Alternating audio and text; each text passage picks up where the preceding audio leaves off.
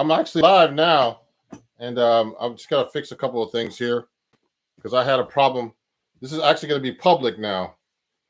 I had to change it because of some settings I had. So I'm going to actually fix my stand here. It's Ron Jackson. Send me anything, a video chat. Let me know that you can actually see me properly. Okay. If there's a problem seeing me, let me know. I'm going to actually have to put this camera down a little bit. And probably move this back a little bit. So I'm going to start a little bit late because I had an issue with my camera and my settings, so which was kind of stupid, but anyway. Technology. Let me see if I can fix this thing to make it look better. I might have to lower this a little bit. I'm going to have to get my guitar out here. I have to lower this a little bit so you can see me. Oh, see? A little high. That's a problem with YouTube. I can't figure this out. I have to load this. Let me do this now. I'm setting up, everybody, so don't worry. We'll be good in a second. Send me a video chat in the stream here. Good. Patrick, how are you, man? And Devonite. Oh, cool. I finally caught you. Good. I'm going to fix this computer up a little bit here. I'm going to put a different thing on the floor here. So, guys, I had to actually, make this a public video because I've never done it before for my early access stuff. If you have a problem getting on, just go to my YouTube. I'm live now. And I had to resend an email with all this, and hopefully people will get it because I couldn't use the other link. So you can see me okay, I guess, huh? Let me fix this camera a little bit.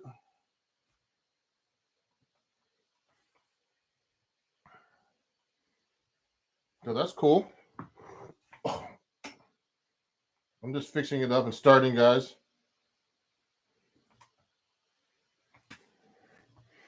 It's supposed to be my background, and I'm gonna actually start in a minute.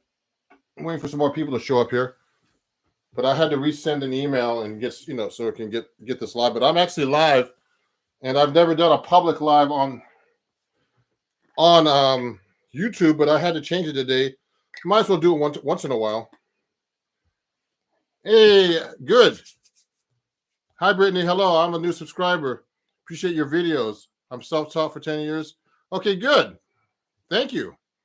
Everybody, this was supposed to be a private live link, but I had to change it because YouTube is really hard to set up, with the camera and stuff. So I'm going to pull my guitar out. You can see that okay, yes? I'll move back a little bit. I'll put this back a little bit. And we're going to be talking about chord melody today. So I'm just setting up right now. And if you have any questions, please send me a message. I'll start with my 7-string guitar today. We're going to talk about chord melody and how to do that. So please send me questions here through the live chat, okay? Let me just change this a little bit. I'm going to pull my 7-string out right now.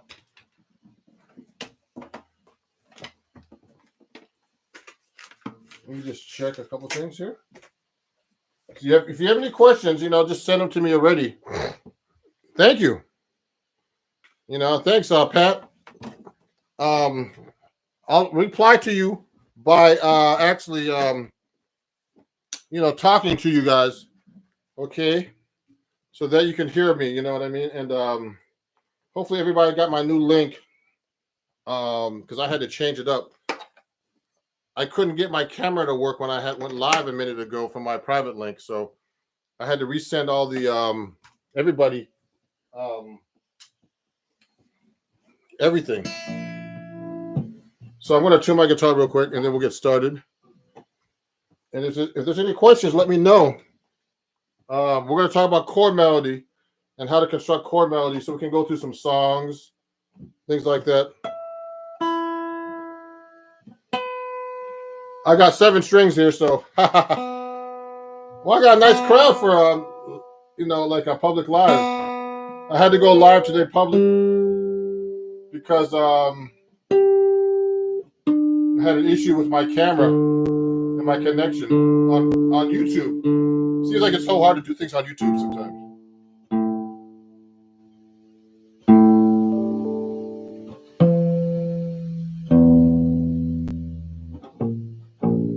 So I have 7 strings here. Oh, True 51. So sure, Emir is my student. He's going to be coming over later. Great guy.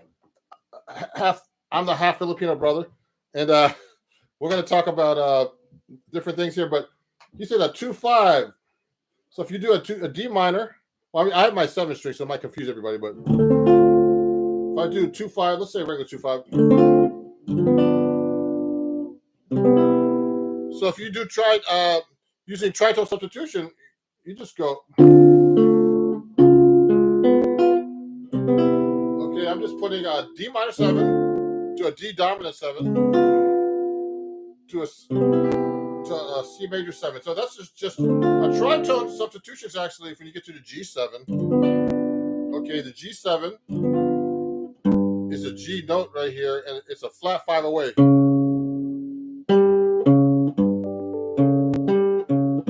Okay, what happened is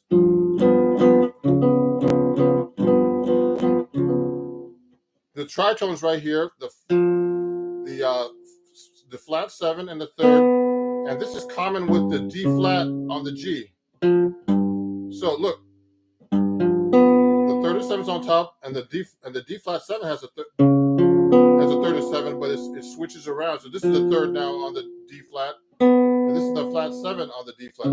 So they interchange. So that's how you make a tritone substitution. So instead of going C minor, D minor to G7, I can go D minor, D flat 7 to the C major 7.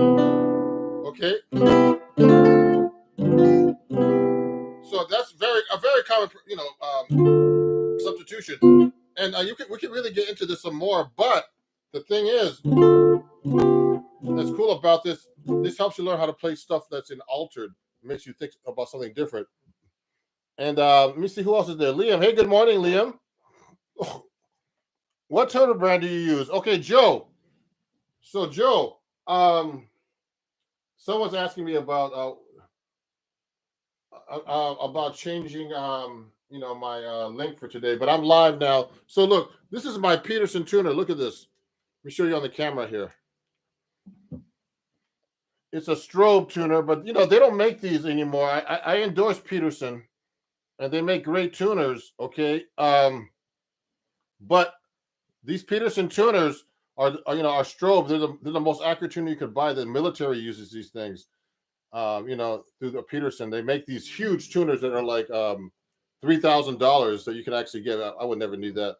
I just use the clip-ons, but they have a better version that I have that I use when I go do gigs. I leave this at home. This is kind of fragile, but this is very accurate for a clip-on. Now, you should know how to tune your guitar without a tuner too. I was doing a thing like that on TikTok.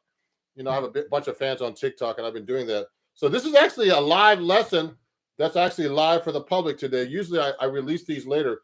These are for my Patreons, and and people I invite, like that I have through a contest on Instagram. And today, it's all public because I had an issue with my Instagram. Oh, well, actually with YouTube. I'm trying to get on. So hopefully people will be there. You want to be a good jazz guitarist? What do you want to say to me? I like this guy. Well, practice, get a good teacher. Don't look at YouTube videos all the time. I'm telling you, it's only going to help you so far. looking at videos is only could take you so far. You need someone to look at you and say, look, you're not doing this right. You're not doing this. You need to work on this. I've always had teachers. I'm actually studying right now. I'm studying with a drummer about time and rhythm. So before we keep going, everybody, let me play you something, because this is chord melody. Today's about chord melody. So let me play you a couple of chord melody arrangements that I've worked out on the guitar that are, that aren't hard, that are fairly simple. I'm going to play it on 7-string. Now, this is one of my favorite tunes. This is called Time After Time.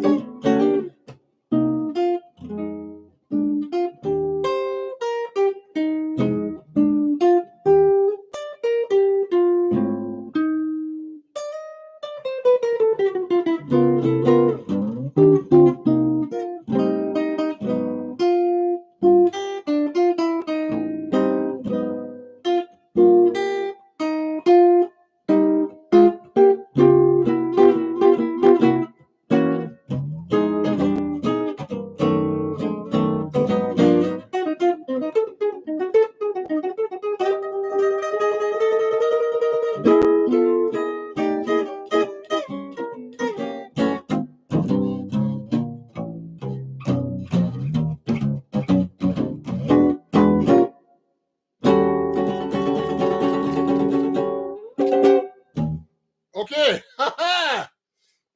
Everybody, how you doing?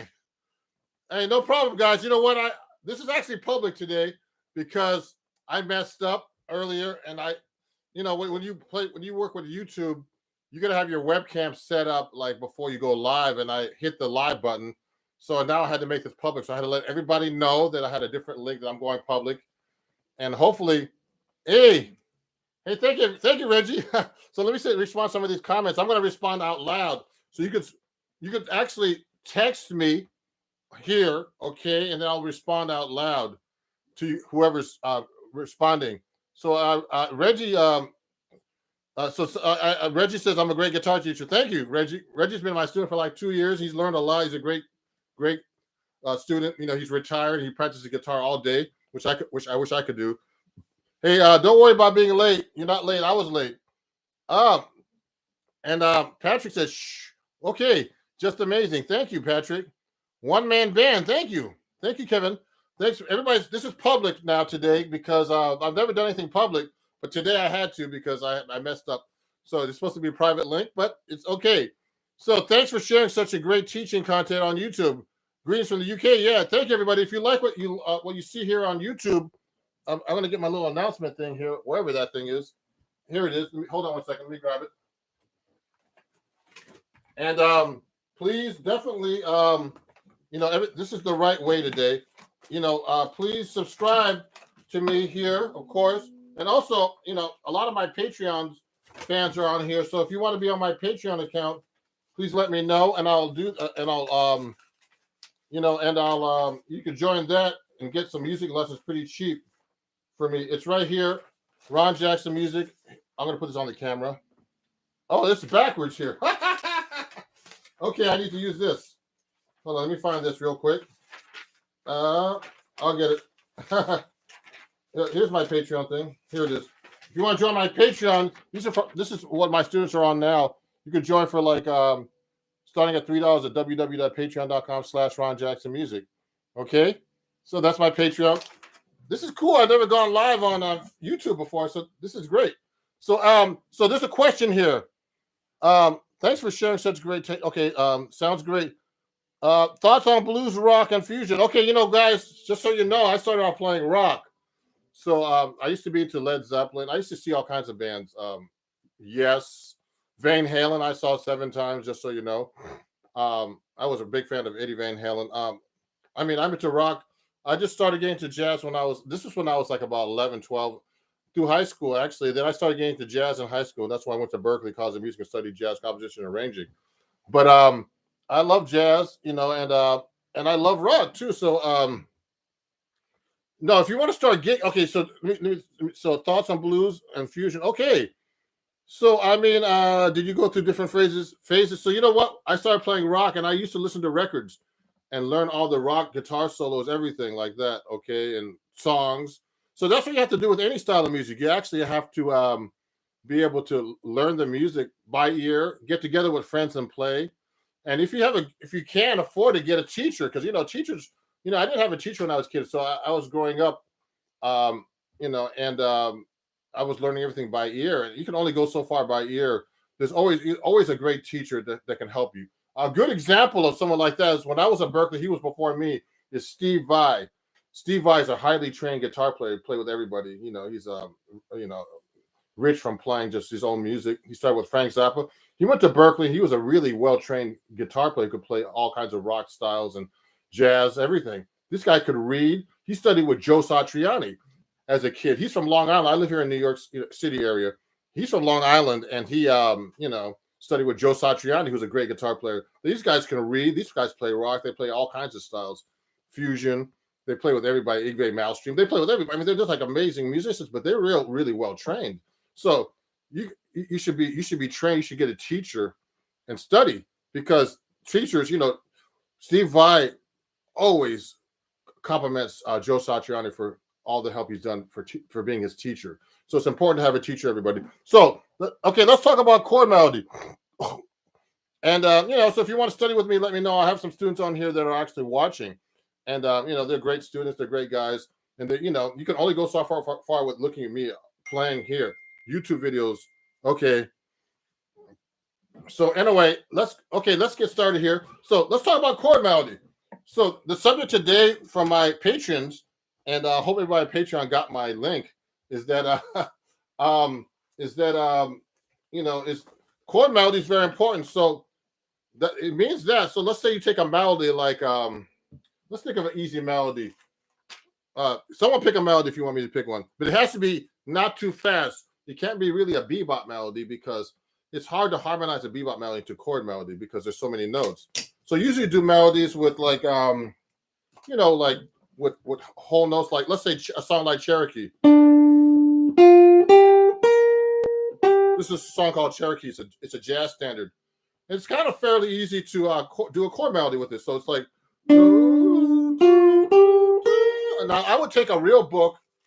I want to get the real book out, okay, and actually take a real book and just look at the melody, make sure you're playing it correctly, because it's easy to play these melodies wrong. So I would go.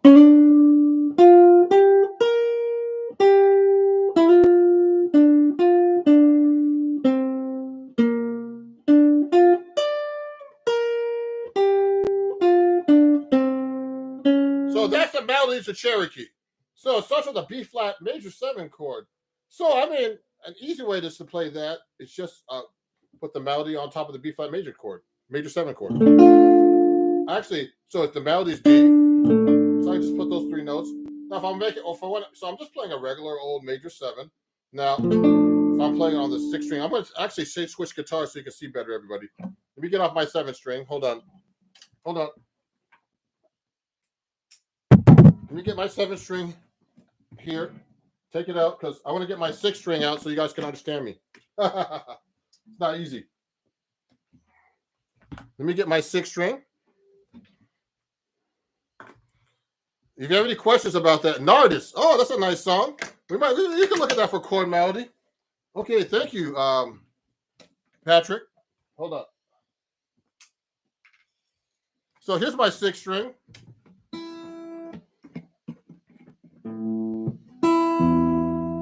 So let me tune this up real quick, and then we're gonna actually we're gonna work on Cherokee right now, just as a melody. We can look at Nardis too. Actually, Pat, that's a great idea. I love that song. I've done that chord melody too. I'll tune it up real quick. The guitar's a little sharp today in my room. I've had the humidifier going. Maybe changed it with the cold. It's been cold here. So look. So here's Cherokee. So I can play the chord like that with the melody D there. So I can do inversions. What I did was I did a major 7. Then I did the inversion, first inversion. Then there's a 6th note on there. Actually, it says play F7 sharp 5. I can go like this. It says in the music good. I did that. So this F7 with the sharp 5. Oh, actually, I would have to do that way to put the flat 7 in there. I would do that. Okay, so the beginning of Cherokee is like this. So I'll go like this. 4 7.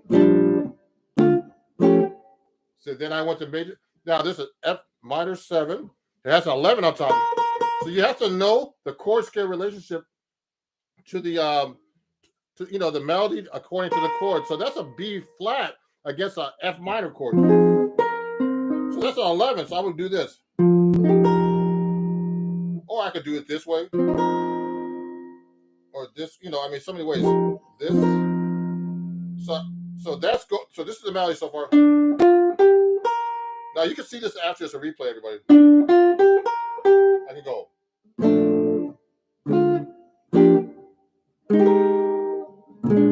Now I would play that B flat 7.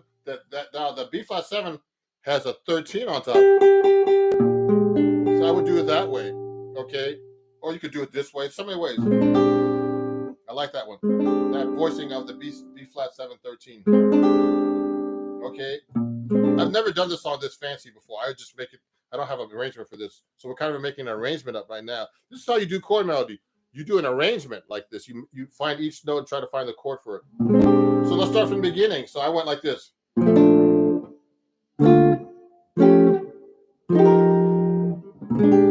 So I just chord melody that whole thing. Now I'm using block chords basically. Okay, there's so many ways you could actually do this. I could do thirds.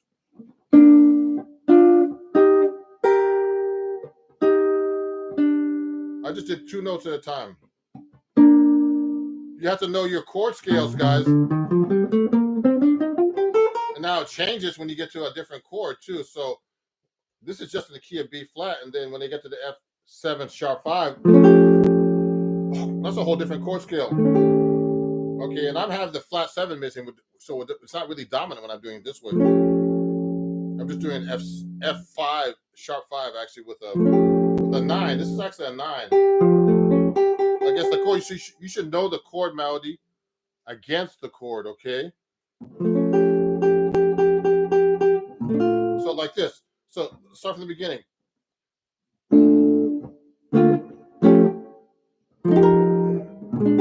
Okay, now this melody has a lot of tensions on top. So when I get to the next part, it has an F on the top. So that's an F on top, which is a major 9 against an E flat major 7 chord. This is an F.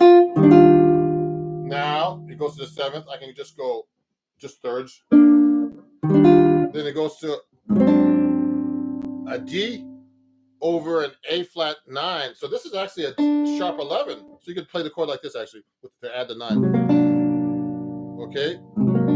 So let's start from the beginning one more time. So here's chord melody, Cherokee. You have to memorize it.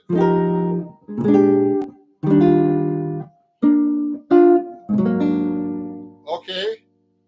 And then it goes to A to actually a C. So I'll just go down, do thirds there. And then it goes to a B flat on the chord with a 6. So you can play it like this. I actually play it this way. That's a 6 like this, okay? See that?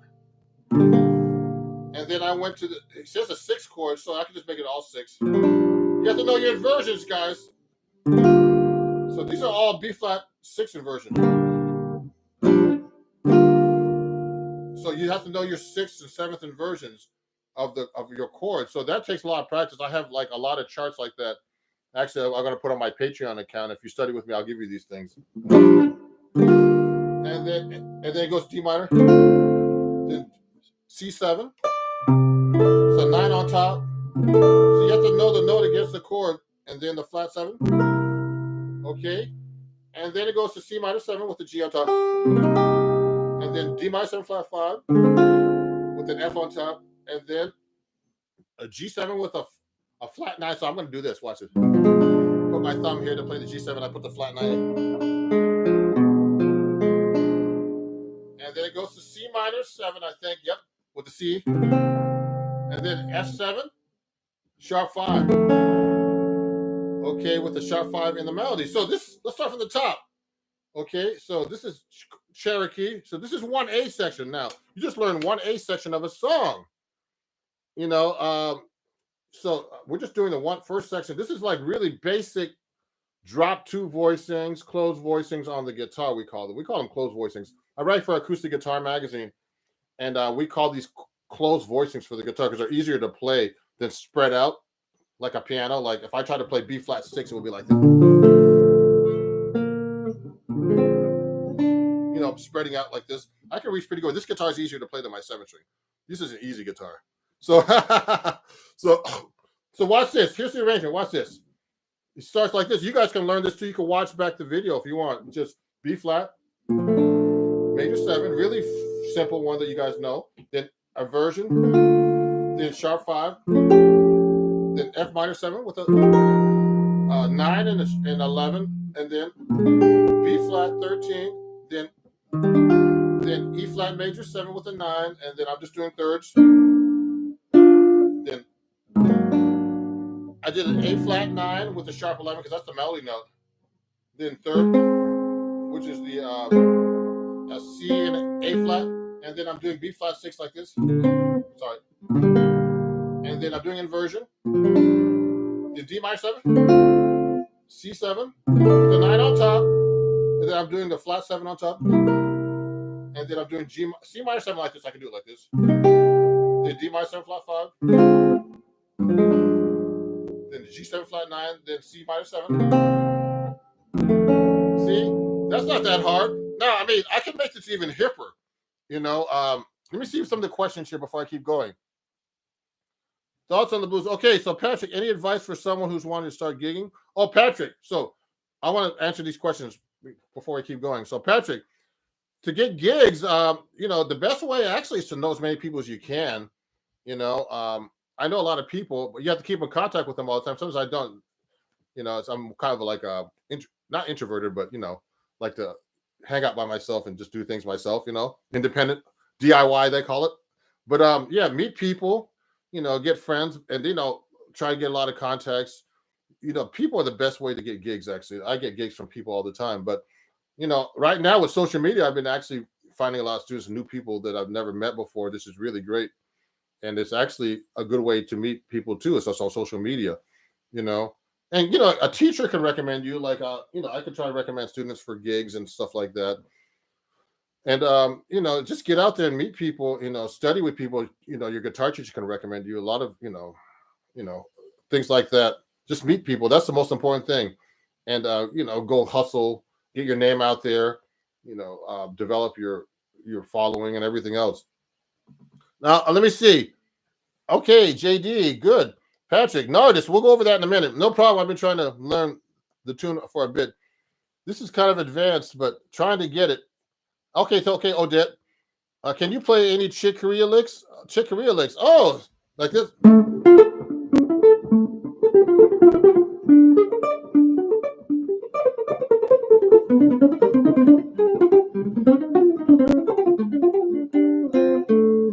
Okay, that's about it. I gotta practice that one still. So anyway, that was Got a Match by Chick Corea. I mean, I worked on his stuff for years, so.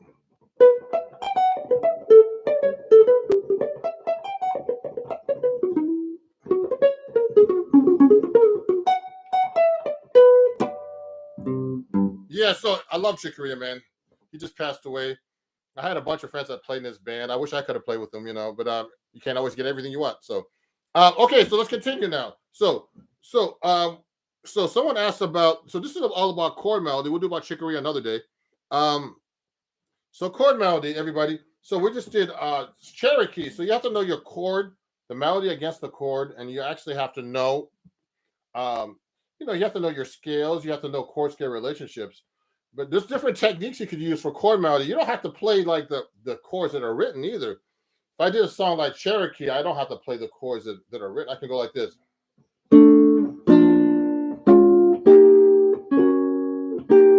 I just play the same chord. All I did was just one chord. That's constant structures.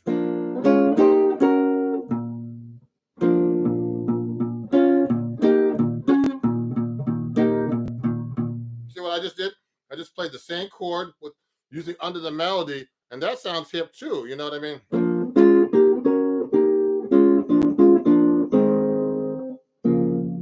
See, that's all I did. Something really simple like that.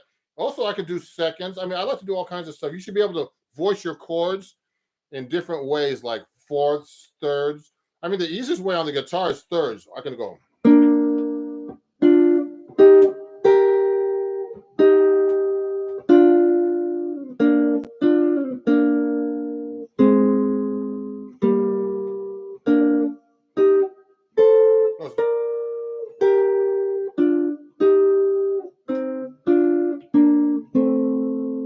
I just did thirds, basically, I wasn't looking at the music, so I was trying to figure out. Thirds. Now you could do fourths. Fourths.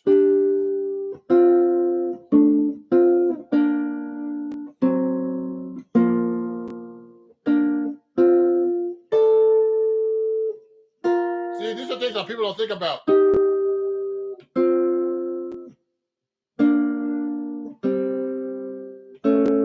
I just did fourths, okay? I just, so these are basic things you could do that people don't think about when they're doing chord melody. I'm only doing two notes. Remember, a chord is what? What is the definition of a chord? The definition of a chord is two or melody notes played at the same time, or two or more notes played at the same time. So a chord can be just two notes. It doesn't have to be like some fancy chord like let me see, like, or no crazy chord like that, or like this. with a sharp 5 and major 7. You don't have to do a fancy chord to make a chord melody. You can just do a regular chord melody. I just did 4ths. You can do 5ths too. I mean, it's kind of weird. You can go. Let me see. How's that? I don't want it to be. Has that kind of Asian sound. Another easy one is 6. It really fits well on the guitar, and they sound very good. Like Monk used to do them. Like Monk used to do that a lot. 6 are really good on guitar.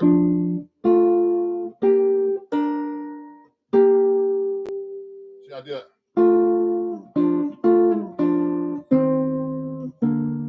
Six are really nice. Now it gets really weird when you start doing 7s. So like this. So I like to go like a.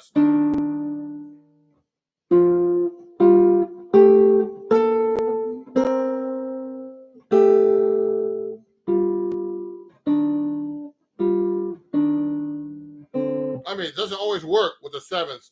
Okay, octaves.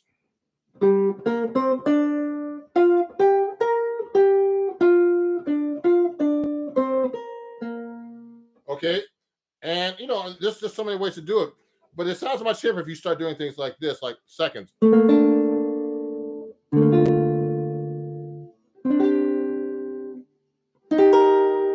use reharmonizations. I did a tritone substitution on the B flat now.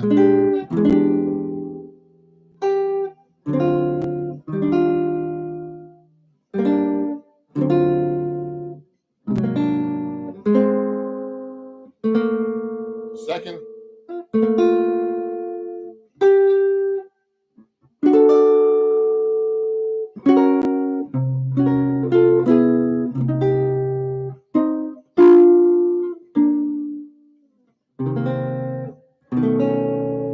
See, I did a tritone substitution there instead of the tritone substitution. Ymir mentioned that before. Yeah. So Odette said they understand it. He or she, I think Odette. I don't know who you are, but Odette said, I like the third. You understand that better with less notes. Yeah. I mean, it depends on your knowledge too, everybody. Some people are like, want to do really fancy, like crazy harmonies on this stuff, but you can make it simple. It sounds good too. Let me see if there's any questions here. Hello, Nathaniel. Alucard Tapes, can you play a tune to tell us what a passing was through your mind as you play this? Yeah. Hey, thank you, Amir. I'll see you, Amir, later. He's coming to take a lesson soon. So, can you play a tune and tell us what's passing through your mind? Like, you know what? When I'm playing, guys, there's all kinds of things I'm thinking about. I'm thinking about getting some lunch. No, I'm just kidding. There's all kinds of things I'm thinking about. But the most important thing. Oh, let me see. Oh, someone's asking me if they have any written material about this. So look, guys, and girls and everybody else who's watching. If you if there's some books. So here's a book I want to recommend to you. Please go to Amazon right now or Hal Leonard or wherever you buy your books. And I actually have a book that's out called Chords at Your Fingertips. If you can see that, that's actually backwards. Okay. I'm going to write it down on the thing, but it's Chords at Your Fingertips. And there's a bunch of lessons I have here about harmonizing. Okay. Some of my lessons are spicing up your playing. Jazz reharmonization is in this book. Okay. That I wrote. There's some great players in here like Sean McGowan and Adam Levy that are great teachers too. Jane Miller that are teachers that work for Acoustic Guitar Magazine. This is a book through my where I work for. I'm a writer for Acoustic Guitar Magazine. And I've written a lot of articles about chord melody and all kinds of other stuff. I actually have a new article out right now in Acoustic Guitar Magazine. It's all about the harmonic minor and melodic minor scale. That's a hip scale. It's all about the chord voicings. Okay, so you should know your chord voicings not only in major but in a melodic minor and harmonic minor. And I've been working on that too. I still work. I still practice. So I still need to learn new things. I still study. So this book has a lot of things about Chet Atkins style of playing, reharmonization I do in this book. So definitely pick this up if you're interested in doing that. Um, also how to do chord melodies in this book too, actually. So things we're working on today. So pick up this book. Oh yeah, this doesn't look backwards. Oh sorry. Okay, maybe I'm seeing it backward. Okay, so that's the book. Okay, everybody. Uh, okay. I mean, actually, guys, I teach online. If you want to study with me, just you can reach me by email. I'm going to put my email here. So that book is I'm going to write it down right now. It's called Chords at Your Fingertips. And then I'm going to keep playing here in a second. That's the book. And then my email, I'm going to put it here, ronjacksonmusic@gmail.com. And you could actually study with me there. You could actually email me and, take a lesson. I have tons of students I'm getting from YouTube and Instagram and everything else. So let's continue with the subject of chord melody. So someone asked about doing Nardis. Oh yeah. So when I'm playing, there's all kinds of things going on my mind. This about the changes, the timing, the chords, the melody I'm going to be using. But it's hard when I'm playing. I'm just playing. You can't think too much when you're playing. Okay, you got to be practice. You got to practice so much that you're not thinking when you're playing. That you're just playing. Okay, unless it's something like you're reading and you don't know what's going on. Okay, so look at this, Lewis Carter. Okay, sounds great. Thank you, Lewis. So let me go to Nardis. Someone was asking about that. He won a seat to this live lesson.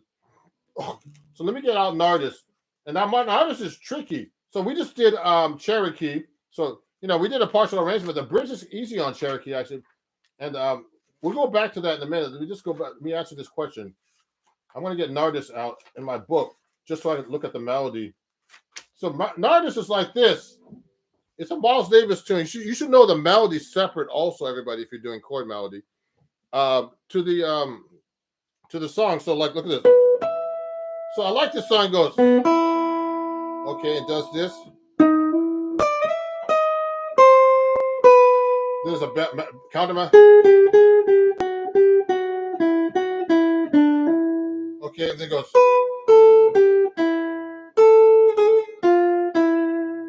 Now this implies a Phrygian scale.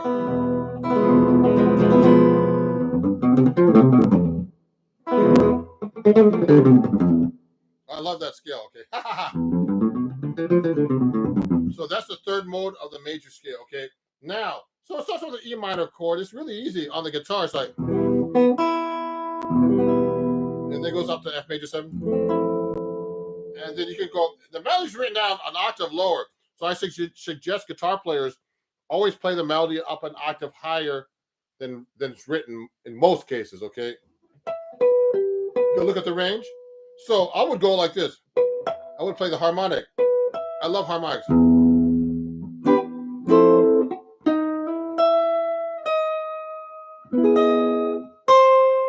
Then it has that melody here. Now there's a line in between, so I would put that line in my chord. So,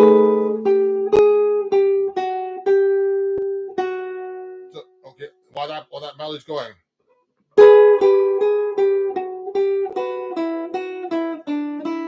See how I held that note on top?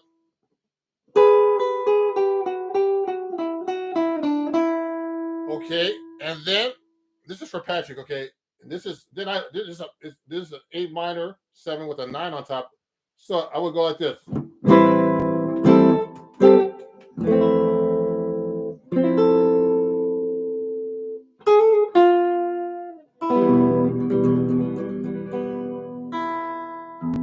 Okay, and so I'm gonna keep going here, and then so that repeats. Okay, so that's the cool thing about jazz.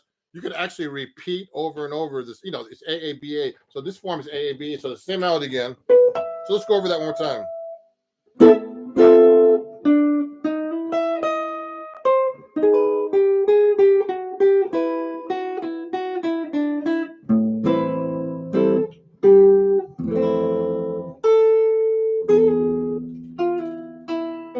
Now the bridge is easy. You just go A minor 9, the F major 7, Now this part, you can play. I can harmonize it third. Now, 2-5, D minor 7.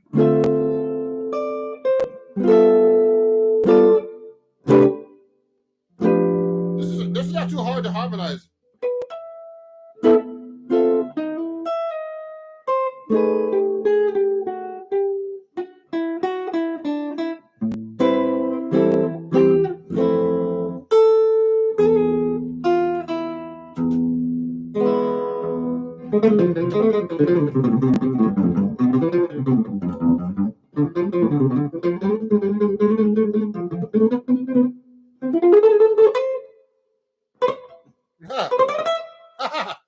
Okay.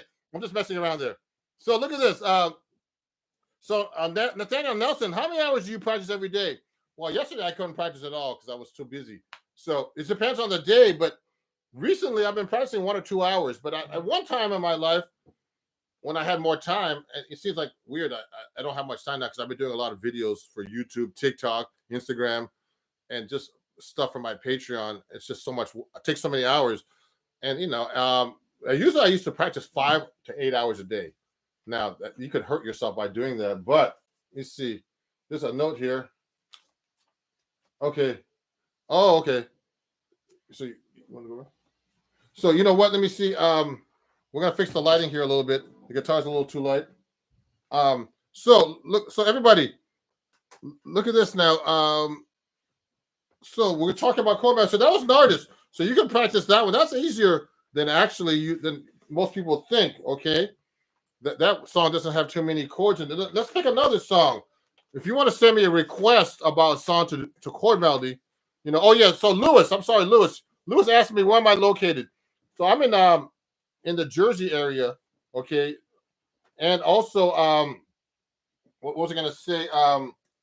I do everything online, and sometimes I have people come over, or I can go over to your place, but it's a lot more expensive.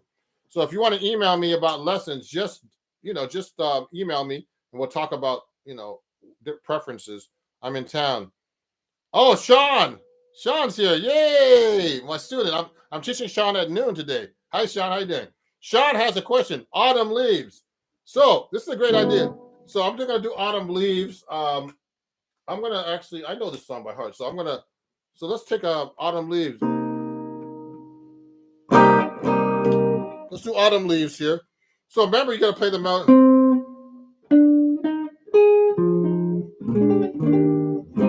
So this is C minor. I'm gonna do it in G minor. So I would go like this. I'll do it like this. Now it's a little easier to do this when there's a lot of melody notes in the beginning.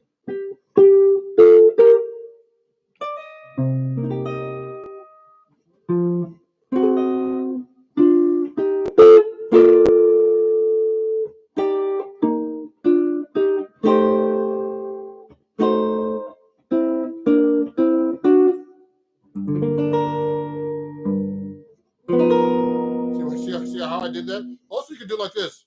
You can do the melody note single. See, I don't like the chord is too thin up there like this, so I like to do this. See,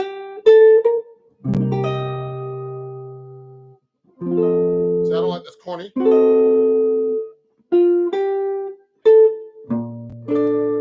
So I'm doing these stretchy chords. So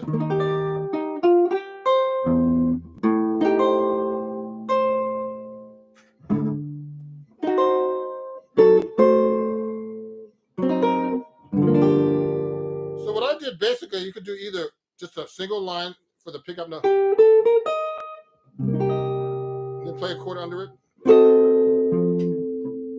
Use your finger like this to do that kind of stuff.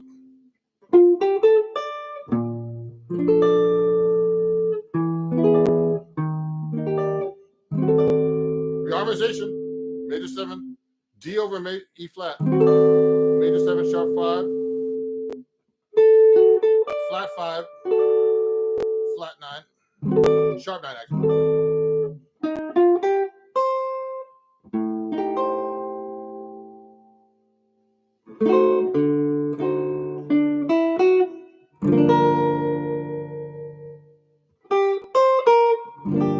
bridge.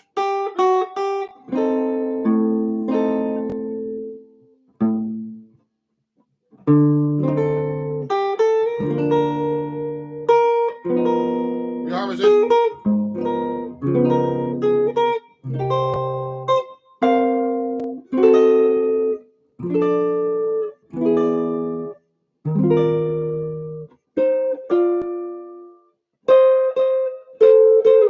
I'm using minor thirds there.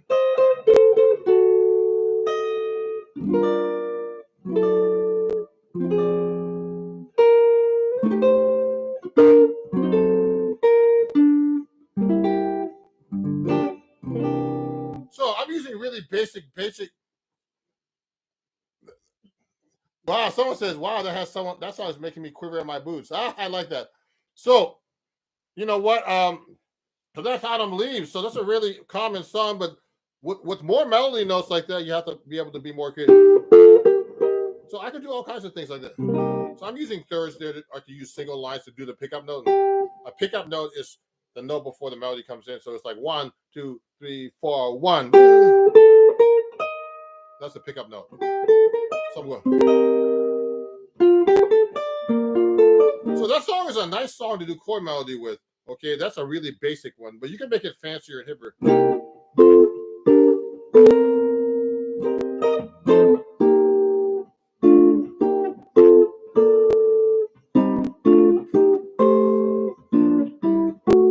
See what I did? I did a bunch of thirds there, for example.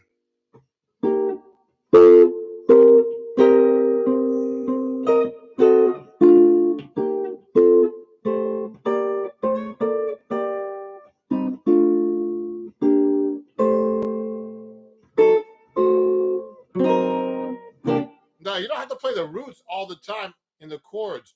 You can use inversions, reharmonizations, all kinds of stuff that I'm doing right now. So now I'm going to go.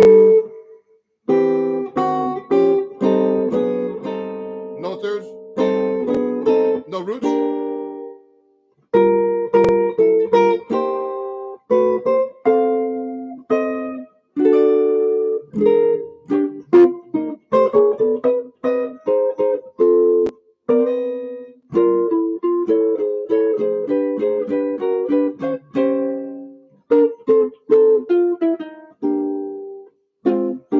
Okay, so that's another song. Oh, cool. That sounds like a church song. Okay, what church song? Do I have perfect pitch? No. Someone's asking me if I have perfect. I like some. There's always these guys that always ask these funny questions when I'm doing these shows. Do I have perfect pitch? Play Chick Corea? Do all this? So yeah, no. You know what? No. Now I'll tell you something, everybody. Perfect pitch does not make you a good musician. I bet people with perfect pitch. I'm like, you have perfect pitch? What? You have to, to be a good musician.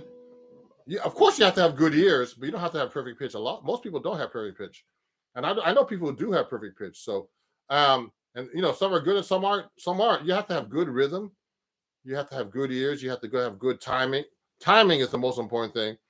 You have to have good technique. You have to be able to listen to people around you. Perfect pitch is just identifying notes. So, people are really good at identifying colors, and that's what perfect pitch is: identifying notes. So if you're good at identifying colors, doesn't mean you're good at, like, I don't know, architecture or something, or whatever that has to do with colors. You know what I mean? So perfect pitch is just a skill. Having a good ear is a skill. Being able to pick up things by ear, by being able to listen to music and just. So those are very important skills. You have to have basic skills to be a good musician. To be a good jazz musician, if we're talking about jazz here in general, you have to know how to play over changes. That's the most important thing. Now, to be able to play over chord changes takes a lot of basic skills.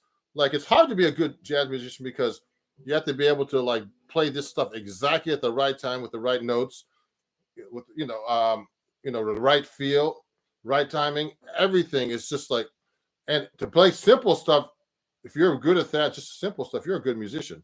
But it's hard to get to that point because it takes a lot of time, and you have to have really good timing to do that and being able to hear things. And so perfect pitch has nothing to do with anything, I think. So anyway, and so those are skills. These people don't tell you this stuff, but perfect pitch doesn't mean anything. Okay, so Now I want to learn perfect pitch just because it's a good skill to have, but it doesn't really matter for my playing. So anyway, I'll give you a good example. I'll try to teach my granddaughter perfect pitch because she's below 5. So you learn below 5. If you're before 5 and you start telling everybody like a color, that's orange. You go A. That's that. No, you go A. That's A. Okay, whatever. C. And you tell them that. That's how you learn how to get perfect pitch. And then when you get older, you just go, oh, that's an A, like a color. That's white or whatever. So these are skills that you should learn as a musician. But now let me keep going. I wish I could get better at rhythm. So you know what, Patrick? So I'm studying with a drummer for rhythm. There's some good exercises that I'm learning about doing timing. Okay, so he has me doing timing while I'm tapping my foot 2, 3, 4. He's a great drummer named Jay Finishel. Okay, and I'm taking online lessons with him. He's an old friend of mine. He lived in New York a long time ago. He lives in Georgia now, but I'm just taking lessons on rhythm. Yeah, and he's on TikTok. So follow him. It's called the Drummer's Almanac, and follow me. I forgot to tell everybody. Follow me everywhere. I know you guys are following me here on YouTube, and I appreciate all the followers, man. I have 7,000 subscribers now on YouTube, but also, I have tons of fans on TikTok because I do a lot of videos about all this stuff, and I have tons of fans on Instagram and Facebook. So all Ron Jackson Music, okay? You could go all those pages and follow me, and also Twitter as well too. I don't use that as much, but on Facebook, Instagram, TikTok, YouTube, it's all Ron Jackson Music. One word. Okay, and when we get back to gigs, hopefully I'll see you in person. I'll see some people later on lessons. But let me see. Some other questions here. I wish I could. Okay, Patrick. Well, at some point I will be a lot of work. Yeah, I just found you on Instagram. Yeah, I look hard. I got to check out all you people. Now let me see. So let's get back into chord melody. Thank you for all the people watching. There's a lot of people watching. I appreciate it. So if you want to pick another song, I can do. Let's get back to Cherokee, okay?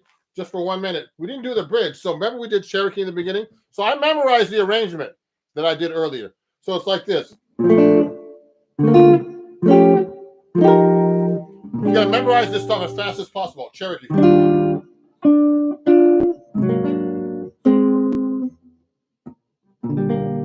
Okay. Then.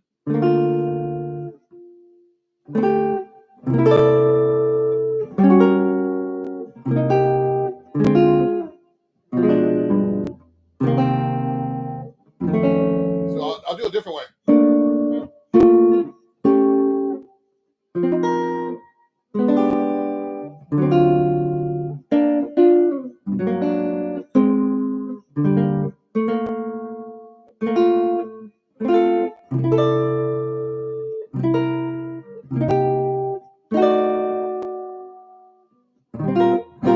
Now the bridge is interesting.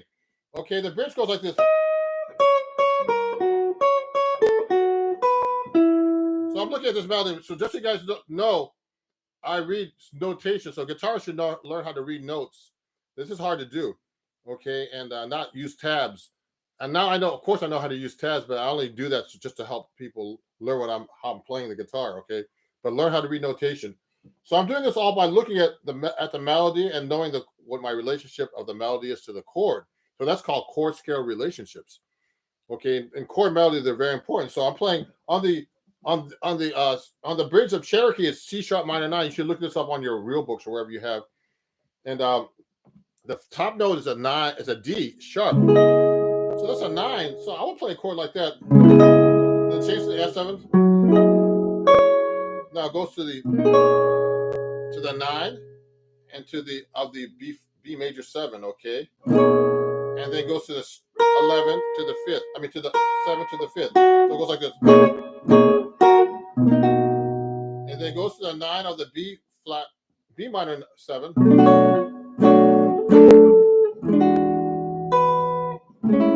See what I did?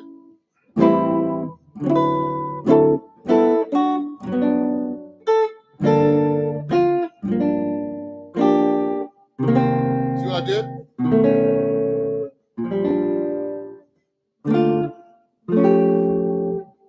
Change the fingering.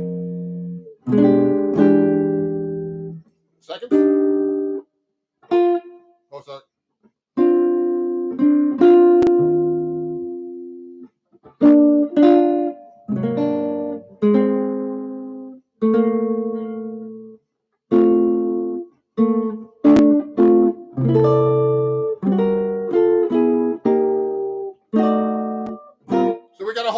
arrangement now for Cherokee. So remember, in jazz, it's pretty easy. There's the form for a jazz song is usually A, which means like the melody is played one time as A, and then repeated as A. Then B is a bridge, then A again. So there's two A's, and so once you learn an A, you learn 3/4 of the song. Basically, usually at the end of the A, it resolves or does something different to go back to the top. Okay, so Cherokee is like this now. So if I'm gonna play in a band, I'm gonna go.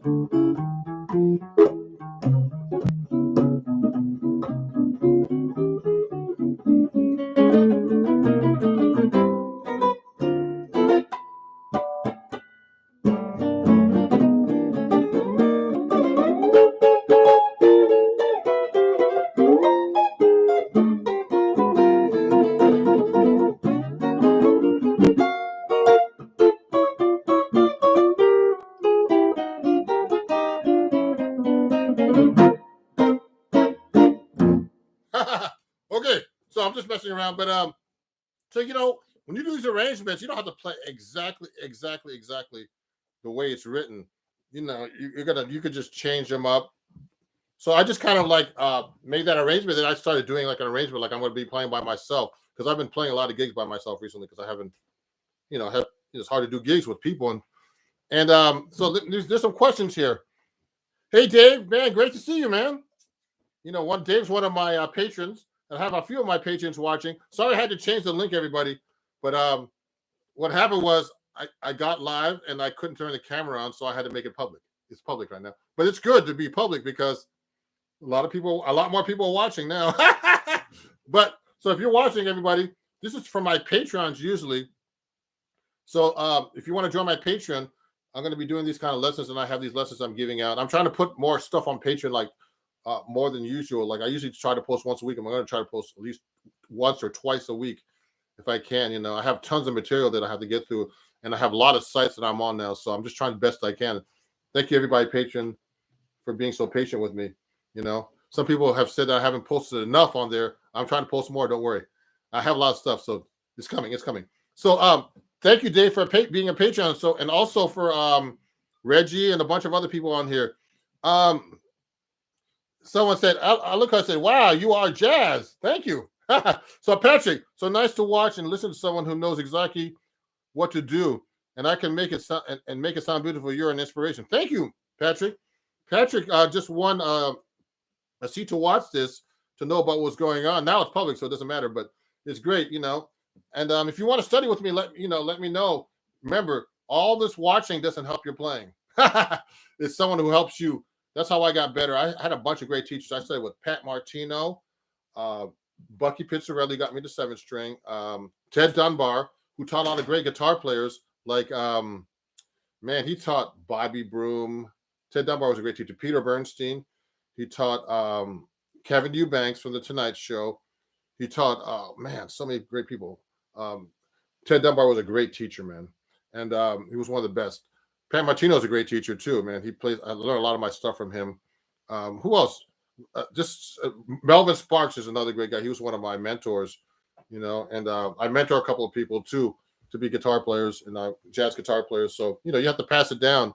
And, you know, usually your mentors were your teachers. So, you know, so my mentors were like Bucky and all these other guys. But anyway, so let me see who else is up here. Come on to Atlanta so you can get a lesson in person. Yeah, I do online, so don't worry. Yeah, also, guys, next week I'll be in Minneapolis. If I don't know if anybody's near there, if you want a lesson, I'll be there just for a few days this week until Friday.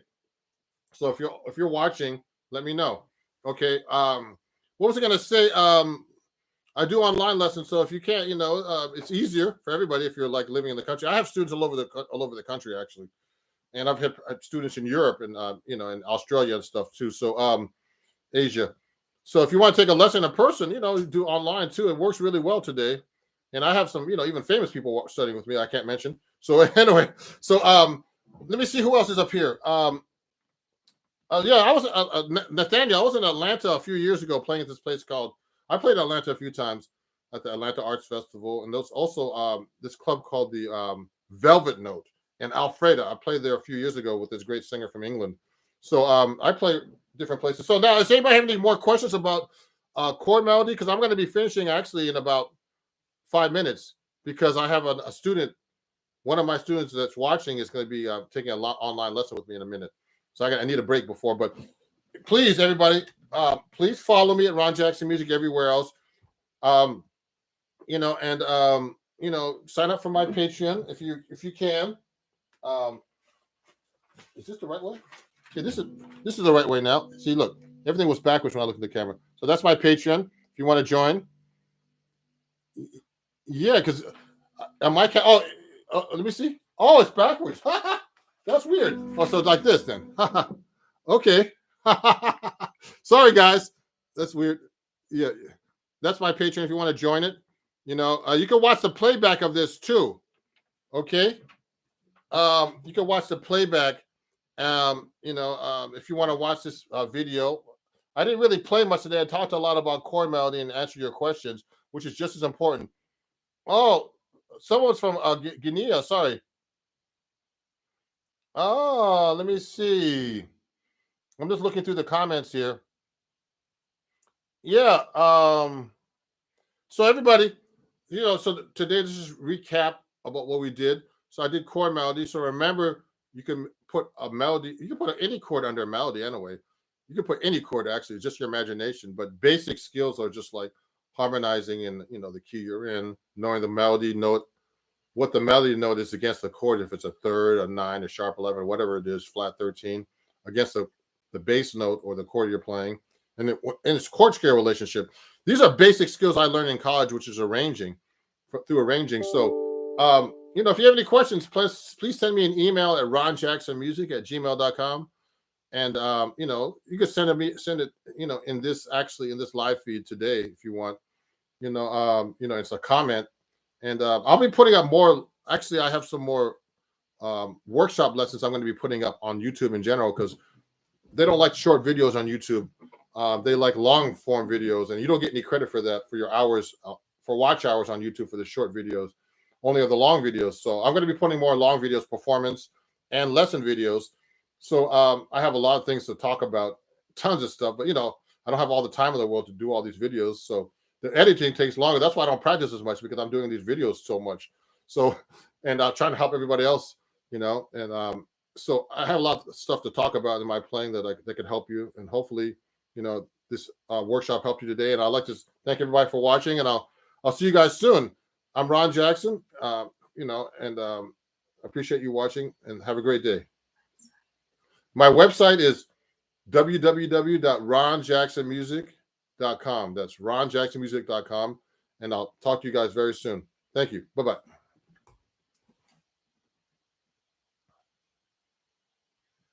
You're welcome, everybody. I'm just looking at the comments. You're welcome, Reggie. Thank you. Thank you, everybody. You can make a comment after too, okay? Write in comments after if you have any questions. Thank you. See you soon, Sean. Thank you. Thank you, everybody.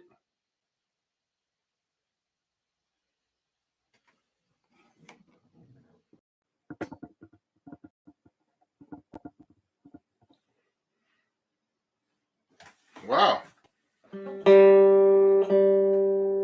Hey, everybody. It's Ron Jackson on YouTube.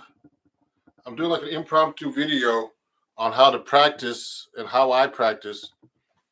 You can see me practicing how I warm up, what I usually do. Trying to get the background good. I'm gonna go live now, also on TikTok and on Instagram.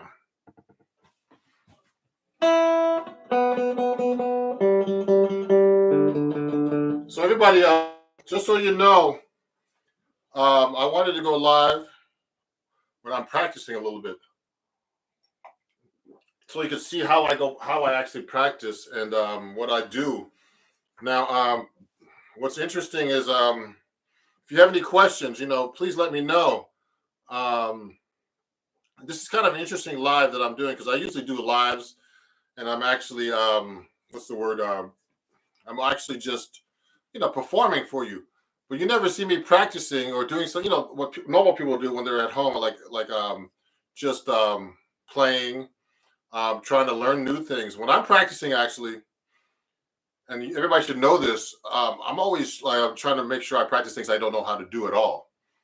I play. This is a 7-string guitar, okay, and what's happening is I'm still learning how to use the 7th string, which is the lowest string here, okay. So the 7th string is really to add it to my playing and my soloing is a whole different world. So that's one thing I like to practice when I start warming up. Try to incorporate it in arpeggios. So this is like a practice session. Me practicing, actually. I haven't touched the guitar all day. I was trying to touch it earlier. I got up like around 9:30. I was doing all kinds of business and whatever. That's what happens when you're a musician. So, I wanted to do something really different for a live stream for once. And I'm actually streaming to 3 different places, everybody. I'm streaming to my TikTok fans, YouTube, and Instagram. And I have a lot of fans on everything now. I just got past 10,000 subscribers on YouTube. I appreciate that, you guys. On YouTube, I'm going to be doing longer videos. This is going to be a longer video. So you can watch the playback about this. And if you have any questions, please send me some questions, okay? Can you play Minor Swing by Django Reinhardt? Already someone asked me a question. Could you do the hardest skill you know? See, that's some TikTok people for me. That's pretty funny. So when I start warming up first, guys, everybody, I usually practice with a metronome a lot, and I've been taking drum lessons recently to help my timing. My metronome is actually on my phone right now, and I don't have an old one. So I'll usually warm up and do a little tremolo like this with my pick. You see that? Just get warmed up. My arm's kind of stiff right now, believe it or not. So I'll do the tremolo warm up with the dynamics. Play it soft, loud, fast as possible. This is a warm up. Because remember, this is my practice session. Now, if you have any questions, let me know. Someone say, yo, can I play the hardest scale I know? Ooh. Do I know any hard scales? All the scales are hard, I think. So this is just warming up my right hand, my picking hand, everybody. Now play the 7th string. Now you notice I'm actually going to be, I'm using the George Benson picking technique, which is like a sideways kind of picking, like this. If you look carefully, my pick is not straight, so I'm going like this. So when I'm playing, you can only do that on flat wound strings. So my guitar has flat wound strings, my 7th string, okay? All 6 strings except for the low A. I tune to low A's. E, E, A, D, G, B, E. And it's a low A. So there is a wound string.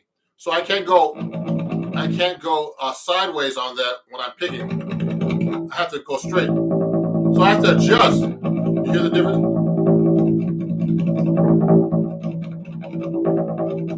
You hear the difference?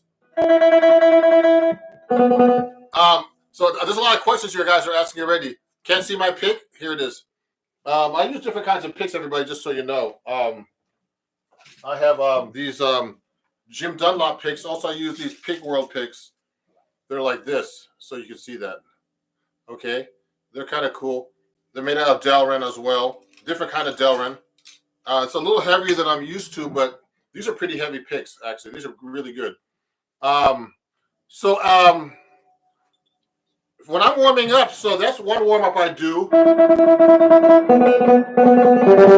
The tremolo warm up, and I actually have on my TikTok for people on TikTok, and actually on it's also on my Instagram and my YouTube. That's one warm up I do, and then I do this exercise I learned from Steve Vai. Like when he was in college, he used to write for Berkeley, for Guitar Player magazine. When I was in college, I stole this warm up. So it's with your left hand. So I'm just practicing. I'm warming up and practicing for you guys. This is just a warm up. It's a 1, 2, 3, 4 exercise. But what happens is I'll do it on the 7th string because I have my 7th string because I want to practice the 7th string as much as possible. I'll go, and then I'm going to go 2, 3, 4, 1. Then switch it 3, 4, 1, 2. Then 4, 1, 2, 3. So that's the pattern I'm doing to warm up. Now, I mean, you have to do this slow to get used to it first. Oh. I learned this from Steve Vai. He's a great guitar player, that guy.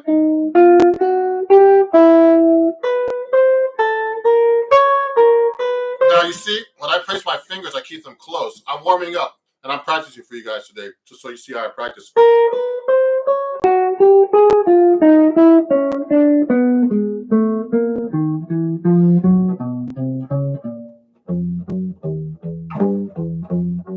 See, I'm going up the 7th string.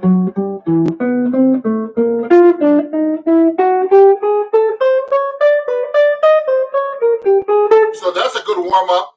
Remember to practice slow. Use a metronome. I don't have a metronome right now because I'm actually it's on my phone actually and on my computer. I'm using 3 devices to stream to right now: TikTok, Instagram, and YouTube. So please follow me if you don't already. Actually, just in case. Okay. So let me see. I'm just going to see if I can answer a couple of questions here. Someone was asking me what kind of guitar is this. This is an Eastman. I can never remember the name. It's an Eastman 7 string. It's an AR 810 CE 7 string. Okay. And if you want to get the 7th string and study with me, please, let me know, and I'll do that for you. Now, this is really an impromptu, how I practice kind of workshop. Let me see if I can answer a question. Are there any neo jazz guitar players that you hold high respect? Who's that guy? I got to think about some neo soul guitar players. This is guy. What's his name? Sparky or something. Anyway, one of those guys is great. A lot of those guys are great. So, hello from Cincinnati. Hey, Cincinnati. That's great. I just did an interview with the great Dan Wilson from Akron over there, on my Sunday evening jazz. Someone was asking about giant steps. We'll get to that stuff later maybe. I'm just warming up, so I'm practicing. So that's an exercise I do that I actually do. Remember, when you practice, always practice things you cannot do. So this is a warm-up. This is actually a warm-up that I can do, but it's not easy because I have to think about it. Plus, I'm playing 7th string. The 7th string I'm not as good with as the 6th string. But, so I'm going to go backwards this time. So this other warm-up, when I warm up for, practicing, I haven't touched the guitar all day, it's going 4, 2, 3, 1. And what I do is you place all your fingers down like that. Then I'm going to switch. 4, 3, 2, 1, 3, 2, 1, 4, 2, 1, 3, 4. Then 1, 3. I want 1, 4, 3, 2. Wow. So it's like this.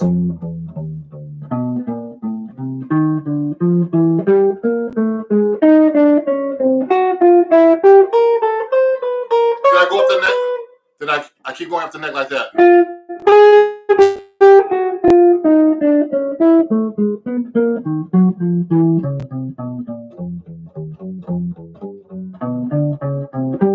It's a great warm-up. Oh. So what I'm doing is it's kind of hard to talk and play and concentrate, but that's a good warm-up for me to do. I do slow.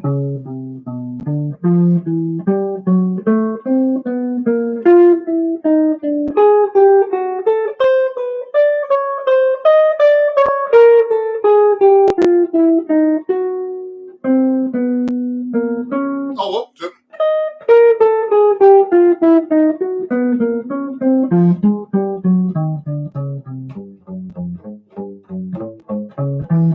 Etc. Okay, that's a really great warm-up. So this is something I learned from Steve Vai, the amazing guitar player that did everything with Frank Zappa up to wherever. So that's a great warm-up. So remember, I'm practicing things as a warm-up and things I can't do very easily. So another thing I've been working on recently, I've been working a lot. I learn a lot from my students. So what happens is a lot of times I'll be doing a workshop and they'll be asking me all these crazy questions like play giant steps or whatever. Let me see. Someone's asking me, is there guitar players that that don't play jazz I respect? Oh, I just said Steve Vai, Frank Zappa, Eddie Van Halen. There's a lot of great guitar players I like. Okay, let me see what other questions there are here. I was trying not to make this a question and answer kind of thing, but there's all kinds of guitar players I love, man.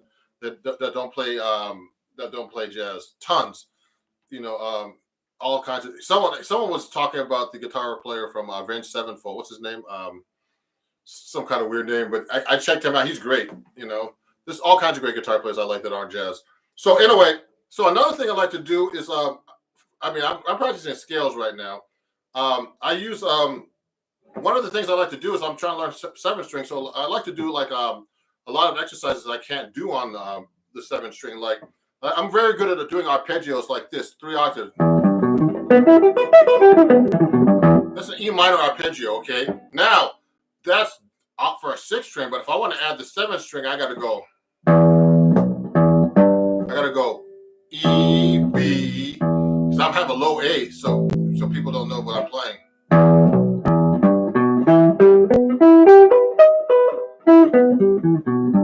So I'll add that note in there. So then if I'm going to play major,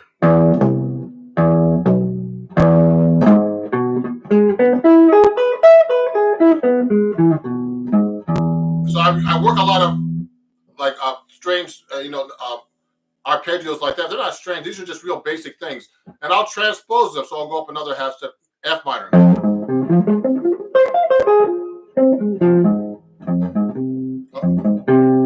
Like that. It's hard to practice in front of people, actually. So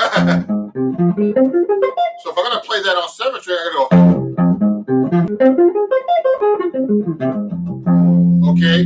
And then, so I'm doing this from the root position of the 6-string. Now, when I'm playing the 7-string, it gets tricky. But then I'm trying to learn how to play the fifth position, or the 5th string root voicing for these. Well, actually, the chords for this. So what's really hard is, I learned this from one of my students years ago. I have all these exercises. See, I'm a kind of a bookworm, so I have all kinds of exercises that I use like this. You see that? And this is like an arpeggio. These great arpeggios that I got from a student that he got from somebody years ago. And I've still been working on these things. And these are things I can't do. Oh, sorry, I'm sorry. Everybody's looking from over there on my computer's over there. So with YouTube. So these are things I can't do. Well, I can do some of these, but some of the arpeggios I can do are like this. Let me take my 6-string guitar now so you can see. So I practice the 6-string too. Some things I can't do on the 6-string. So I have another one. This is my other Eastman. And I use a different pick for this because I use heavy string. Okay. Someone said play some gypsy jazz.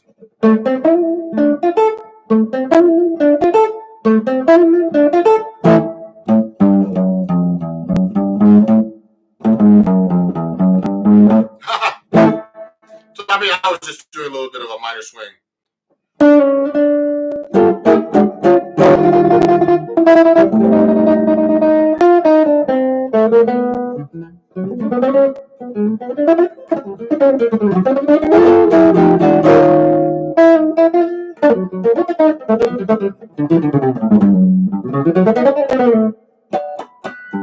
So anyway, I was just messing around there.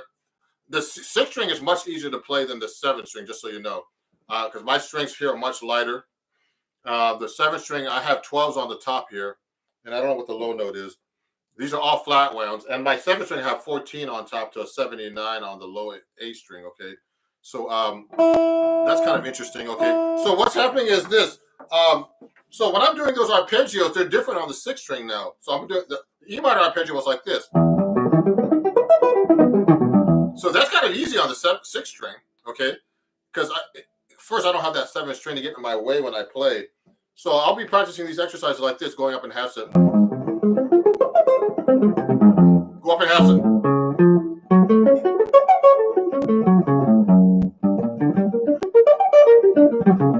Etc. Etc. I mean, you should do them slower than I'm doing. But the ones that I don't know as well, I'm still getting warmed up here, is the ones that go like this. So if I'm playing a C major arpeggio, starting on the fifth.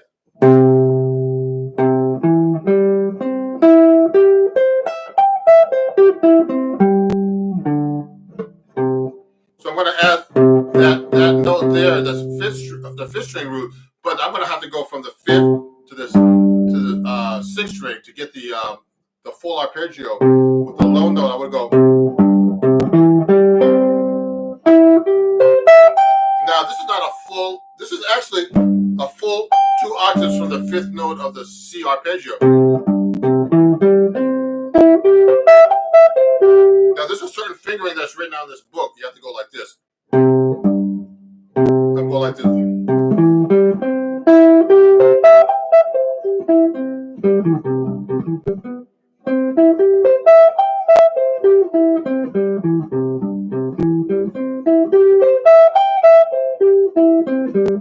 So this is one I don't know as well. And the goal is to be able to play this in different keys. Oops. See, I don't know that.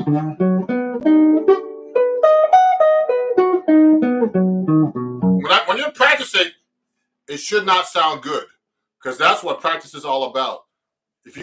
When you're playing, it should sound good, but when you're practicing, you're not. So I'm actually doing a practice session for you guys. So these are things I don't know how to do as well. So I'm doing a B arpeggio, but this B arpeggio is actually 3 octaves from the fifth.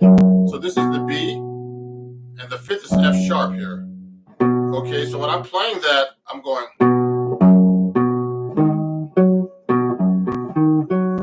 Okay, there's another octave. Another octave.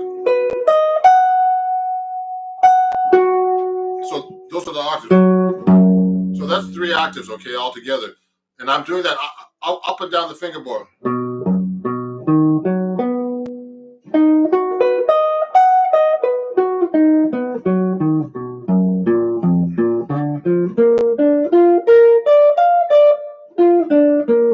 Oh, Joe. I went to B for a second. I'm in B flat now.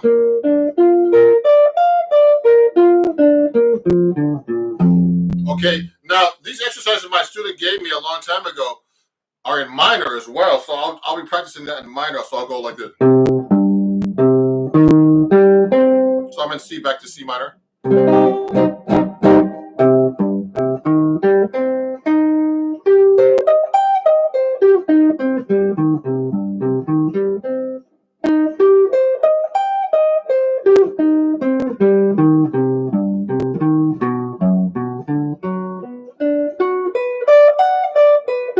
See, these are the things I practice that I don't know how to do, and you should be able to do that yourself.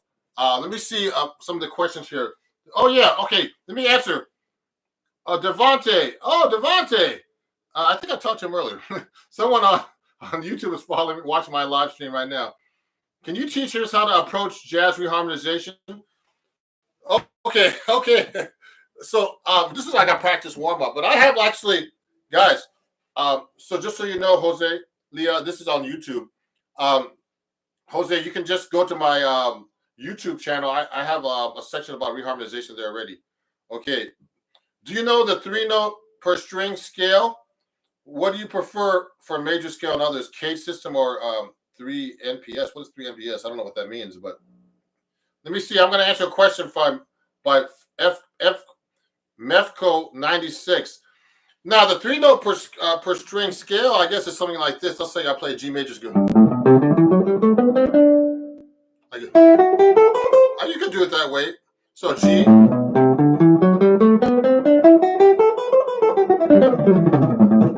And you know what's really good about that?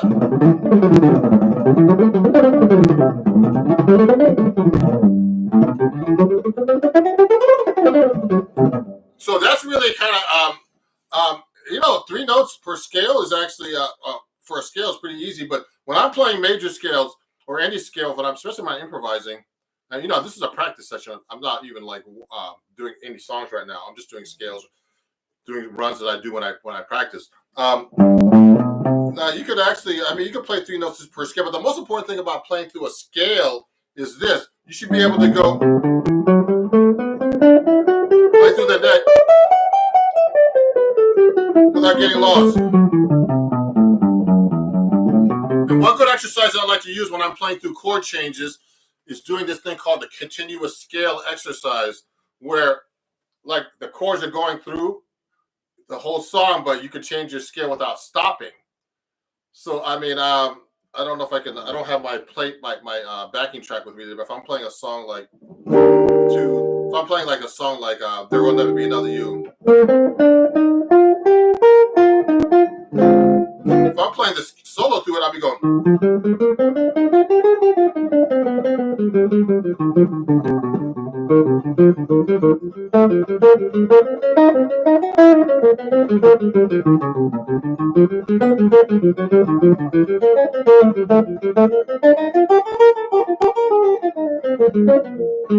So what I just basically just did was I'm just playing through the song without stopping. It's like kind of an exercise to see that you actually know your scales. So when I'm playing through a song with a lot of chords, and when you're soloing too, you should be able to hear. People should be able to hear the chords through your solo. You should be able to outline the harmony somehow in your soloing.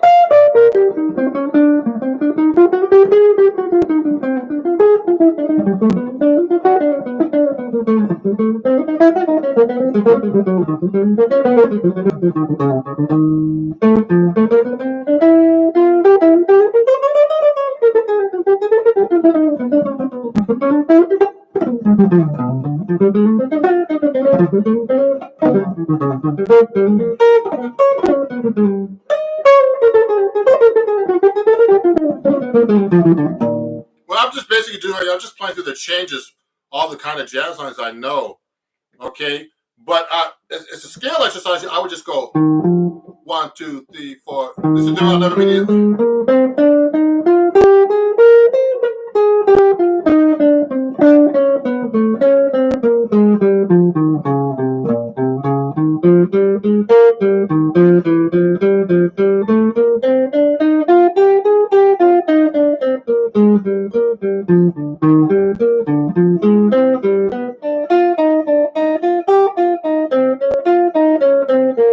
So what I'm doing, I'm just playing the scale through the chords, like it's quarter notes. So there's all kinds of things you could do to play your scales and your major scales. But the fingering that he talked about, things like that.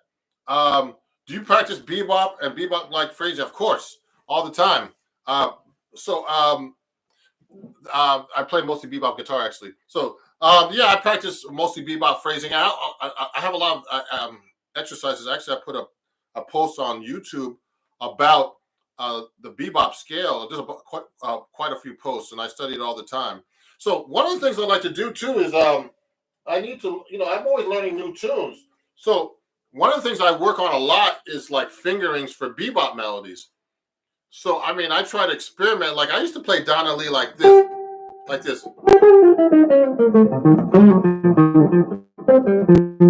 Okay, and that fingering is not very good. I've been doing that fingering for years.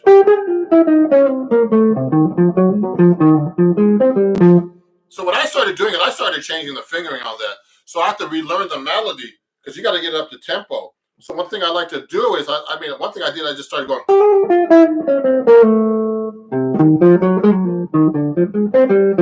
I decided to do that fingering instead, just because it's easier to lay on the guitar. So when you're learning new melodies, whenever you're practicing, this is a practice session for you guys.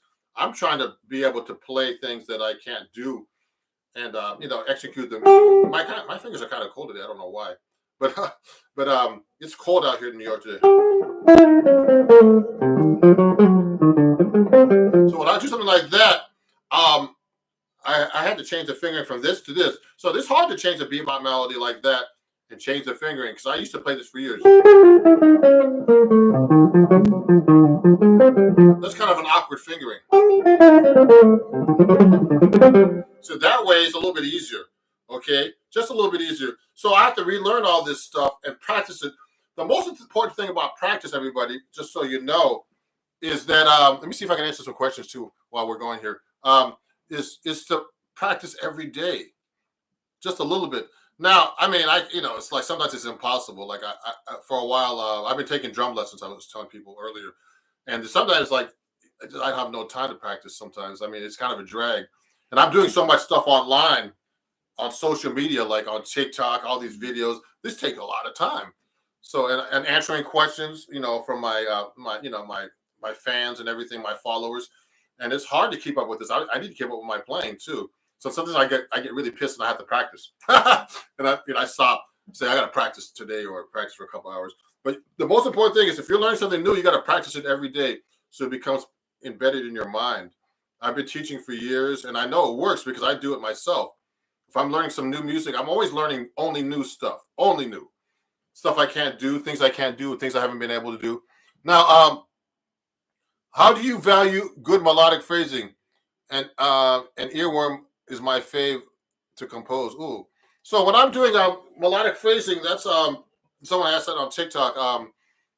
You develop that after a while from a lot of jazz playing and playing in general. I tell my students is trial and error. So you got to play over tapes and all kinds of stuff.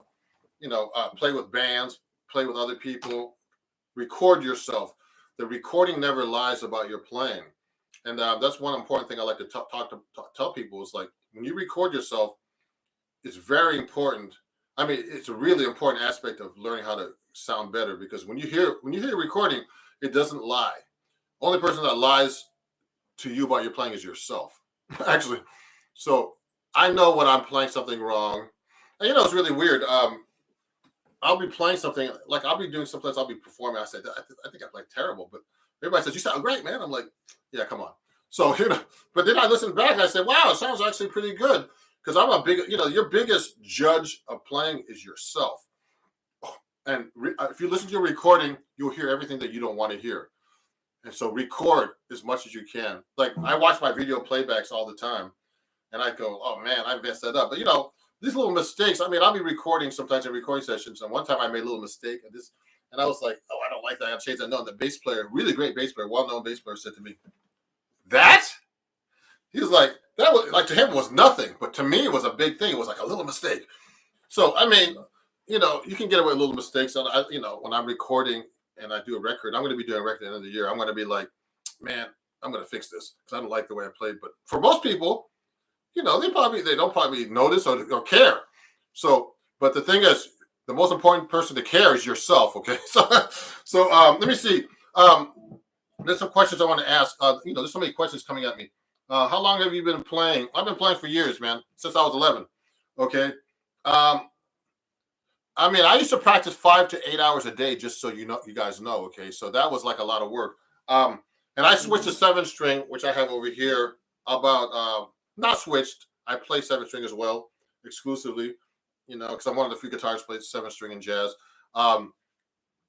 Since like 2011, 2012. That's when I started. I'm still learning it.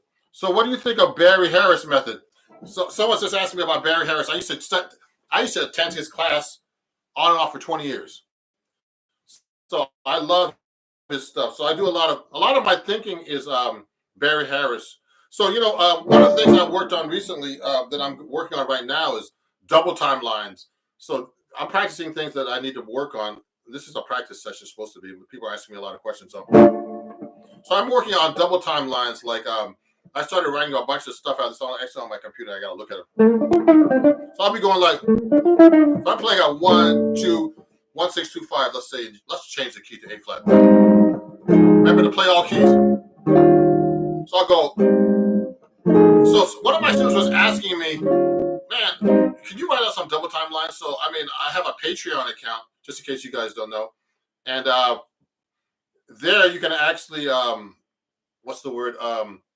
You could actually check out some of the music I write and stuff like that. But he asked me to start writing some lines out, so I started thinking, man, when I'm doing double time, you got to have this stuff really worked out. So like I had to go.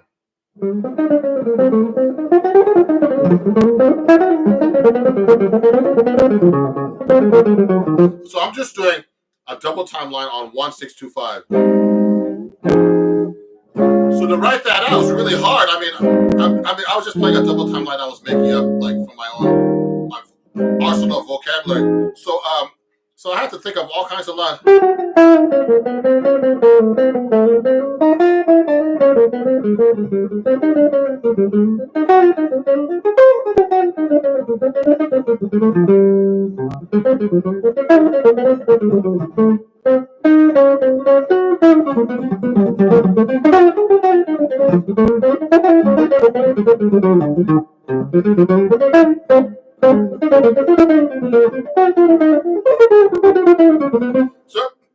So basically, I'm just practicing some double time lines over a 1, 6, 2, 5.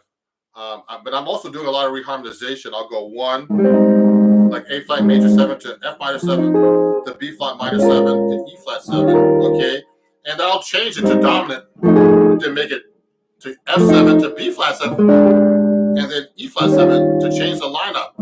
So, but the thing is, you have to have these lines kind of worked out if you want to do double time playing.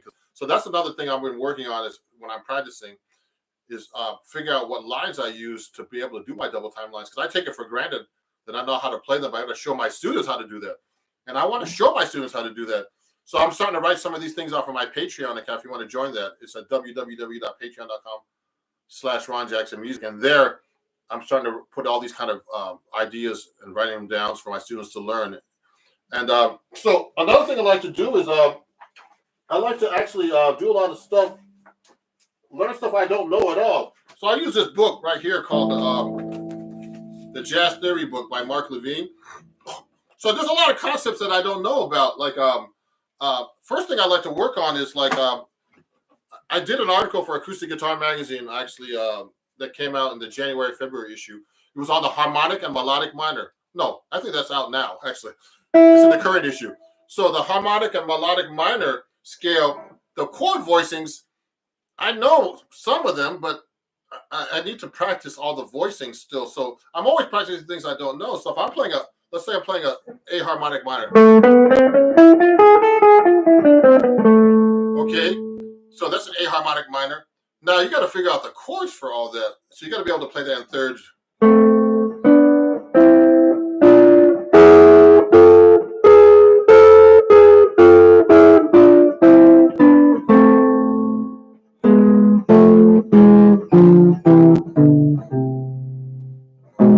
Etc. So I'll be practicing that, and I'm saying, wow, I don't know that as well. So I'll be like, I got to practice that. I can play. I mean, people know I can play, and I want to show everybody how to play these things too. But if I'm playing, I got to figure out how I'm going to do that in thirds next. So you got to figure out what the chords are. So let's say I'm playing, this is A minor, this is B diminished, then C augmented, D minor, then this is an E chord, F, and then F chord, then F sharp diminished. So you got to be able to play that. I mean, if you really want to know the skill, you got to really get into it. So I don't know this as well. So I'm practicing this stuff.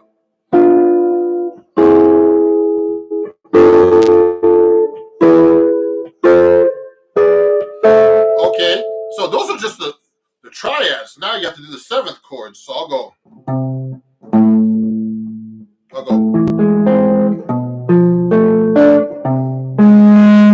Oh, my guitar feedback. These are dominants for the chord. The first chord now is A minor, major 7. You got played everywhere too. Then B minor 7 flat 5. And then, okay, C major 7, sharp 5. Now, I just did an article about this. I still need to work on it. D minor 7, E7, F7. Oh, sorry, F major 7, sorry. C. And then G sharp diminished. Then go backwards. It's a great harmony. I used to scale a lot, but knowing all the harmony for this is a whole different world for me. Okay. Then I was doing the melodic minor too. So let's do a different key. Let's do F minor. See, I want to make sure I do different keys. I'll go across to D minor actually, so I can change this whole thing up. So these are things I actually practice. So you can do the melodic. Now we haven't gotten to the modes yet. So these are things I actually practice, and things I don't know. So I just start playing through all this stuff and making sure I learn all this stuff. Now let me see if I can answer a few more questions. I'm only going to go through this for like an hour. Then you can watch the playback about how I practice. Okay. So remember, practice things you cannot do. That's the most important thing about this section. Let me see. Let me see what my friends on TikTok. I've been ignoring you guys on TikTok. I'm sorry, I don't go live enough on TikTok. And I need to. I have a lot of followers up there. I have almost 25,000 followers. Now, let's see. How often do you use distortion? I use distortion sometimes. Actually, I have a bunch of pedals. So someone was asking that. Oh, you still blow my mind. Okay. I'm getting into ragtime. Is there any artists that you recommend? Ragtime. So someone's asking me about ragtime. So I play a little bit of everything on guitar. So I do a little bit of fingerstyle guitar playing. Like I used to be involved, into like Leo Cocky and Chet Atkins and all the guys. So I'll do things like.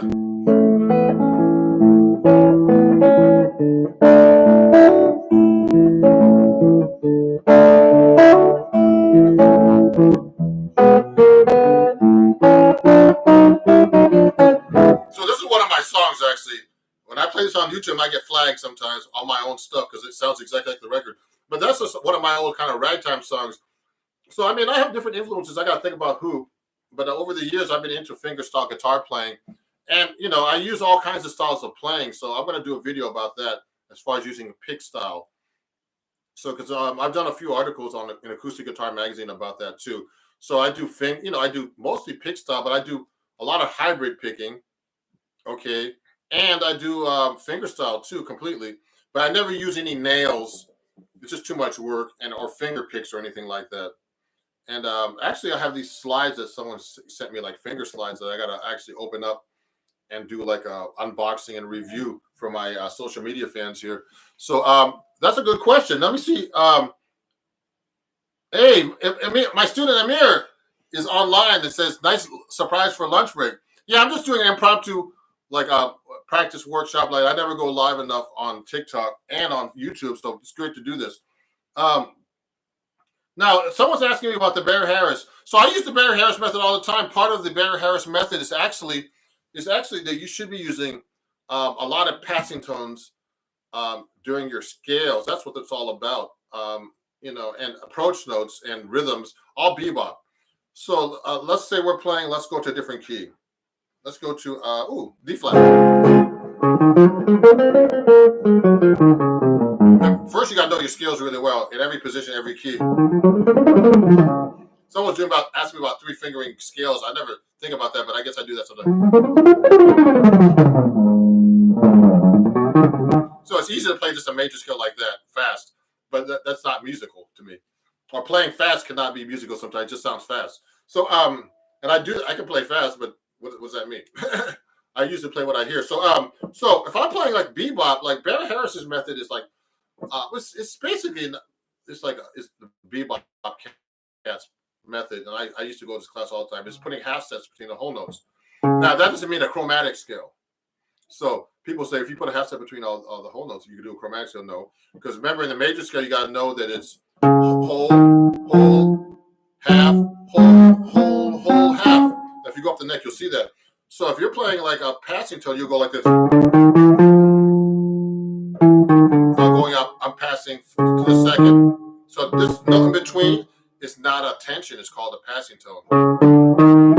Because it's off the beat. So if I'm counting, I'm going 1 and 2 and 3 and 4 and 1. So what these passing tones do, it helps you create cool melodic lines. It also keeps the rhythm steady and even when you're playing eighth notes, particularly, which is like the basic rhythm for the most common rhythm for jazz actually is the eighth note. So I like to.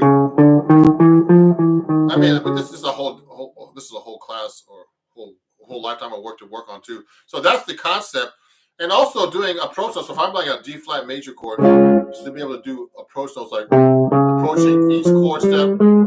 This is a real basic one, the half step, and mixing up those approach notes with the half step.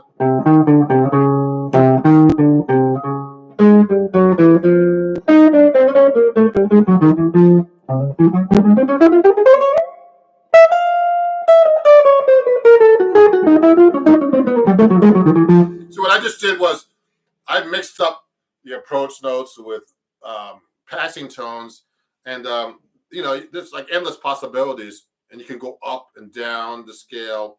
It's easier to ascend down the scale than go up a scale, just so you know, and even playing phrases up.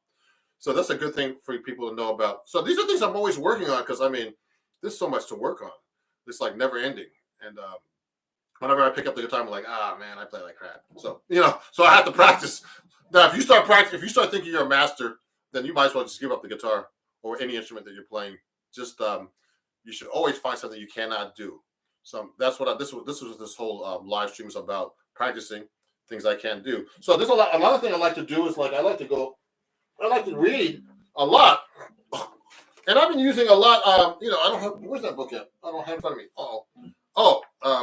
I like to read like hard music, like I like to take these saxophone books and stuff and read through them, with the metronome. I've been trying to do this kind of stuff really, and counting. My drum teacher has me counting, tapping my foot like this, 1, 2, 3, 4, reading. And saying out loud 1E and 2E and 3E and 4E and 1E and 2E. And that's for 16th note stuff. For jazz, I'll go 1 and 2 and 3 and 4. And then you have to play the rhythm or play the melodic line and still keep counting and tapping your foot. And then he has me tapping my foot on. This is the guy from. This is my friend Jay from the Drummer's Almanac. He's a great teacher. So if you want to check him out, his TikTok took off, and he has tons of followers on YouTube. It's called the Drummer's Almanac, and he also, he does a lot of great things, and he's a great guy. So definitely check him out. So he also has me tapping my foot as eighth notes, like 1, 2.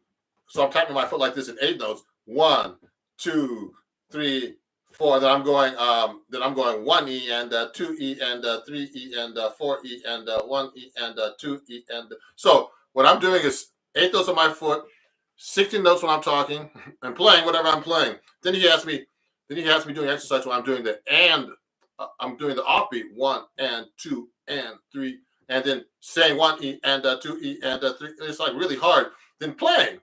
So these are really great exercises if you want to get into like your rhythm, because that's my most important thing that I need to work on, I think, is my rhythm and timing. Especially when I'm recording with a click in the studio and stuff. It's like, nailing it, on time or ahead or, behind, whatever, any kind of timing. So I'm starting to work on that with polyrhythms and all that kind of stuff. So let me see what else is this. Monty Craig. Hey, Ron, who's this guy?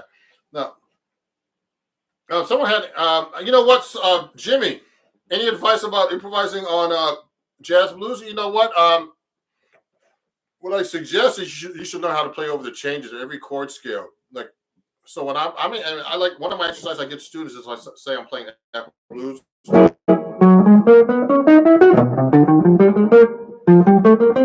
Oh, so I was in a different key. I was in a different key.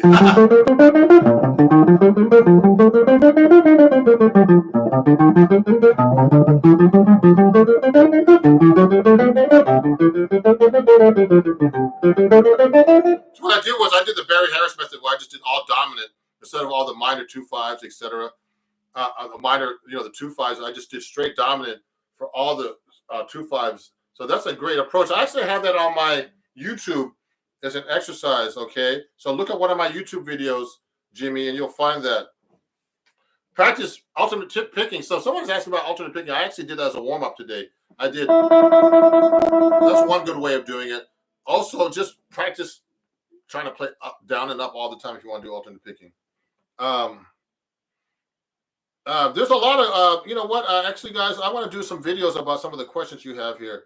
I'm going to try. Let me do a couple of things here. I'm going to screenshot a couple of these questions so I can actually answer them later on that's on actually on YouTube because I need to answer some questions that students always ask. Remember, everybody, all the videos that you watch is not going to help your playing. You got to record yourself. You've got to actually play with other people.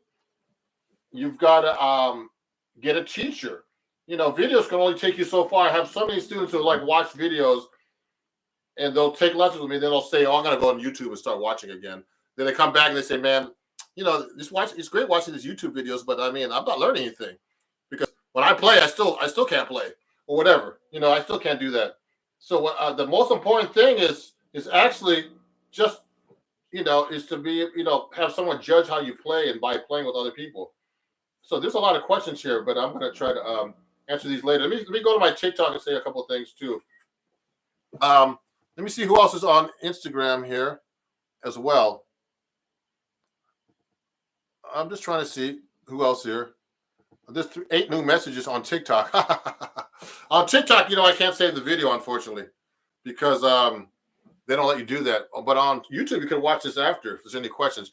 I'm actually getting tired, guys. So I was supposed to be practicing for you guys, but I'm answering a lot of questions.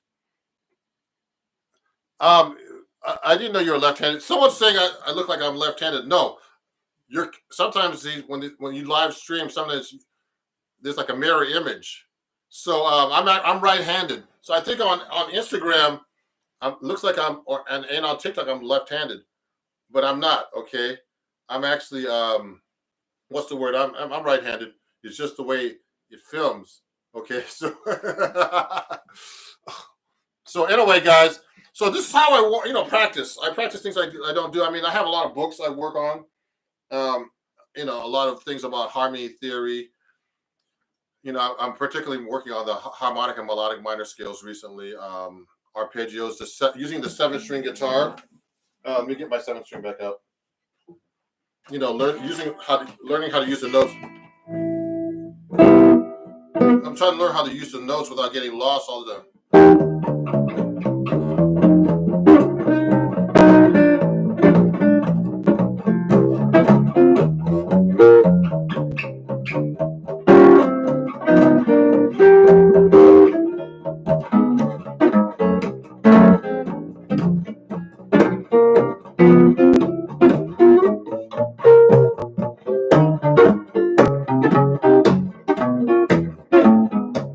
Things like that, not getting lost when I'm actually playing, is a great thing to do. And also using my 7-string as a melodic note is another thing I'm trying to work on really hard. So if I'm playing a solo, it's easy to play a solo on this 1st string.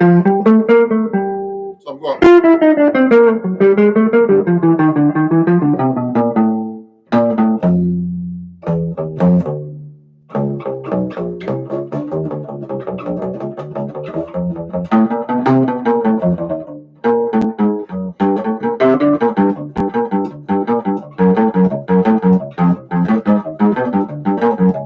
So I'm trying to use that 7th string as much as I can.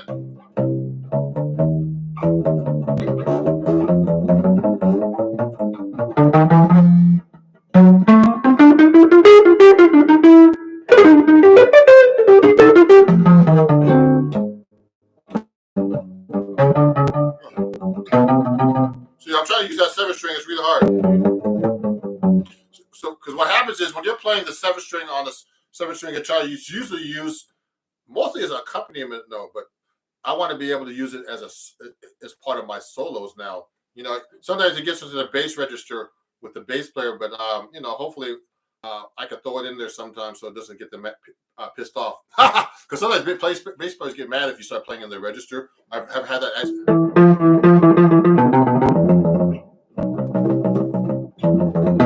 B flat.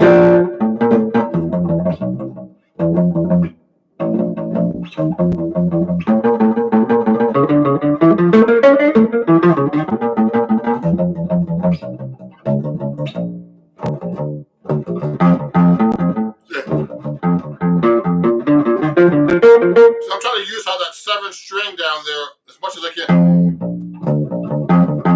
And 7th.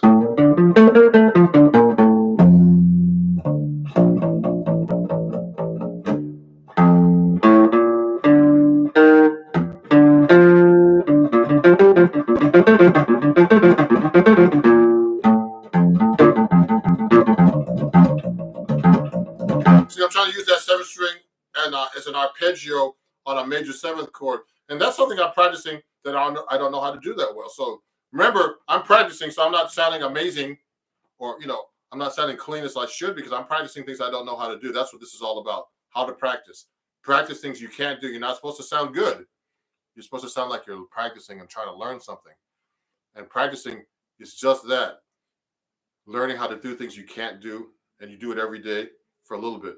So I'm trying to make everybody know that. And the most important thing is consistency. So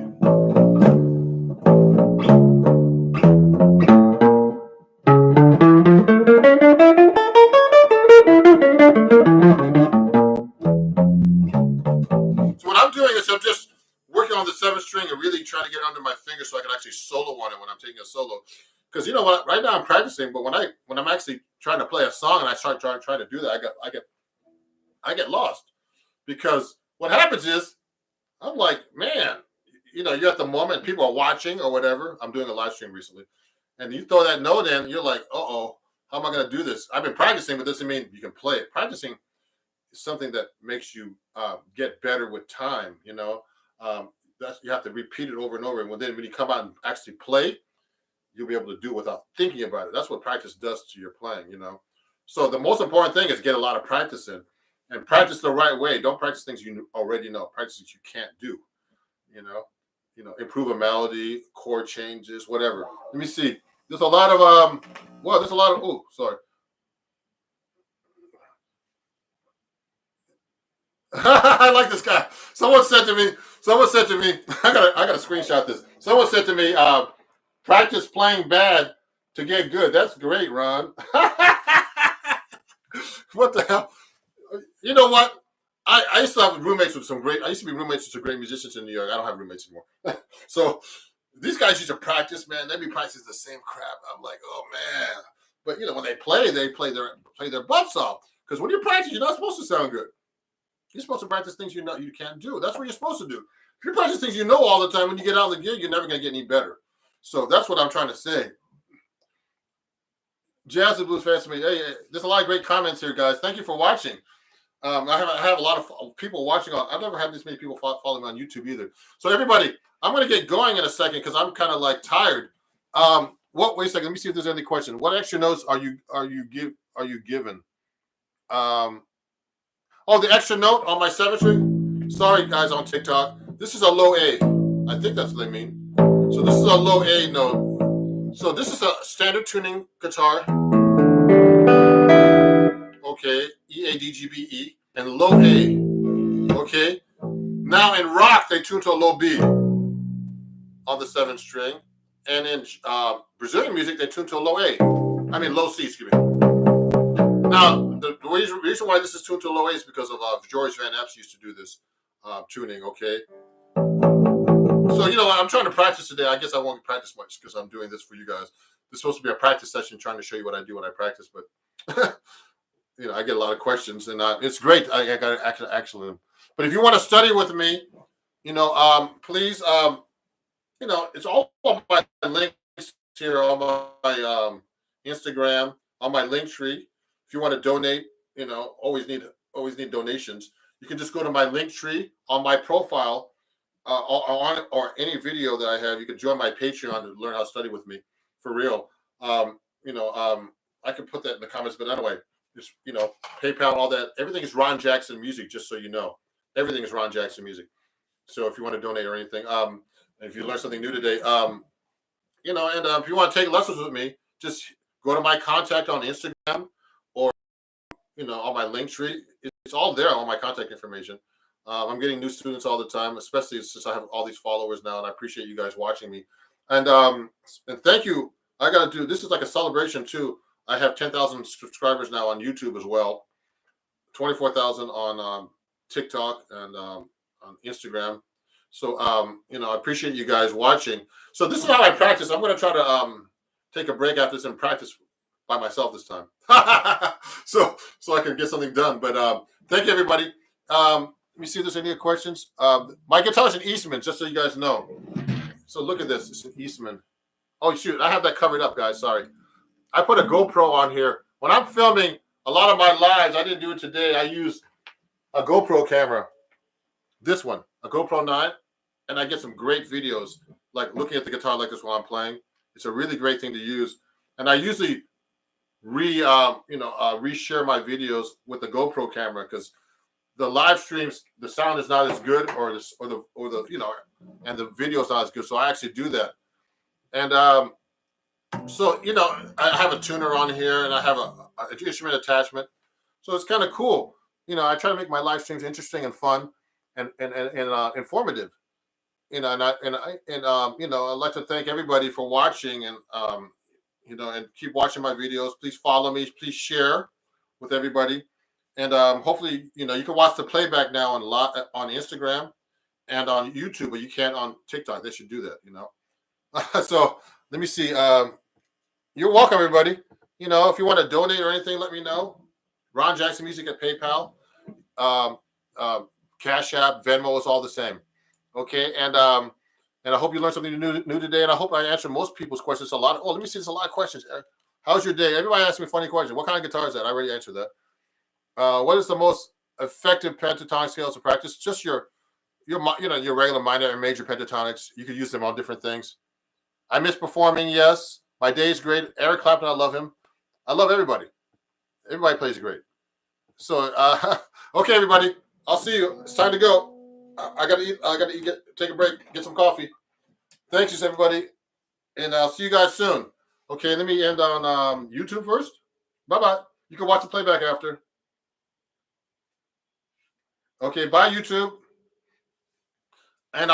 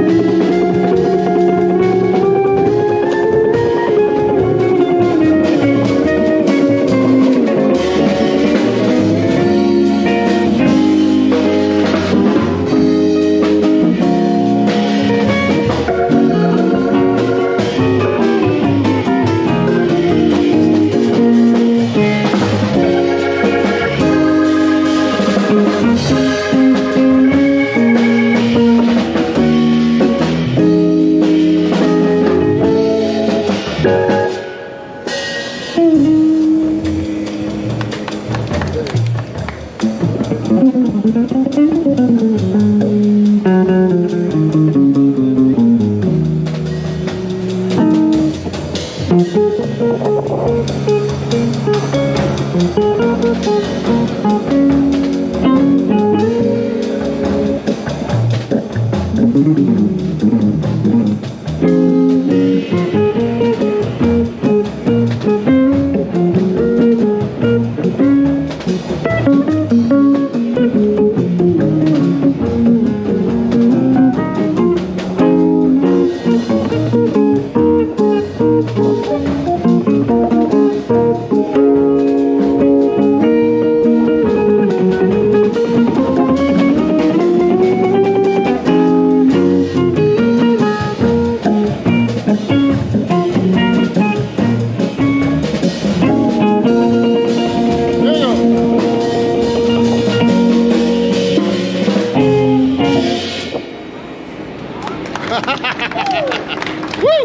Thank you very much. Thank you.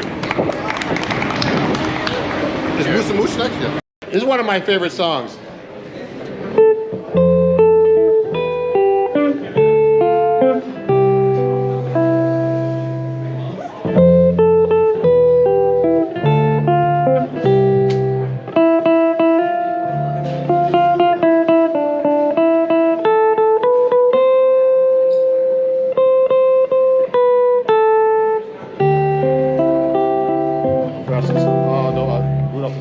One, two, three, four.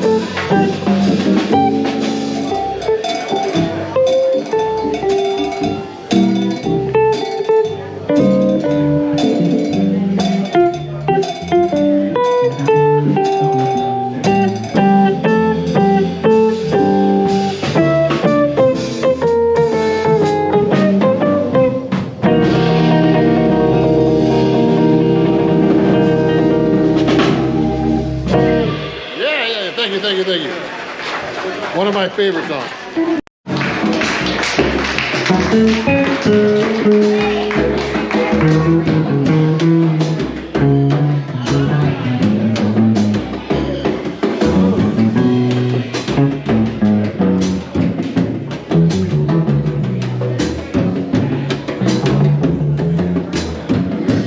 Sorry.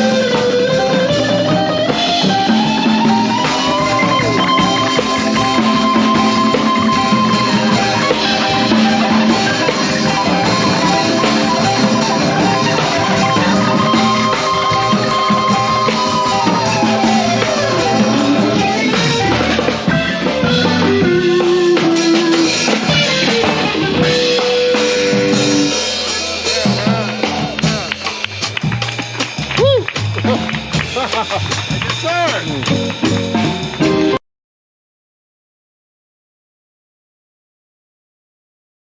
Thank you everybody for watching my video, and if you enjoyed it, please subscribe and also turn on notifications.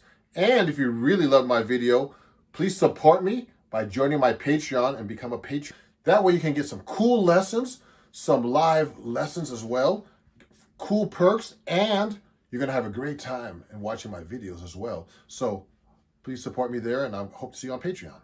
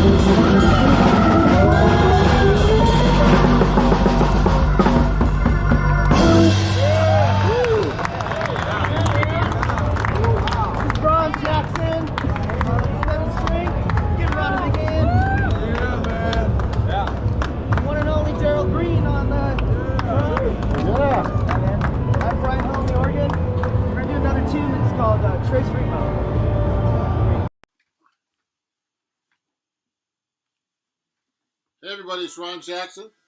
And how's everybody doing? This is a Patreon only and lesson for my students. I'm going to have a few guests up today. So my Patreon account is an exclusive account where I give lessons like sheet music, all kinds of stuff like this that students can actually watch, and they can actually download these lessons. They come with tabs, exercises for jazz improvisation. And the cool thing now is I usually just, like I'll do a live lesson every month, just broadcasting my lesson just to Patreon. But now I use StreamYard. So today I'm going to be inviting some people that are on my Patreon. If they show up, I know a couple people are going to show up at about 2:30. And if they want to go live with me, I sent you guys the link already. My patrons and my students, you should have got the email last night. And then you could actually just go hit that link and you can go live with me. So please do that if you can. So I'm just going to be basically teaching about jazz improvisation today.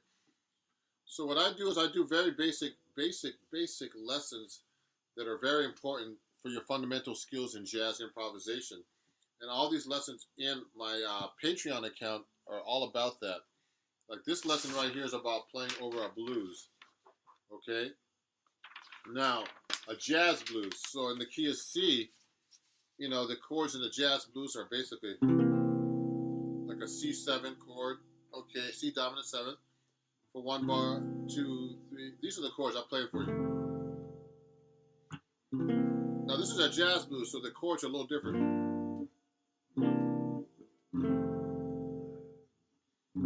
I'm sure you see this a million times on YouTube.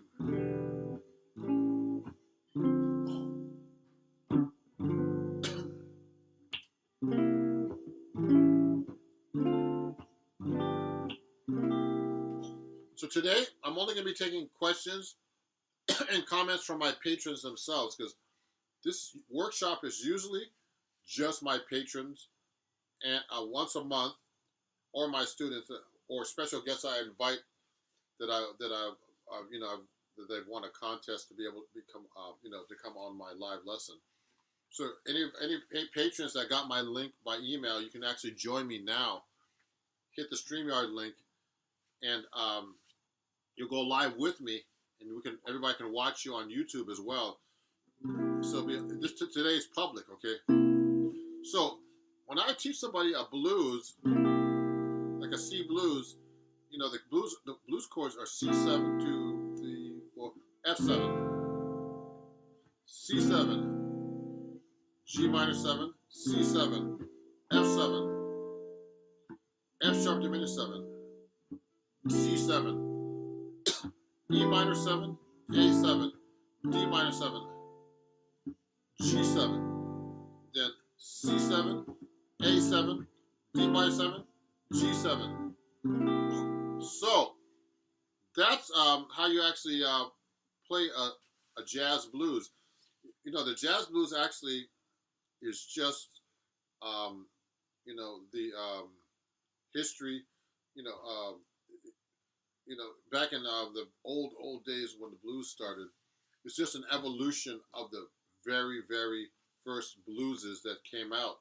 I heard that the first blues was just one chord. I got the blues, yeah. I got the blues all day long. Whatever. And then when they get to the F chord, they never changed. I got the blues, yeah. And someone said, man, you gotta throw an F chord in there. I got the blues, yeah. And then, when you get to the 5 chord, I'm just shortening it. I'm just making it shorter. I got the blues. But before all that, they actually just played the same chord, I heard, until they started making it more complicated. Then they made the traditional blues, which is the 1-4-5 blues, which most guitar players know. And then some guitar players know the jazz blues, which is 1, 2, 3, 4, 4, 2, 3, 4, 1, 2, 3, 4, 2, 5 of the 4, 4, sharp 4 diminished 7, 1 7, then 2 5 of the 2, 2 5 of the 1, then a 1 6 or 5 7 of the 2, 2 minor, 5 7. 1. So that's the traditional jazz blues. So when I teach improvisation, I teach you how to play over changes. Now, jazz is all about playing the changes, they call it, okay? So in this workshop today, it's all about learning how to play the changes. And also, this workshop is for my patrons and my students usually, but I have this open for the public today, so you can all watch, okay? So these are the things I teach my patrons and my students, and my private students online. And my patrons get all this sheet music about learning how to do this stuff, okay? So you can just, if you're interested in my Patreon, just go here to patreon.com/Ron Jackson Music. It's just like my YouTube channel and all my channels, okay? So I'm going to be taking questions only from my patrons who are going to be on later and who are watching if they want to send me a comment. Also, I'm going to have a guest with his son. He's a jazz guitar student. I don't know exactly how old he is, but his son is about 8. He just turned 8. He's a guitar student. He's going to be a great guitar player by the time he turns 18 because he's studying with me right now. He started when he was 7. So you're going to see him. His name is Morrissey, and it's going to be Malachi, his father. So, they're really great people. And also, this is what I use with my students, too. This book is called Chords at Your Fingertips, okay? It's a very popular book. I have so many copies here on YouTube. And a lot of my students who are my actual students on Patreon have this book, actually. So I'll talk about this book a little bit today. So learning how to do walking bass lines, chord melody, all kinds of stuff, okay? And also, right now you can get this book discounted. You'll see the link on my description here. You can get this book at 20% off because I'm actually doing an Indiegogo for my new album. So you can actually get this book 20% off if you get it right now while it lasts, okay? Right now I have about 20 copies. I'm going to have to reorder some more if I run out here on Indiegogo on my campaign. So just hit that over there. And hey, Glenn, okay. Glenn is one of my patrons. Let me show this right now. How you doing, Glenn? If you want to join me, Glenn, well, I don't know. Actually, I don't know if you are one of my patrons. You're welcome, Glenn. But thank you. You're welcome. I'm here to show this to the public. Glenn, if you want to support me, definitely be a patron. This is mainly for my patrons, but also I'm doing that campaign for my new album. So you can actually see the link. Someone's gonna post a link probably soon about that too, on the comment chain here. Okay, and so let's talk about playing chord changes. Yeah. So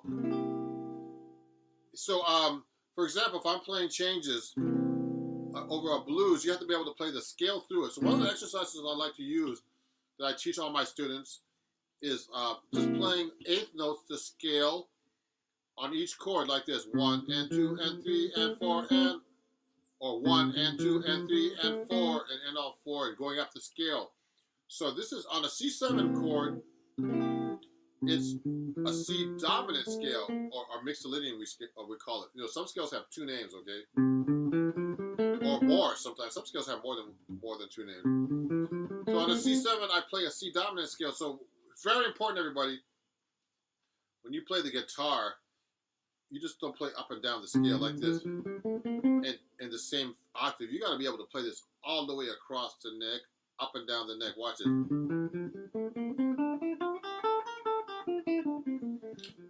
Because you're going to be very limited.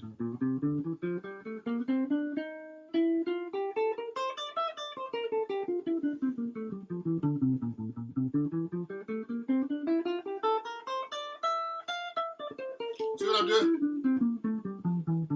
So now, somebody would say to me, look, Mr. Jackson, is this just a F major scale starting on the C?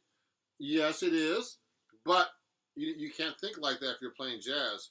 You're going to have to actually use, make sure that you're actually playing the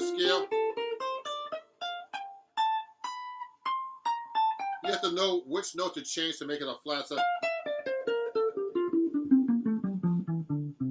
So you have to be able to play it up and down all over the neck. You know, it's a very good idea to really learn the neck. So if I'm playing a C7 here, I'm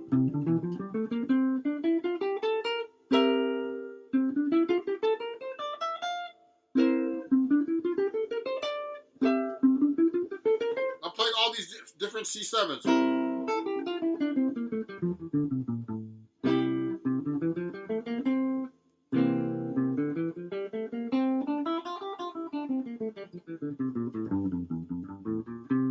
So when I'm actually playing over each chord, I'm actually thinking of the scale for each chord.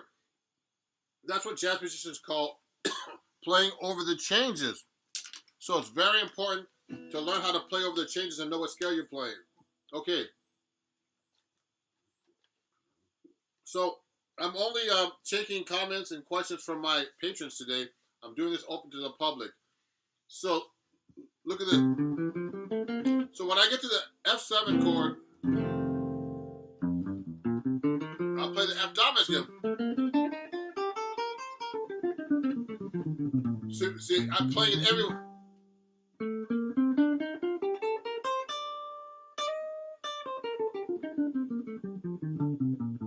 Oh, Tom is one of my...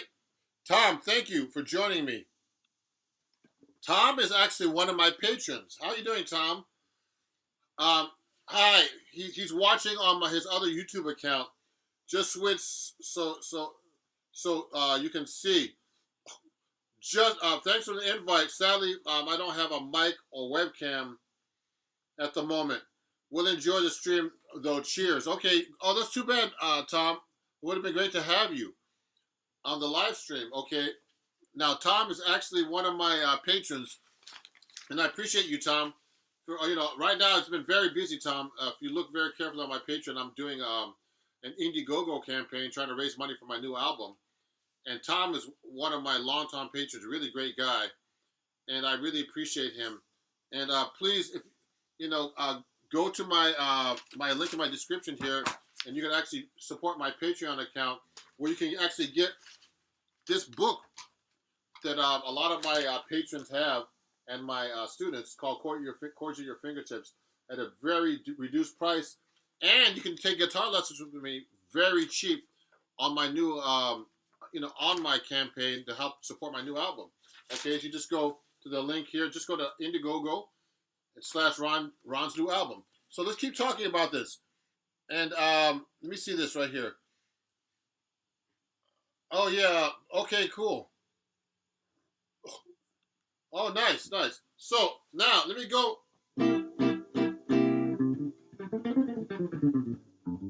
So when I'm playing chord changes through a blues, I'll go like this.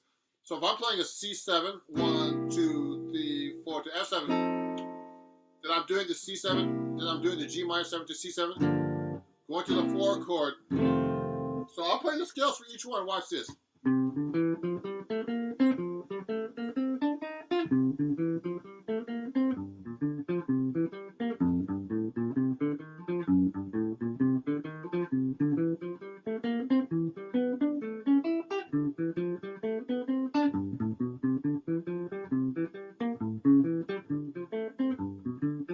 Now, what I did was I played through all the chords of an F blues, okay? And what I did was, I'm going to move over here a little bit so you can see my neck better. What I did was I played through all the chords, all the scales, and that's a really great exercise to learn how to improvise, everybody. So, but you have to be able to you can't just play it in one area. You can't just start on the root. You have to be able to go like this. What I did was I played the same exact thing, but I did it in a different position.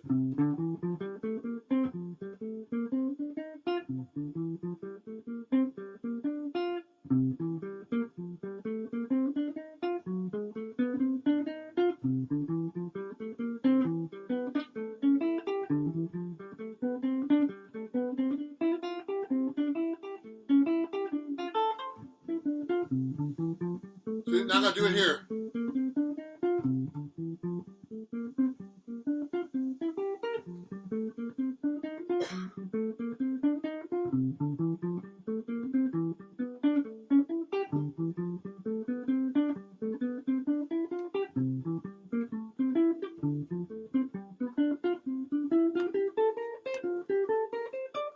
what I did was I tried to figure out every possible position to be able to play the same scale. Okay, and so you know, it's a really great exercise to do, um, to be able to execute when you're trying to play changes. Okay, so that's what you would do through a blues. So, but you can't just play like just the same scale starting on the root. You could go like this.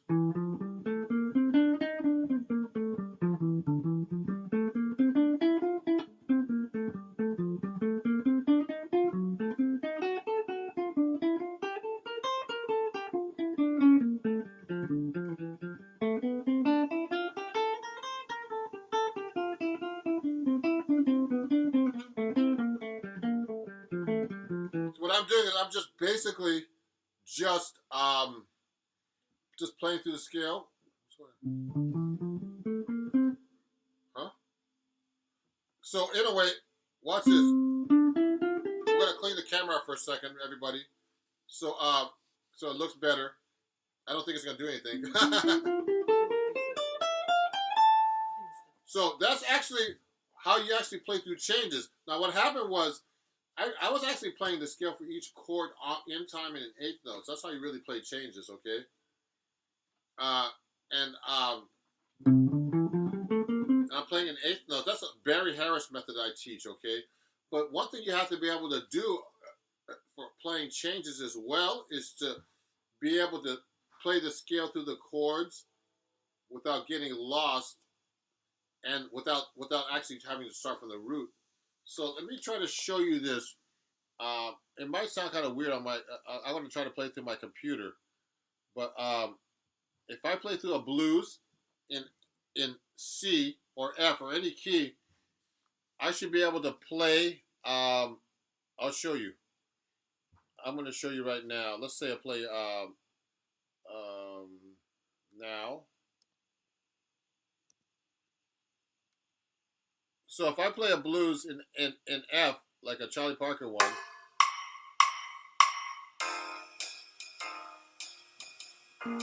watch this.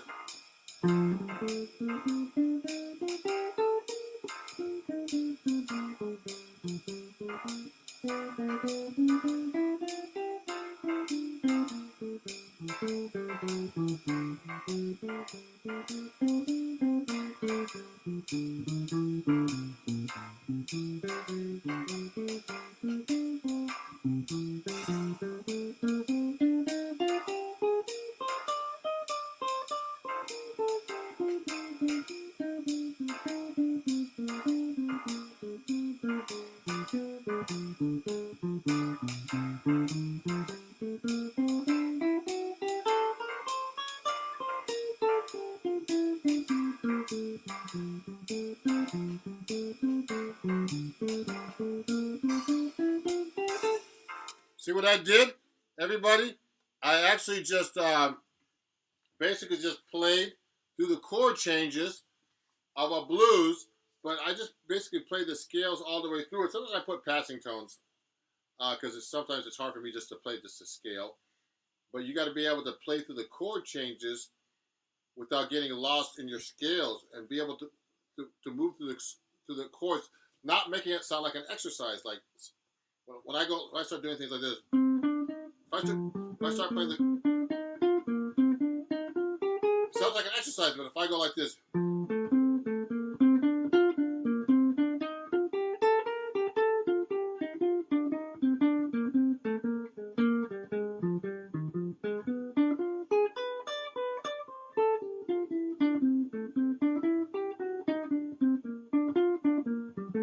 if I start doing that through the chord changes, it starts to sound like music, even though I'm just playing scales. It's not exactly jazz yet. So your goal is to be able to play through the chord changes of a blues or anything just like that, using, just not just playing really basic stuff, being able to use your knowledge and just not starting on the root all the time. A lot of guitar players, when I start teaching them jazz, they can only start from like the low note because they don't know the notes on, the higher strings or higher up in the neck. So they'll tend to play. They'll tend to go like this. They'll do an arpeggio like this. I mean, you know, the thing is, when you play in that register, everybody, what happens is you're playing in the bass register, basically. That's what the bass player is playing. It's too low. And the guitar is a low-pitched instrument. It sounds an octave lower than the piano. They're playing the same note written on the staff. Okay? So you got to play higher. Like, you got to go. You never see, like real, you know, like you never see, like the master guitar players, like George Benson. They never play down here that low. They play up here.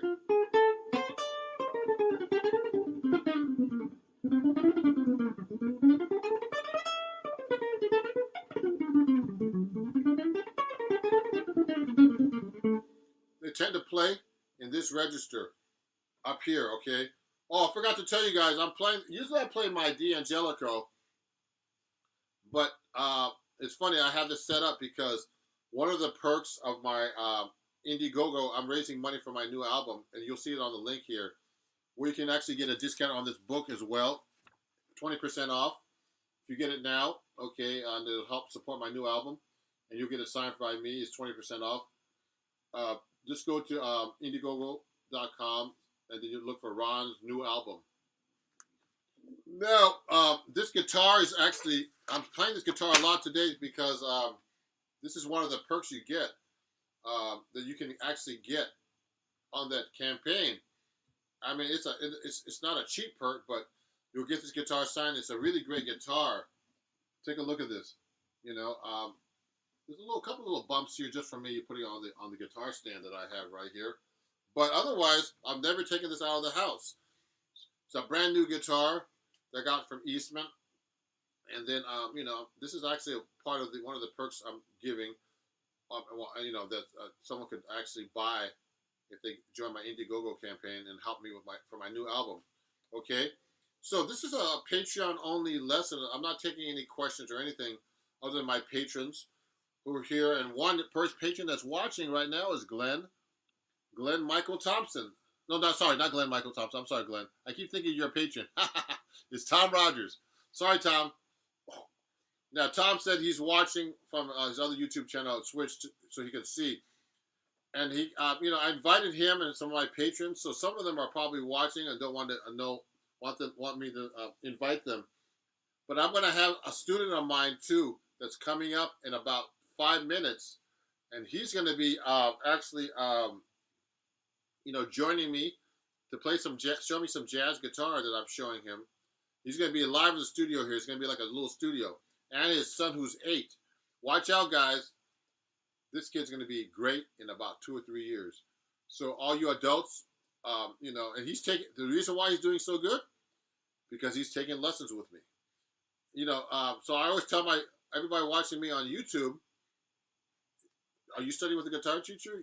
If you're not, this is the time to get your lessons with me on my, you know, on my Indiegogo, because my lessons are really much cheaper. Actually, they're going to be buying some lessons from me, you know, my guests, because they're so much cheaper than what I usually charge.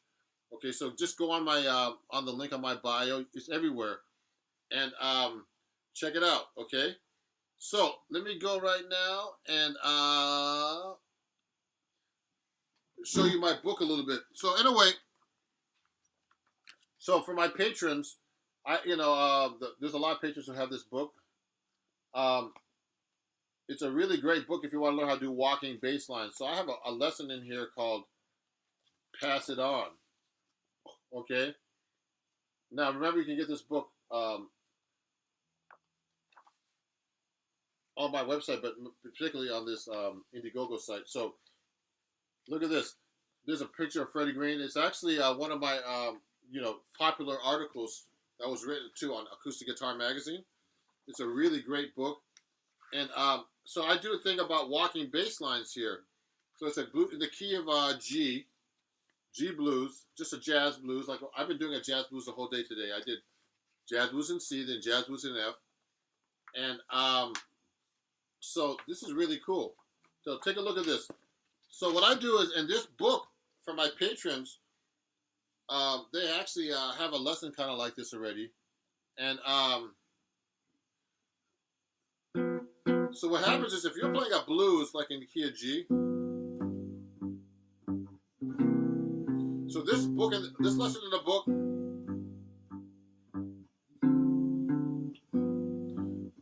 basically is this progression. It's just a 3-note voicing like this: a G, the root of the chord, and you put the third and the seventh on top, which is F and B flat. Now I'm playing. You can play the third here, the B. Sorry, and a B natural. Sorry. Looks like that. Okay. So if you want to do walking bass lines, you got to know how to first play the bass line.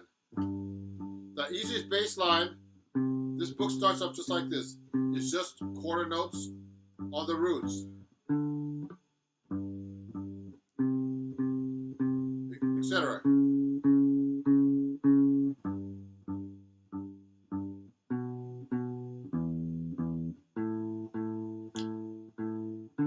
Now,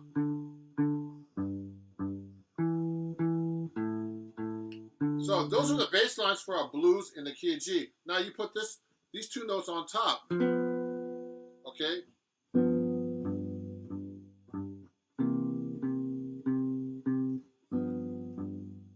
That's how you start doing walking bass lines. So I put the third and seventh of each chord. Before you put the third and seventh of each chord there, you have to learn how to do the third and seventh without the bass line. So I see my chords without the bass note. You have to be able to see the chords without a bass note. 2, 3, 4, like this. Now you can hear the chords with this actually.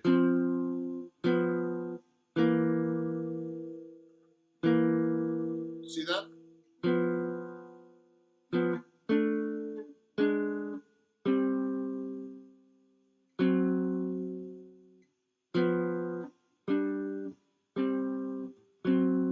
So that's a G blues with all the chords now. Just the root, which is the bass line, and the third and seventh. So I'll put them together. Watch this.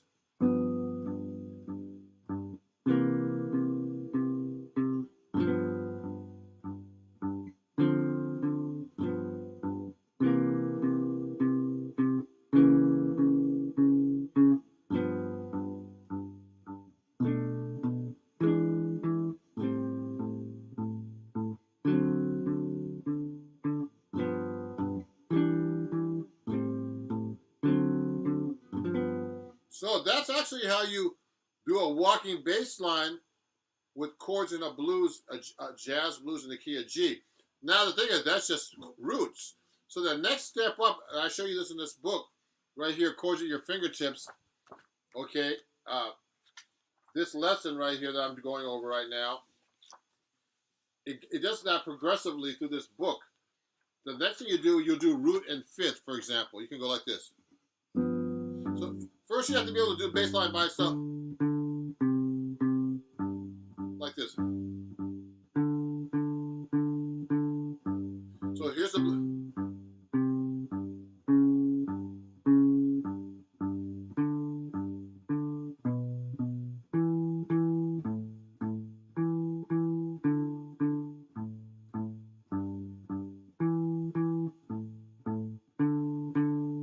Like that, you see that?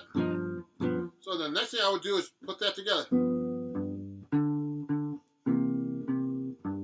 Like that.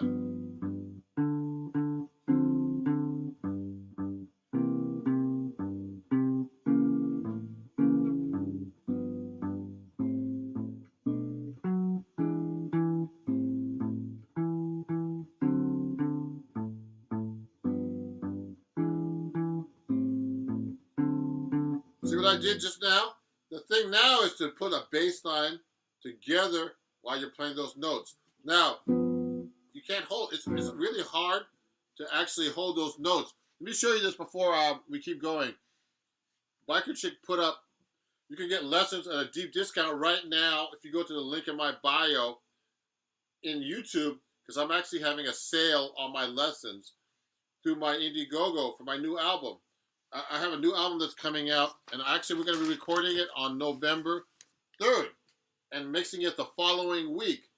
And it's going to be a follow-up to my last album called Standards in My and Other Songs. It's going to be called Standards in My Songs. And so you can actually pick up the book, and you can also be like, you can actually come to the studio if you're in New York and see us record. or mix, and you could be an art director to help design this. You could be a producer, arranger. I mean, a producer, and name a song. Those are some of the perks you can get, other than getting this book at a deep, deep discount. So go there right now and check it out. Okay, let me hide this. So let's do this with the walking bass line. I don't know where my student's coming, but he's going to be coming soon to be on the broadcast with me. So watch this. Now I'm going to do the walking bass line with the chords together, but you can't hold the chords the whole time because at first it would sound weird. Like I was going like this. It sounds weird to hold the chord the whole time, so I'm going to be holding it somewhat and then playing a bass line. Watch this.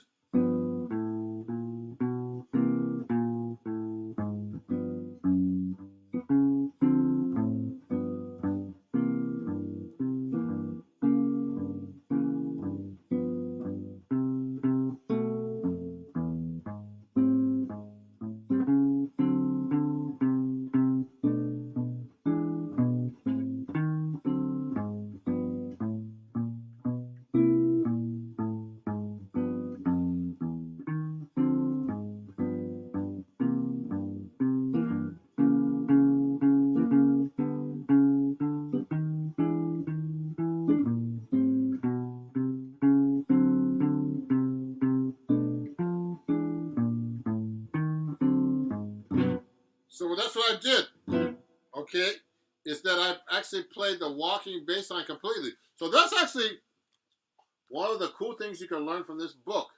Okay, is to play the walking bass line and the chord melody, and also we get into chord melody here. One of the very last lesson, which is the ultimate lesson in the book, is my lesson. There's a bunch of teachers in this book actually that wrote material for this book too. Adam Levy, Sean McGowan, Jane Miller, and Jeffrey Pepper Rogers. Jeffrey Pepper Rogers was one of the editors of the magazine a long time ago when it started. Acoustic Guitar Magazine, who I write for actually. So I'm one of the writers. I'm actually writing an article for them right now, and I'm gonna have to work on it later on tonight. Okay. So look at this. One of the songs I do is like we do Billy Boy, and I actually do like a chord melody thing with it. So before my guests come on, which I hope they're coming on soon, let me see. Let me see if they're contacting me and they're having a problem getting on. Let me see. Hopefully they'll be coming on very soon with me and to join my broadcast here. So look at this. I do this chord melody thing right here. Look at this, everybody. Okay. Thank you, everybody, who's watching. There's a lot of people watching today. I know it's a Saturday, it's September 11th, and I'm sorry for what happened. I was actually here during September 11th, and I didn't know anybody who passed away there, but it really affected everybody here in New York City when that happened. I saw the buildings, the towers actually. I could smell the towers in Brooklyn where I was at actually. Living at the time in Brooklyn, I could see all the fires and everything from over there. So let me do something. I'm gonna fix the light a little bit better. So watch this.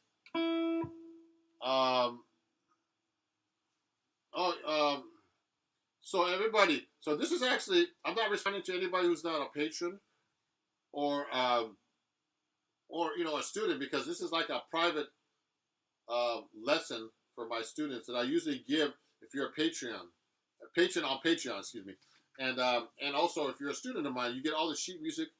All this stuff I have right here, everybody, is available on my website. Now, I show this to everybody right now on camera because most of my guitar players and most guitar players don't know how to read, so they wouldn't be able to read this. They need tabs, so it's important to learn how to read.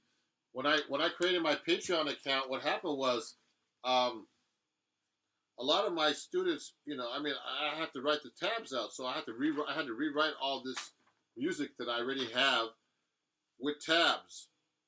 So for my new album that's coming out, and if you support it, I'm gonna have the whole record with the lead sheets, which are the melodies, with the tabs, so you can be able to play it like me. Okay, so thank you everybody who's watching, and I'm glad everybody's.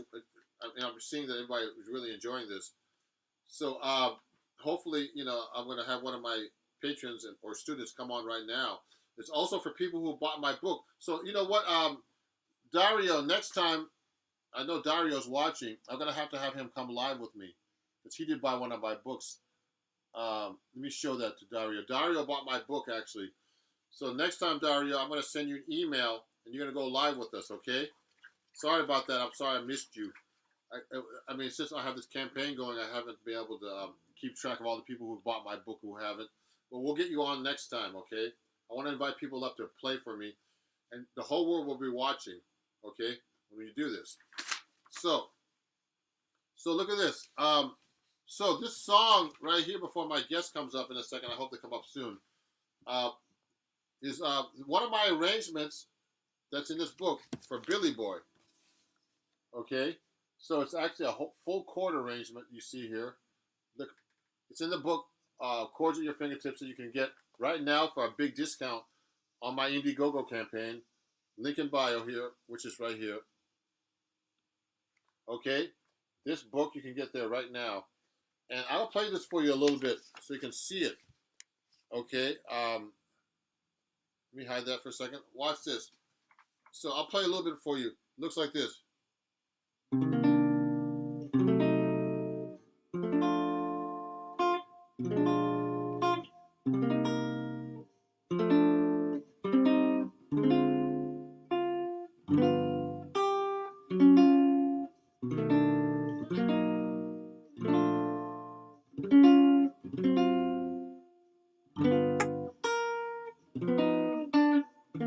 Oh!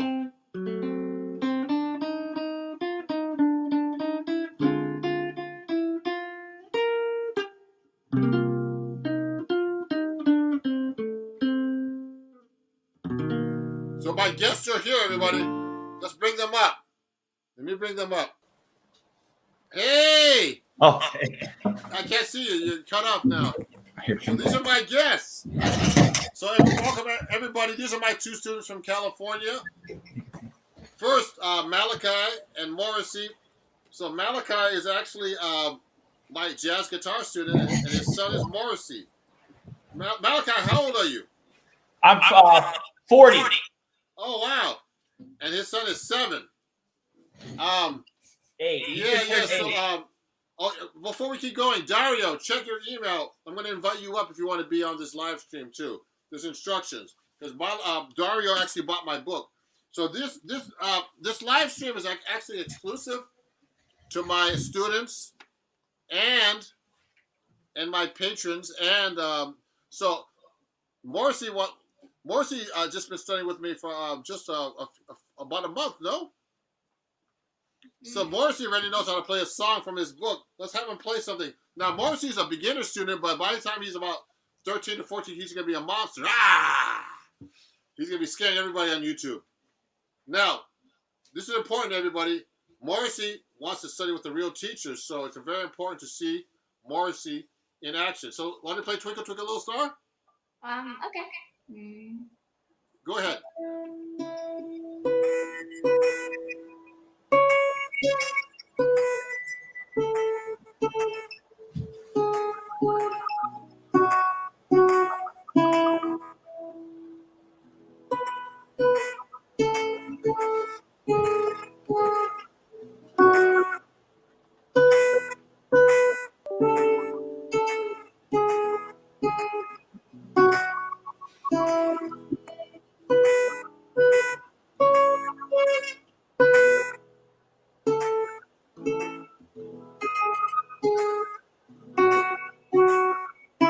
Yay! Everybody on YouTube, give him a hand. This is gonna be public, so everybody's watching right now live. Morrissey, great job. Yeah, so Morrissey's only just turned 8, like last week. So he's a student of mine, and he's gonna be a really great guitar player. So Morrissey's actually studying out of a book. He's learning how to read, like everybody should be doing. You know, I teach kids and I teach college level, and he's a really great student. And so he's learning how to read and also play the notes on the guitar, all the scales. So it's very important to have a teacher, especially, you know, at any age. And his father was actually my student too. So as a jazz guitar student. So he's a guitar teacher too. So, and actually, Malachi, his father, who's right there, found me on YouTube as well on my channel and became a student of mine. And he's been a student of mine for a few months already. Yeah. Yeah. So, and then when Morrissey saw me teaching your father, he said, "I want to study with Ron too." So thanks, Morrissey, for being a student. You're a great student, a great kid. Yeah, Malachi, you want to try to play something for us now too? Come on up. Yeah. Okay. Switch chairs, guys. I'm gonna play. Oh gosh, I'm on the spot. You want to play something? Yeah. Sorry. Do you have like some of the jazz tune you want to play with the play along, maybe? Oh yeah. Here, I'll use so, the app. So Malachi, talk about your experience with me with me teaching you. Oh, well, so I found Ron on, I think it was actually YouTube or TikTok. And then I reached out to Ron and he got back to me. And I was thankful that I was able to start classes with him. And I studied classical guitar, but I didn't really know much about jazz at all. And a lot of the chords like C major 7 and like sharp 11 and flat 5th, stuff like that kind of confused me. So I wanted to reach out to Ron because I could tell from his playing that he knew what he was doing. Most of the time. Not all the time. And then he turned me on to this iReal Pro. And one of the songs, let me see. Which one? Love Walked In was probably one of the first ones we did. You mean like Love Walked In? Yeah, Love Walked In. So you know what, everybody, on YouTube, I've been teaching Malachi about jazz improvisation because he wanted to work on jazz improvisation. So there's Dario too. I'm going to invite him after. I have another a person that bought my book. I want to see how he plays my books after. So Dario, you're in the green room. I'll get you up in a minute. So Malachi, want to learn about jazz improvisation. So actually, I was showing him the method that I showed everybody earlier about playing the scale on time, on the right chord, different positions, learning the melody, learning the chords and melody everywhere. Learning the chords everywhere and learning the scales everywhere. So listening and transcribing, all kinds of different stuff. Yes. Yeah. Yes. Malachi. Oh yeah, sorry, there was a delay. Yeah, there's a delay. Also, I think next time you go live with me, you have to change the settings so you don't have an echo, but it's okay. Yeah. So do you want to play something for everybody? Yeah, I can play along. I can do the chords for Love Walked In. Oh, you want to play the melody with the play along? It's okay. It's only live on YouTube. I know, that's the thing. Your son just said, okay, so it's your turn now, Daddy. All right, I'll go through it one time here. Okay. I'm not sure. This is the first time I use it. I'm not sure how to get rid of that echo. Oh, you have to go to settings and then hit echo cancel. Go to audio settings and hit echo cancel. Let me see here. You know how to do that? Go to where it says cam and mic on the bottom there, I think. Okay, echo. Oh, there it is. Okay. Try it now, yeah. Uncheck it. Uncheck it? No, check it. Oh, it is on. I think it's because of the YouTube. Maybe I should turn the YouTube off. Yeah, turn the YouTube, if it's on the computer, down so you don't hear the echo. How about now? Yeah, that's better. Okay, that's what it was. Oh yeah, good. So try that. Malachi, I keep mentioning your names up. All right, here, let's see. But make sure I hear it. Here's Love Walked In. Here we go.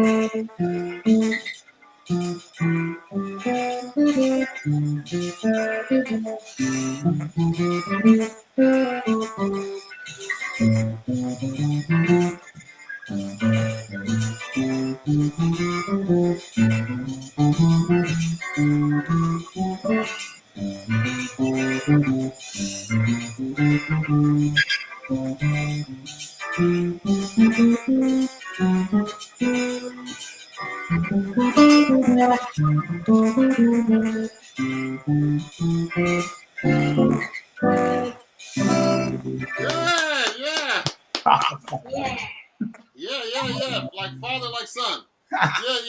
Yeah. So yeah. Great. Yeah. So when you started studying with me, you wanted to get Malachi. You wanted to get more into jazz because you never did that before, did you? No, never.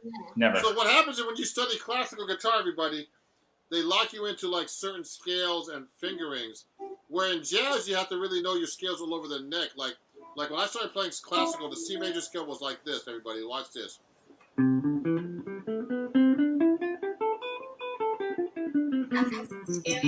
That's the typical C major scale in classical, isn't that Malachi? Oh yeah. And the G major scale is like this.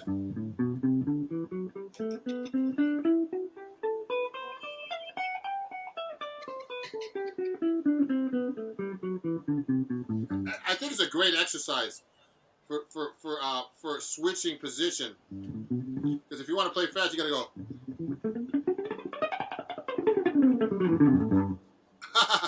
You know what I mean? Like it's a really good exercise for pivoting your fingers. Some of these things. So I think both methods are good for what they are. But for jazz, you really have to know your skills all over the neck. So that's what we've been working on with you. And it's really great to have you as a student, and that you're learning jazz, improvisation. And so that's how you play, if you're playing through chords like this, everybody, Malachi was basically going.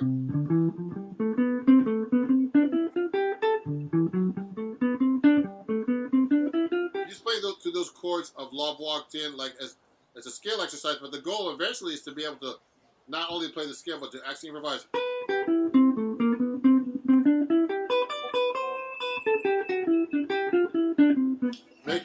Try to make your solos sound more like not like scales, but from the roots, but like musical exercises, and then eventually learning solos and improvisation over that. So this is great, guys. So thanks for coming on the show. All right, thanks for having us, Ron. And Malachi actually has this book. You've been working on this book? Oh yeah, we got that one right, Jackson.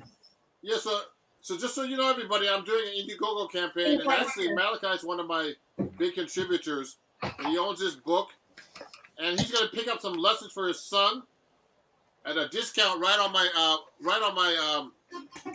at my Indiegogo. So everybody, if you want to get lessons with me, now's the time. We got an autograph by Ron Jackson. Oh yes, thanks. Oh yeah, that's me. Yeah. So you can get a book right now on YouTube. Just go to the link in my description, and it's at a discount. And also he's going to be picking up a bunch of lessons from Morrissey and himself at a really even cheaper price than I'm charging him now. Yeah, great price. Yeah, so thanks for coming on the show, and also Malachi, you have your own YouTube channel too, don't you know that? Oh yeah, Mr. M's Music.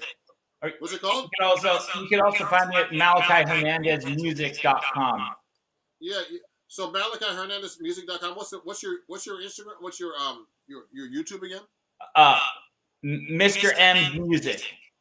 Mr. N. Oh, that's your company? Well, Malachi Hernandez Music, but my YouTube, you can find me at Mr. M. Or if you just put in my name, Malachi Hernandez, you can find me. Yeah, so Malachi does lessons too, so I want to help him out with that too. Thanks, Ron. Yeah, so thanks for coming on the show, guys. You guys are stars now on YouTube. All right. Have a good one. Thanks, Ron. Marcy went up there and said, I'm not scared. Okay, see you guys. See ya. Bye-bye. Okay, so everybody, thanks for those them coming on. Where's Dario? Dario, you gonna come on? Because I'm gonna be going off soon. Because I'm getting tired. I need to eat lunch. Dario? There he is. I think Dario is coming on soon. So anyway, so this is what I do on Patreon every month, everybody. I have guests coming on now. We play together. I can hear them in person. So this is something everybody should be able to do now on YouTube. Or, if you want to become a Patreon or take a lesson with me, you can actually learn all these cool things.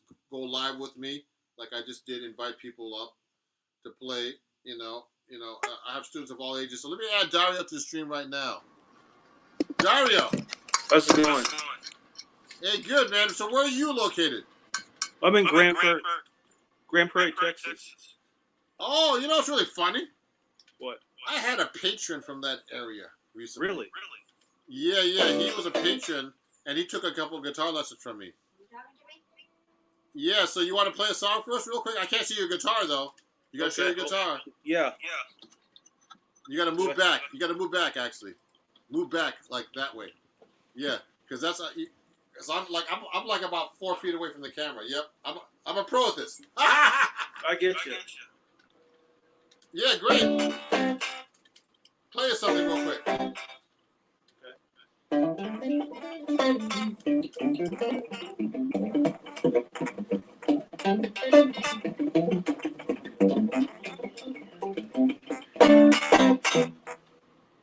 Nice. Oh, that's supposed to be So What? No? It's the only jazz standard I know. Oh, wow, cool. So, Dario, how long you been playing guitar? I've been playing since I was about 10 years old. Cool. It's been a long time, but I took some time off, and I really got into it when I was about 20. Oh, cool. I'm 51 now. Oh, yeah, good. So do you play out over there? What's that? Do you play out anywhere? No, I just play. I'm a bedroom guitar hero. Bedroom guitar. I never heard that one before. That's a good one. I gotta use that one actually. Yeah, Dario, you're one of my big fans. You're always, every time I go live, you're like, that's Dario again. Man. Yeah, man. I love jazz, bro. I love your playing style. Jazz is one of those last genres for me that I need to learn. And it really helps with rock, and it really helps with flamenco that I love. And I'm really a big fan of Paco de Lucia, who melded jazz and flamenco together. You know what's really funny? What's that? I have seen him perform before live with John Block and Al Di Meola. Oh, yeah. I have that album. Yeah, but I saw them live. I mean, I saw them a few times, actually. They were amazing, man. I saw them when I was in high school. And I actually know John McLaughlin. I've met him, I've hung out with him. Really nice guy, man. Cool. It's so sad that Paco de Lucia died, Yeah, he died suddenly. Yeah, I mean, he wasn't even that old, See, I have his album here. I have Paco de Lucia's. Oh, yeah, he's great, man. So, yeah, thanks a lot, Dario, for buying my book and stuff. And, how do you like it? I like it. I left it at my office. Otherwise, I would have brought it home over the weekend. But I teach some co-workers a few chords here and there. I'm just trying to take great credit for some of your licks. Yeah. So I mean, thanks for coming on, Dario. And everybody, check out Dario's YouTube channel and what YouTube. And you want to play us one quick one, real quick, before we finish? Sure. I'll do a few chords here that I learned out of the book.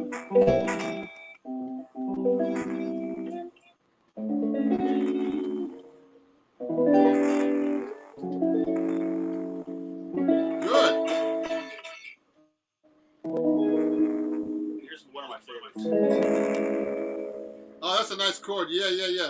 There's a lot of chords. This book has a lot of chords in it. I mean, I you love guys can it. learn. There's a ton, but it's all about chords. So it's not only from me, from a lot of great guitar teachers. So everybody, you can pick up that book right now on my Patreon. Excuse me, on my Indiegogo campaign that's happening right now at a discount. Okay. You know, and hopefully one day, Dario, you can take some lessons with me. I'm gonna take lessons from. That's the plan. Yeah, right now I'm eventually. telling you, I'm having a sale right now on my Indiegogo. It's actually like about 40% off my lessons. So Okay. go check it out. Sounds good, bro. Yeah, so thanks for coming on the show, everybody, and I'll see you soon. Okay. Okay, my man. Okay, thanks, Dario. Okay, buddy. Have a good day.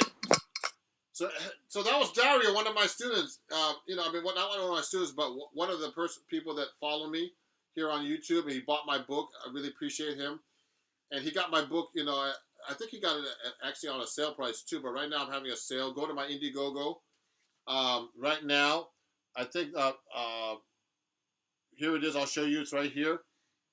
I'm offering lessons, all kinds of stuff there, at a deep discount. My new album that's coming out. And this was actually a public showing for my private students, people who bought my book and my patrons. This is public. I put this public so you can see how I teach people online, and you know, and I encourage them to play. So please follow me if you don't. Share my page. You know, support my new album on Indiegogo, which is on the link here, and you know, and join my Patreon if you'd like at patreon.com/Ron Jackson Music. It was fun going live for you guys and doing this live stream for for everybody. So we'll keep in touch, and thanks again, everybody. Have a great day, and I'll see you guys very soon. Okay? It's Ron Jackson. Follow me everywhere at Ron Jackson Music as well. Share my page to everybody. So it's really fun, and you know, it's really hard to go live and talk and play and all kinds of stuff. You know, I give myself a lot of credit for that too. I'm just kidding. So have a great day, everybody, and thanks for watching. And I'll see you guys soon on everywhere. Okay, have a great day. Bye-bye.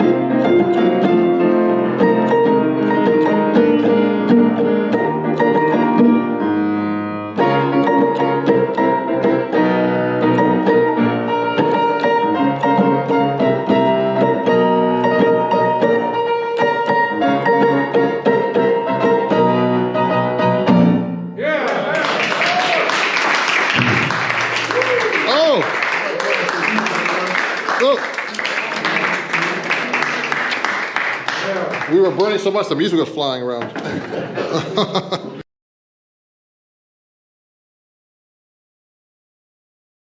Thank you everybody for watching my video, and if you enjoyed it, please subscribe and also turn on notifications. And if you really love my video, please support me by joining my Patreon and become a patron. That way you can get some cool lessons, some live lessons as well, cool perks, and you're going to have a great time in watching my videos as well. So please support me there, and I hope to see you on Patreon.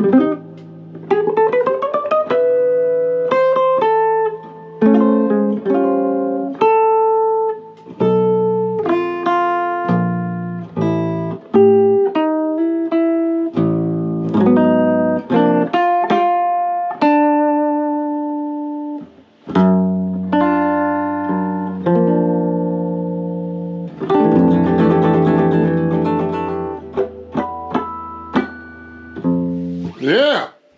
Thank you, everybody, for watching.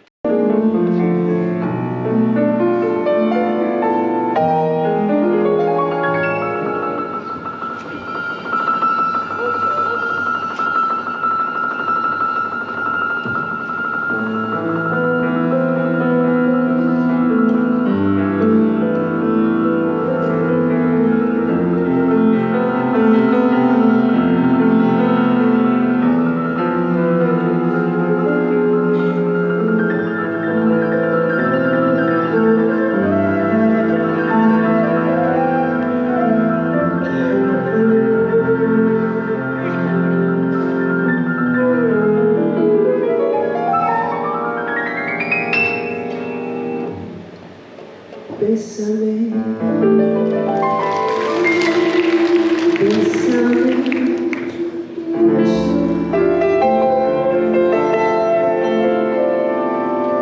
como si fuera esta noche la última vez.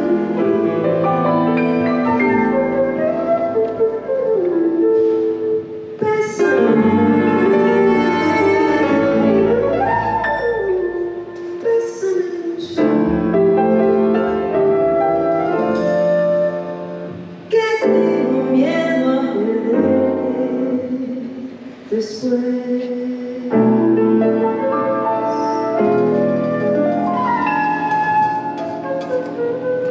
Bésame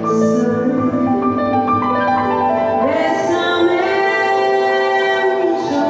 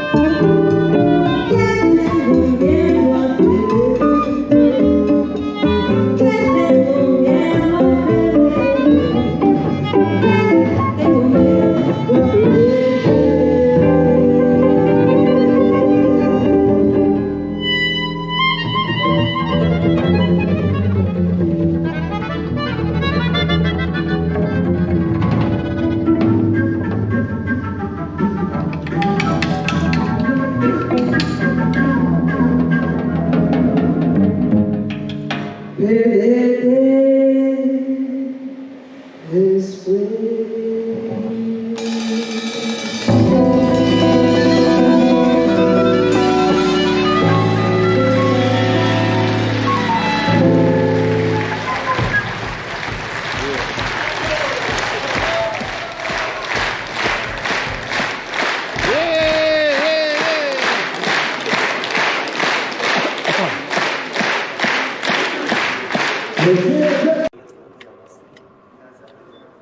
How's everybody doing?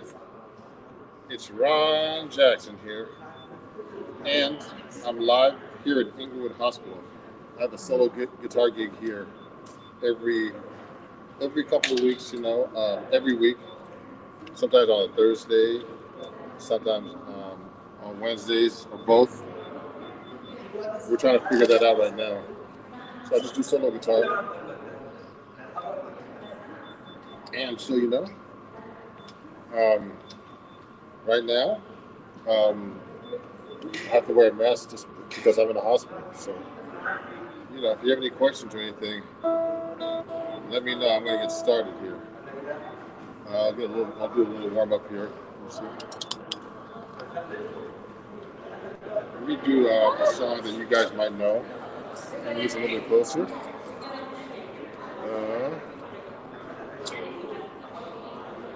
There you go. I'll move this way a little bit. So you can see the guitar nice and good. I'm going to do Love Walked In. I haven't done it in a while. Let me take these out of my pocket. Pocket feels heavy. Okay, here we go.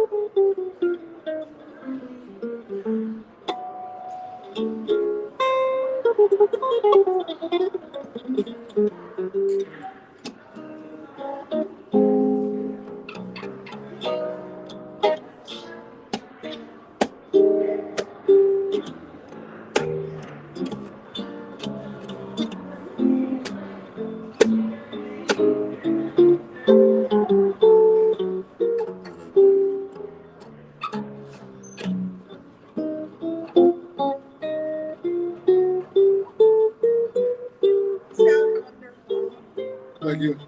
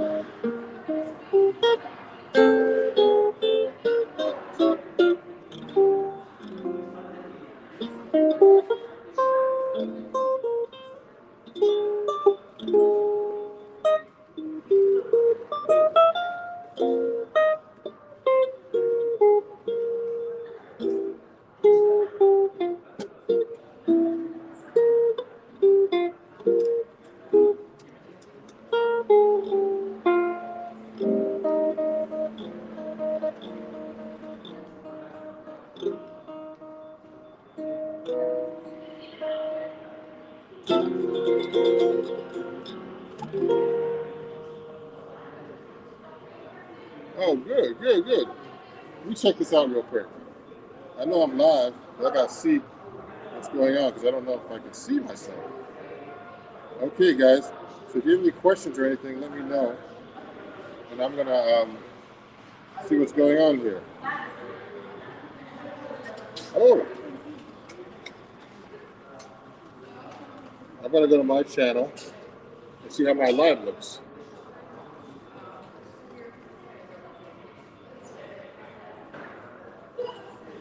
'Cause I don't see anything or anybody talking yet. Hey, how everybody? Oh, hi, Leo. You guys can see me and hear me there. Good. I'm actually live at Inglewood Hospital, Leo, and I'm doing good. I'm just getting warmed up, guys. I was in California a couple of weeks ago, and what happened was, I've been busy doing my regular stuff, just working on my business and my websites, my music, and I haven't had much time to practice. But now I'm gonna play for you some songs, okay? So let me look at my song list here. I have it on my phone as usual, and I'm at Inglewood Hospital. I play here in New Jersey, and I play here once a week if I'm in town. So let me do something. Let me do another song that I haven't done in a while. See if I can do this. Let me turn the bass up a little bit here.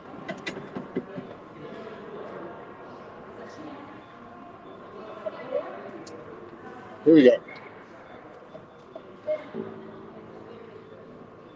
Where are all the comments? I don't see the comments here streaming up, but it's okay. It's kind of weird. I only see them if I go here. Here we go. Let me pin this. Let me pin you, Leo.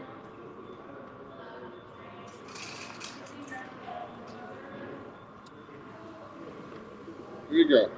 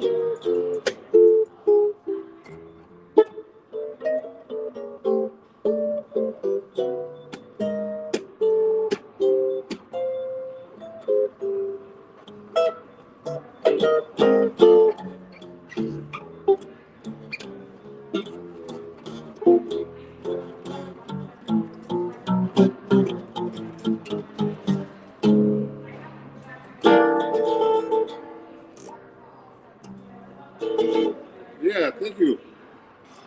Hey guys. Oh, you move back over here. So I'm almost hitting the wall. My guitar. So if you want to ask about my guitar or anything, hey. Oh, hey Simon. Um, Great to hear from you guys. I'm playing solo guitar gig right now. Thank you for watching. And he had a question about not many 7-string guitars for sale in UK. Really? Well, contact me at ronjacksonmusic@gmail.com, and you could I could tell you how to get a 7-string guitar. But this is a handmade Benedetto. You can't really see it. Look at this. It has 7 strings, and it's a really great guitar actually. And it's a handmade guitar, so they're really hard to find. Let me pin your comment. And so they really exist, but you have to look for them. Eastman guitars I play Eastman. Sometimes I bring them out, but I don't think I use my Benedetto from now on because it's like a superior guitar. But they're expensive. But you can get an Eastman guitar, pretty good, They're really great guitars, Simon. And Leo. Oh, Joe Ravi. I know Joe Revo. You mean I know Joe. I haven't seen him in a long time. Joe, I haven't seen in a long time. I used to hang out with Joe in New York, Leo. Let me pin your comment if it lets me do it. And so, yeah, Joe Revo, I haven't seen in so long, guys. And he's really a great guitar player, from Broadway shows and stuff like that. So I got to be careful with my guitar because I have my dentist thing. So let me play another song for you. Keep going, guys. Yeah, Leo. Yeah, that's right. Joe Revo. Yeah, he's a great guy. I'm friends with him, but I haven't seen him in so long. I remember meeting him about doing Broadway shows when I first went to New York and all that stuff. But I don't do any of that stuff anymore. I quit playing that stuff and doing my own thing now. So, really great guy. So let me continue with the song, guys. If you have any questions, send them to me right here on YouTube. I'm live in different places too, as well. Let me look at my song list here. I have so many songs. And let me see if I could do something maybe in Latin or French even. Hi. And let me see. See if I can play this one. I haven't played it in a while.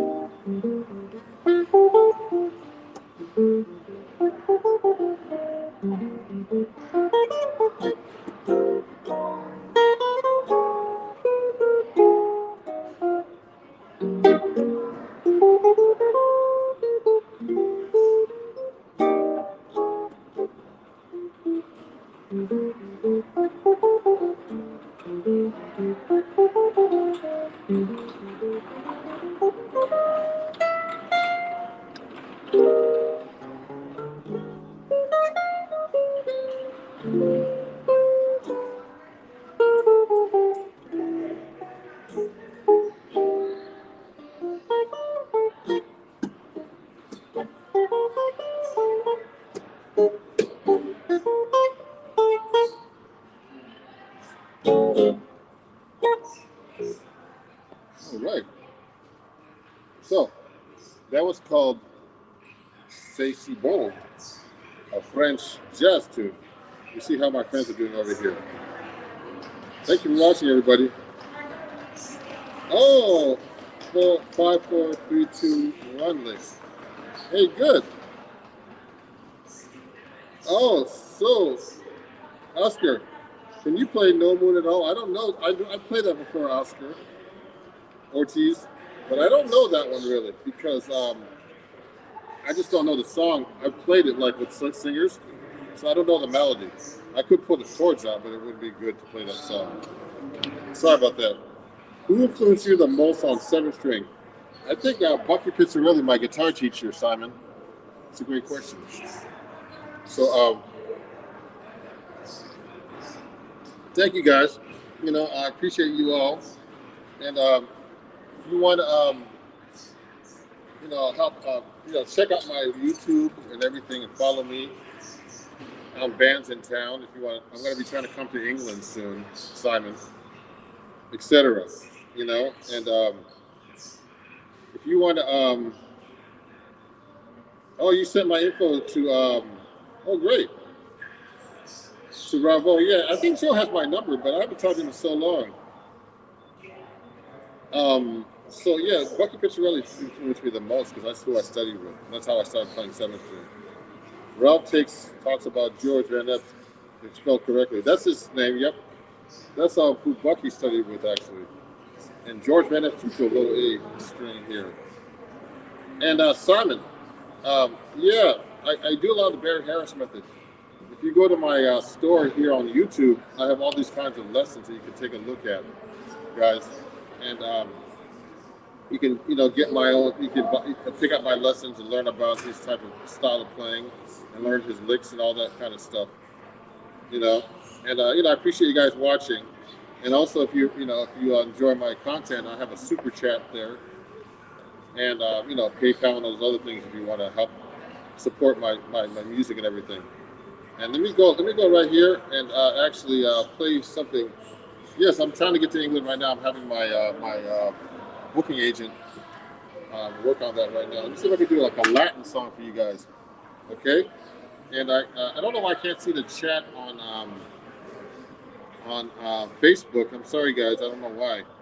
But let me continue now with another song. I'm going to go here for about an hour. Let me see if I can find like a nice Latin type of song for you guys. Let me look at this right now. Okay. Oh, I haven't played these in a while. Let me do this one. It's been a while since I played this. Let's see.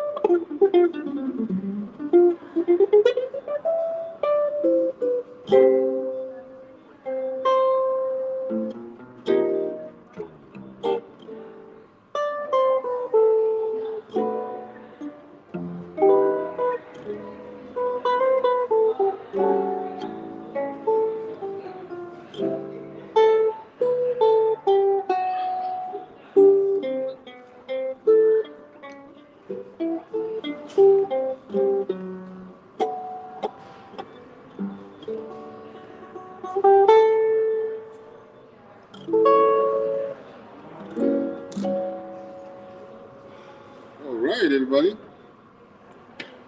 The shadow of your smile. Yeah, thank you for watching, everybody. I really appreciate you guys.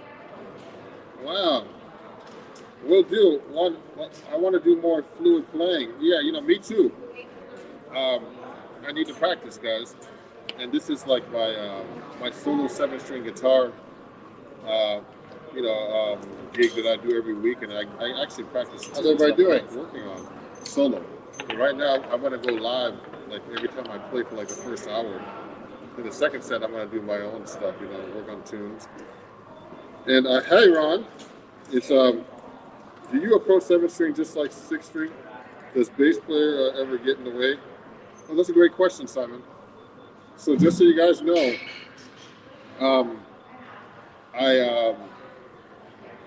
I play differently when I play with a bass player than when I play by myself, because I try to avoid the 7th string with the bass player, but I use it as effect, and I might use it in my soloing. And it depends on the bass player. Most bass players are cool, but some guys aren't. If you play the bass note, they get really mad. They get to the register and say, "I'm playing the bass, man." I've had that happen to me, so I just have to be careful. But usually, if I hire them, they have to accept that I play 7th string and that I play the bass note. That's a great question. Let me pin that comment. Yeah. So I approach it a little differently. You know what I mean? So that's the question. So let me go and say hi, Reynold Alexander. How's it going, Reynold? Great to see you guys.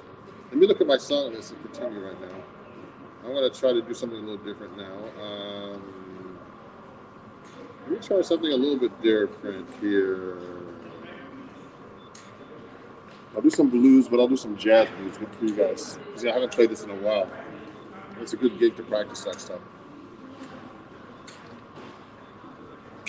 There's a lot of songs I have to practice, guys.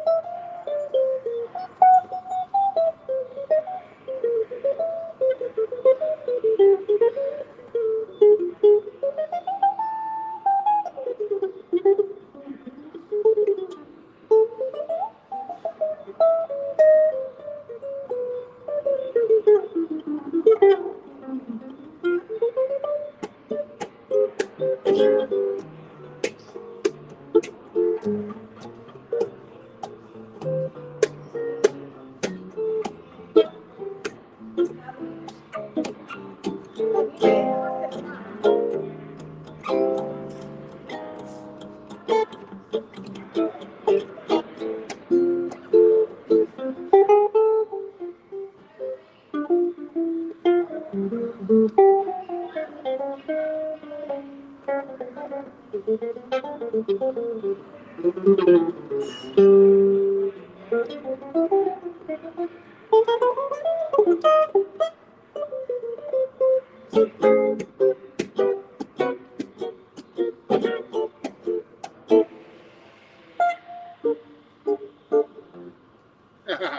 wanted to work on some bebop blues. But I forgot some of the melodies, like Blues for Alice. Um,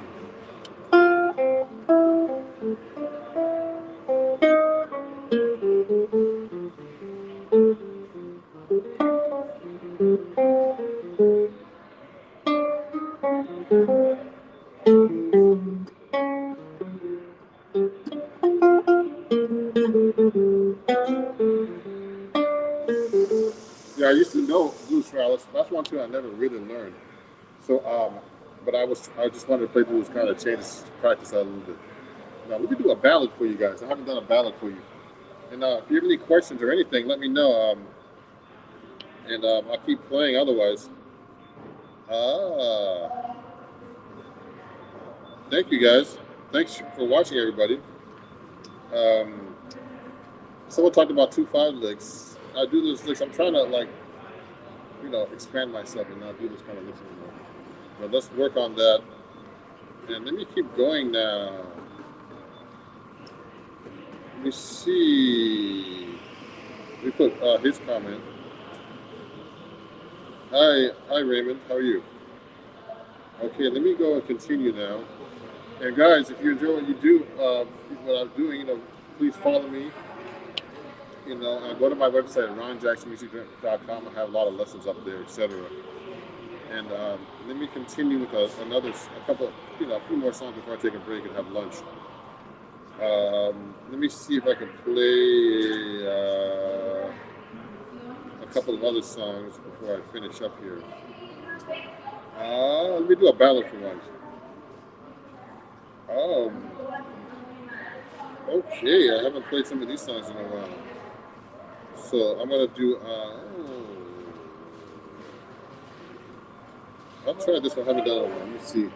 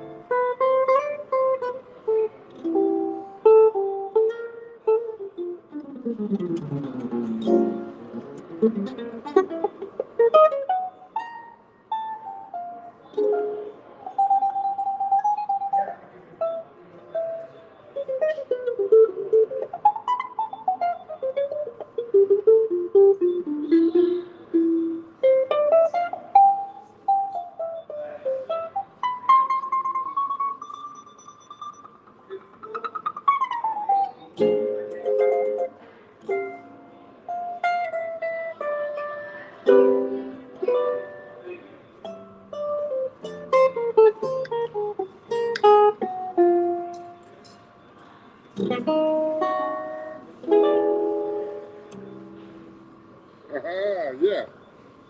That was called "You Are Too Beautiful." I haven't played that in so long. This is a great little gig solo guitar to be able to do that. So, oh, I best start slow. I can't play scales fast yet. Yeah, Simon. Yeah. So when I'm playing, though, just so you guys know, when I'm improvising, I'm actually not playing scales. I'm trying to play lines, jazz lines. So eventually, you have to start learning how to play jazz lines, not scales. You have to learn your scales. But the best way to get this together, guys, is get a teacher. Like I've always had teachers that can tell you, well, you're not doing this right, or you got to do this right. And so you can't just really judge yourself. So I teach people online from everywhere in the world who are really serious about doing this kind of stuff. So I'm gonna probably do one or two more songs. And Simon asked from Bluesette, which I haven't done in quite a while. Let me pin this message. And I appreciate you guys. If you want to. If you enjoy what you're hearing, please, send me a super chat, or if you like, and you see my different things that I do here, different donation options, and I really appreciate you guys. And I'm gonna take a break soon and have lunch, and this is my weekly seven string jazz guitar gig, and we really appreciate you guys watching. And and especially from all over the world. I see people in England, and I'll be going live again tomorrow here at the same channel, doing the same thing. Okay. So here, let me get started and do another tune for you guys. Right now, let me think about this for a second though. Oh yeah, lose that. I'm gonna sip my coffee and get started. Thanks for all the great questions and talking about scales and old friends like Joe Revo. Let's see if I haven't done this in a while. Before I start, let me tune my guitar a little bit. I'm gonna take a little bit of the treble off too. There's a little treble.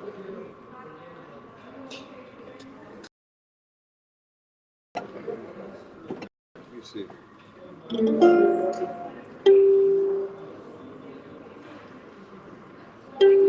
I got to tune the guitar up a little bit.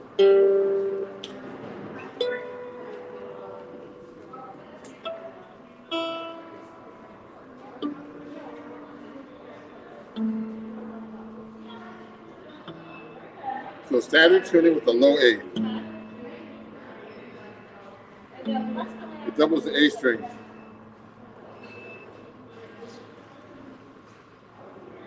So let me do a little bluesette for you. I haven't played it.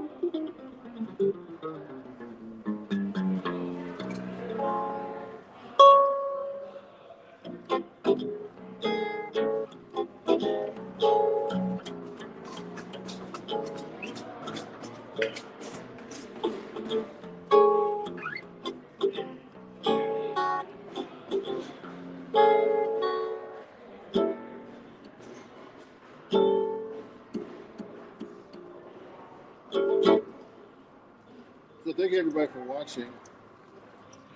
Thank you. And it's Ron Jackson here. Appreciate you guys. I'll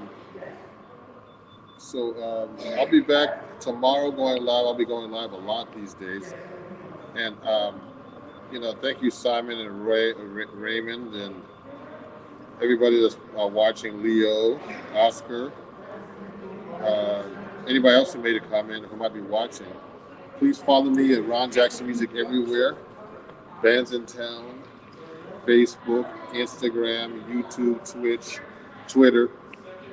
I'll be coming to your country soon. I'm going to be going to Europe to perform very soon again. And I'm trying to get to England and many other places and all over the world. So thank you. I was just in California. I really appreciate you guys. And let me see what else is going on here. We'll be talking soon. I'll be going live tomorrow at noon. Again, solo 7-string guitar from the same place here in Inglewood Hospital, New Jersey. And thanks everybody for coming out and watching. And we'll talk soon. And thanks, Simon, and everybody. Have a great day. Bye-bye.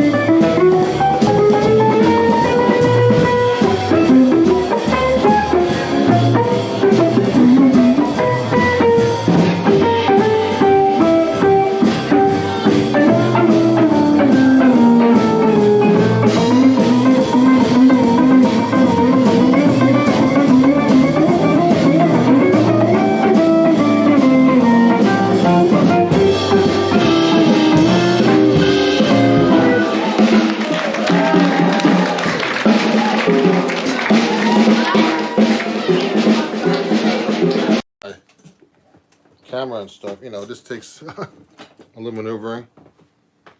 I know it's the middle of the day for some people, and I'm gonna actually try to do best I can to make myself look decent in this thing with this phone. So let me see, and I'm gonna go to my other computer and make sure. Oh yeah, I'm live right now here, so I just want to make sure that people, that I can see all the comments that are coming in and get going here. So, I'm actually transmitting to YouTube as well, everybody. So we're going to be talking about playing melodies correctly today. And so please ask questions about that. Because people always asking me other questions all the time.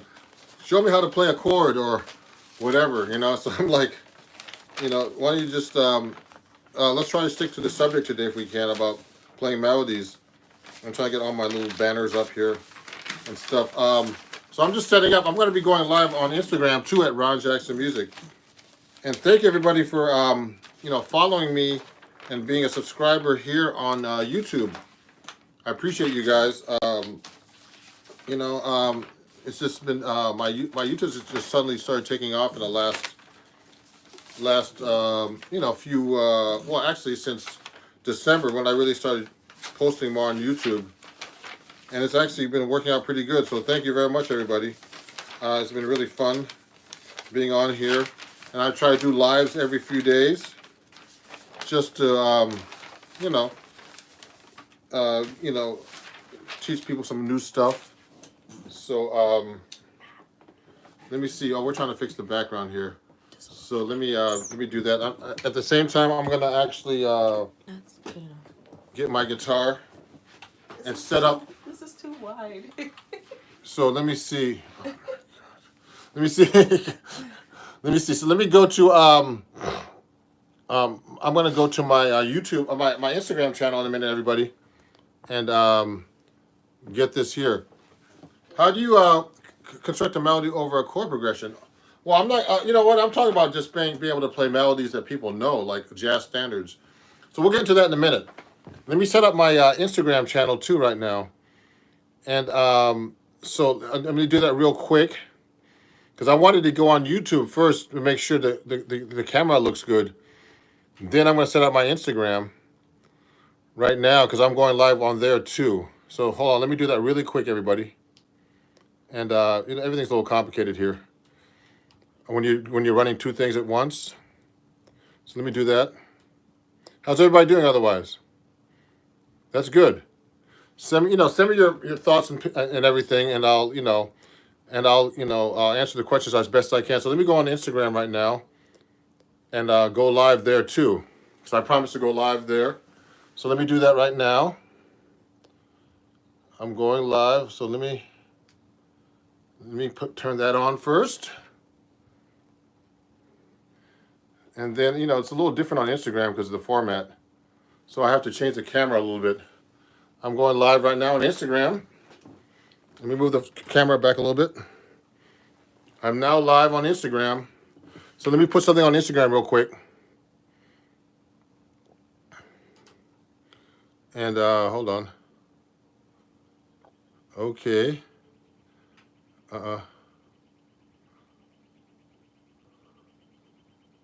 And then let me do something here. So hey everybody, Instagram. I'm also doing a chord melody workshop here.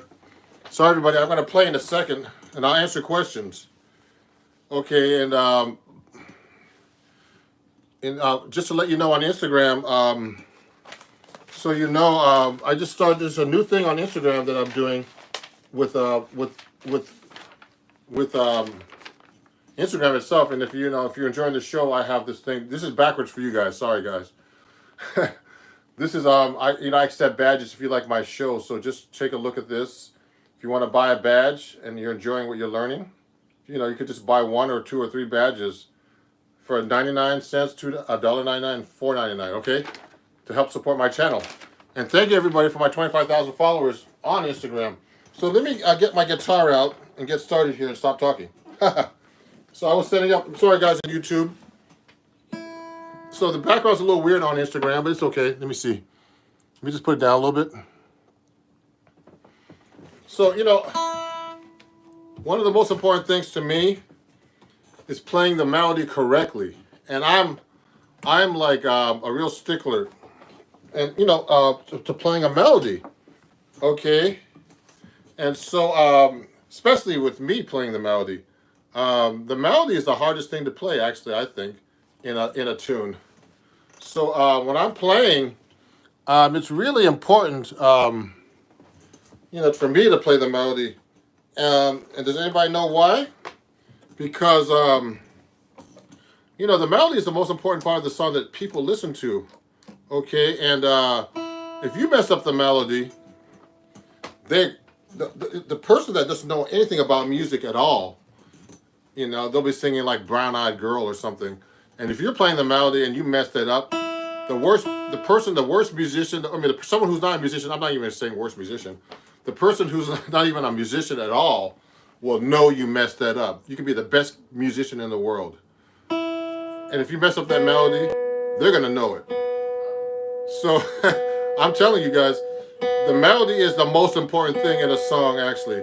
So when I'm playing, if I mess up the melody, I'm the most conscious about this thing. So it's a funny thing. Like everybody's worried about playing all these solos and fancy things on the guitar or any instrument, fancy improvisations. But you'd be surprised, guys who could play all that stuff and can't play the melody correctly. So that's really important, and that's really important to me because when I mess up a melody, I'm like, it really messes me up. Like, 'cause I've been, like, I've been working on melodies for years, and sometimes you still can't play those melodies right. And you can play all the changes and everything, but it's really important. Yeah, someone's asking questions right now. Carrie, someone on YouTube is asking about sweep picking. Go to my article in Acoustic Guitar Magazine, January, February issue, Carrie, and there's an article I did, a whole article about sweep picking. Okay, so go to the January, February issue of Acoustic Guitar Magazine. I might even have the issue here. Do I have it? Yeah, it's this issue. In this issue of Acoustic Guitar Magazine, Carrie, my sweep picking, that's my sweep picking article. Okay, there's George Benson on the cover. So I use sweep picking all the time. So go there and look at that article and read about it on Acoustic Guitar Magazine. You can actually go to their website and check it out, actually. Okay. So we're talking about melodies today and playing correct melodies.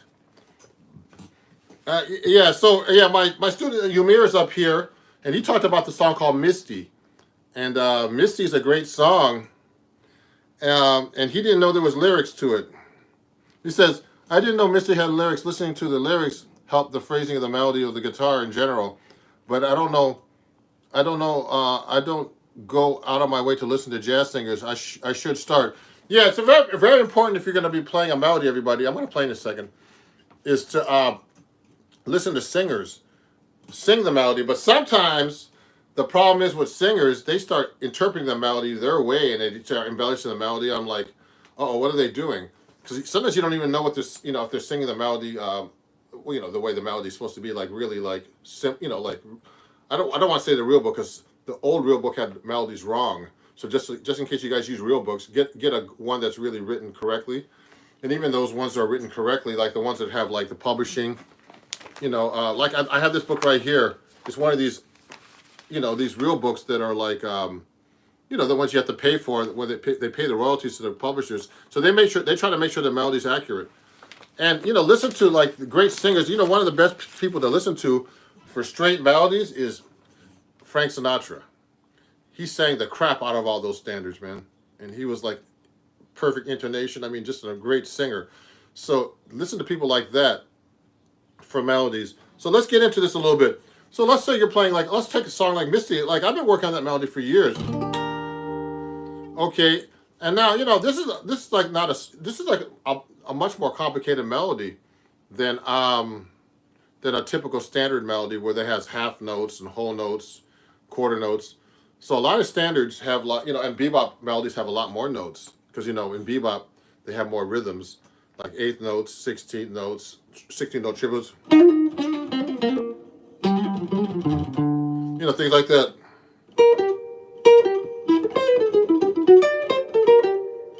See those kind of melodies? So those melodies are tricky too. You have to have the right fingering. So if you're playing a standard melody, I think the standard melodies are even harder because they're simple. It's hard to play simple, actually. Play a simple melody and play it correctly. So, I mean, melodies come in all different types of forms, of course, Like one of the melodies I was working on recently with my students, and I actually put an arrangement up, is the song Autumn Leaves. Now, a lot of melodies have like a pattern. They go like let's say, Love Walked In.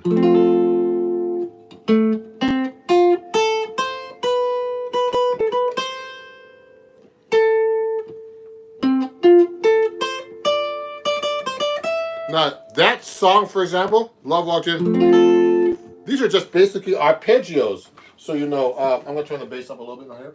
It's a little low. I hit the button by accident. So, it should sound like this.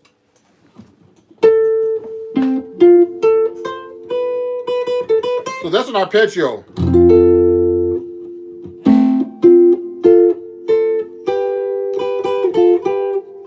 So, those are arpeggios. But some melodies do these type of things, like Misty.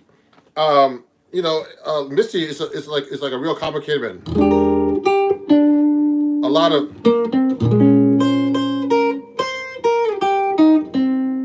arpeggios.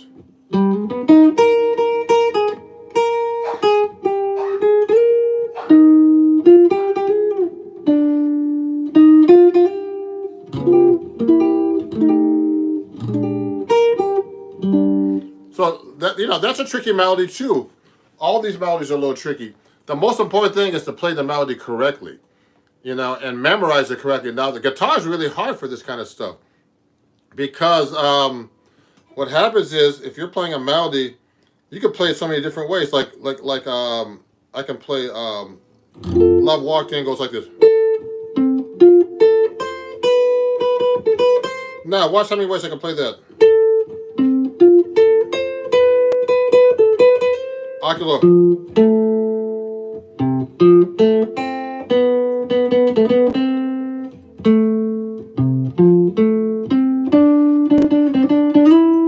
See how many ways I can play that thing?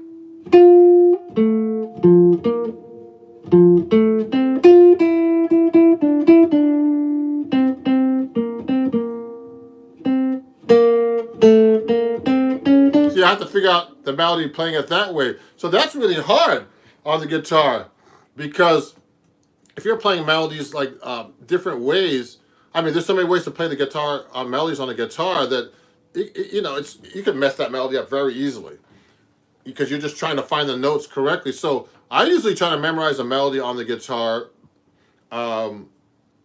just one way, for example, so I know I play it correctly. Now, when you start transposing keys, that's a whole different story. So you got to be able to transpose these melodies into different keys, and it's very important to start working on these kind of things, everybody. So you play the melody correctly. Remember, it's not all about your solos. So let's take a song like Autumn Leaves. That's like a scale pattern. So I try to find these things in melodies like that. See that? That's a scale pattern, okay?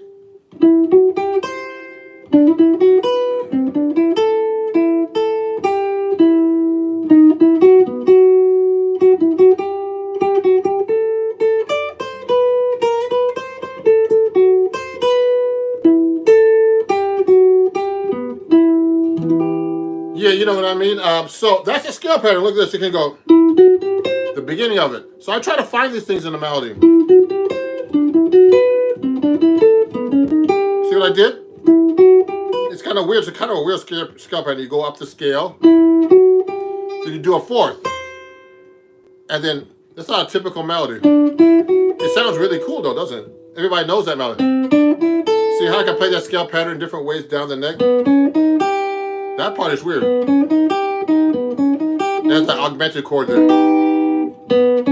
Because it goes on the beat. So the thing is to find these kind of melodies and find the scale pattern. Like if I did an octave lower. And also see how the melody works against the chord if you're a guitar player. So like when I'm playing the melody, I know that's on the A minor chord here. So that melody note is the C note against the A minor chord, which we call the flat third.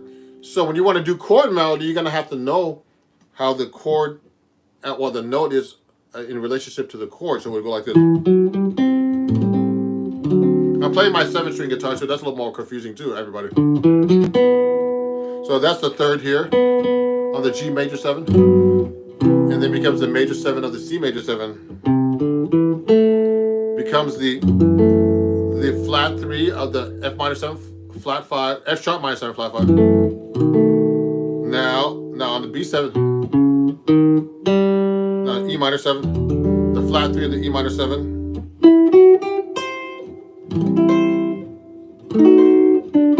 Now putting it on top of the chord.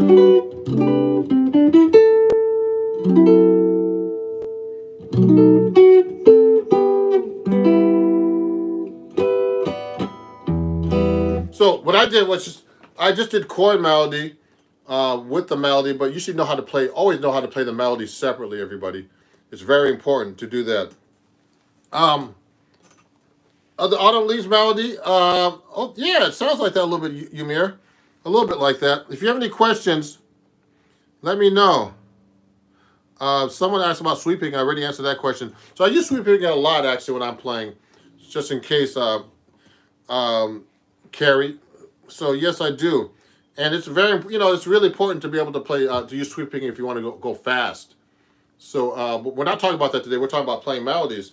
So let's say you're learning a melody. So you got to find different ways of playing the melody, and you got to see what the melody is against the against the chord, and if you want to do chord melody on guitar. But the most important thing is like there's different kinds of melodies you should learn. Like for example, if I'm learning like a really like a ballad or a song that I want to learn, let's say Heavy Memphis Jones. I'm just picking up any song right now.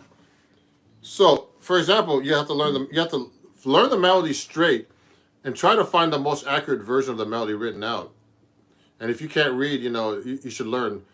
And I think guitar players are too dependent on tabs these days to learn. So I don't want to put guitar players down, but the joke that if you put music in front of a guitar player, they'll stop is true most of the time. So it's really important to try to learn notation, look at melodies from books like the real book like this.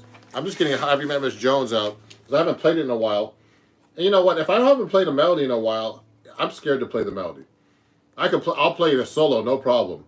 But the melody is the most important part of the song, always the most important part of the song. Then the improvisation, and a lot of the old school cats, if you mess up the melody, they'll be like, "Oh my God, you messed up the melody? Get out of here!" So you should be able to play the melody. Oh, let me see. Hello, all. Yeah.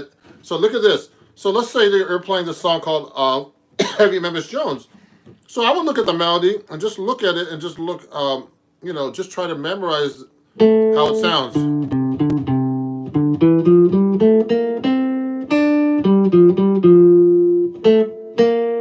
See, I do it different there. My ear. I'm just reading this. Just reading.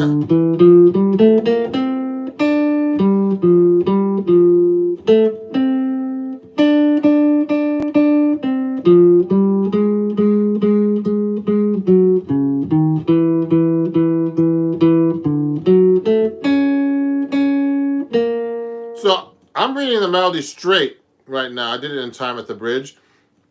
So it's very, very important to know how to play the melody straight, exactly as written. Because a lot of musicians, when you're actually playing a jazz standard for everybody, you don't play it like the book. You don't play it like the book like this.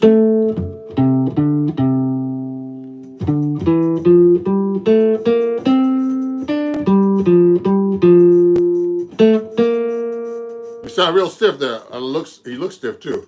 You see. You're gonna play the melody like this. You're gonna interpret the melody. Once you know the melody really well, you're gonna go swing it.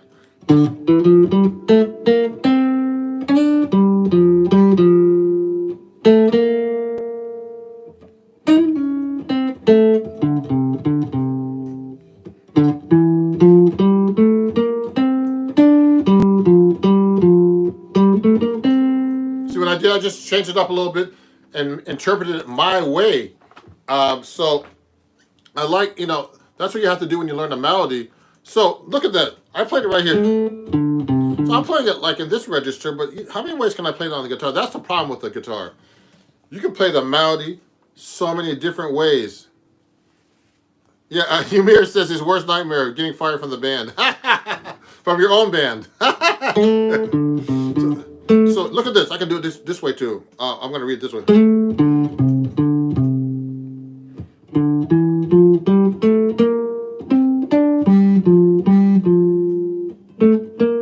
See what I did? I just played it like a different position and fingering on the guitar. So that's the hard part of the guitar. You can play these melodies so many different ways that, it can be... you can just get lost by just playing the melody correctly, and you'd be surprised how many. Like I told everybody before, there's a lot of great players that they don't know the melodies as well as they should, and I've been guilty of that myself. And I just want to let you know, like years ago, I used to hang out with Buddy Montgomery, Wes Montgomery's brother. He used to be my roommate in New York back in the days when I really needed a roommate because I was so broke. And what happened was. He had a lot of great stories about Wes, but he I used to go sit in with him in New York. He used to play at the Park and Meridian Hotel like on it was on the Parker Meridian was on 57th Street, like near Carnegie Hall, and he used to have a solo piano gig there, and he played his butt off. This guy, and I would just sit in, and then I would mess up the melodies. Hey Dario, I got your recording. Sounds good, man. I think you got my email back. So Dario sent me some, him playing. He sounds good. So I told him that, and so yes, Dario saying you have to train your ears for intervals. Yes, yes, you have to train your ear for intervals. You have to be able to hear the intervals. But if you're playing in the key of F, for example, like Heavy Man Miss Jones, I forgot to mention about key in the beginning. So you should know what key you're in, obviously, when you're playing the melody. Like I'm playing in the key of F right now, so there's one flat. So I know that a lot of the scale tones in Have You Met Miss Jones is just walking up the scale.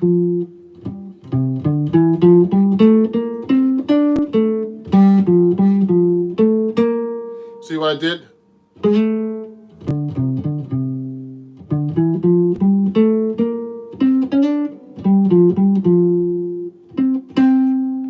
See what I did? So you got to be able to play that and know your intervals. But if you're going up the scale, it's all second. Minor seconds and major seconds, which is like on the guitar, one fret in between or two frets in between. Up the scale, you should be able to go up the scale on the same note.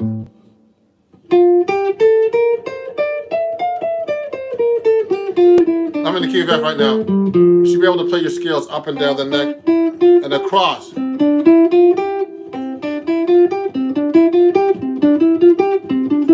And that's so many ways you can play actually all those scales, everybody, up and down the neck, and play your intervals through the changes and everything. Let me see. What's a good intro to reharmonizing a melody? Would that throw out people when you jam? Oh, if you're going to jam session, Yumir, someone's asking Yumir, my student actually. Yumir, he's a great guitar player. He said, with a good intro to reharmonizing a melody. Well, there's all kinds of things I don't know if we want to get into reharmonizing a melody right now, but there's so many things you could do to reharmonize a melody. But if you're in a band situation, it's really hard to reharmonize a melody when you're in a band because they don't know what you're doing. So, and I guess you could do things like you could do different types of things that are simpler, like maybe put a fourth under there, or different.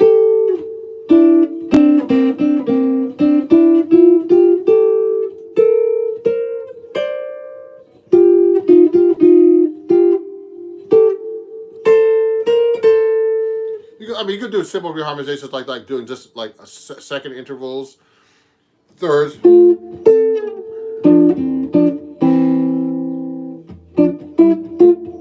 Actually, I'm doing 6. Sorry about that. I'm doing 6 right now. 6 are easy to play on the guitar. So that kind of stuff is easy, or fourths like that.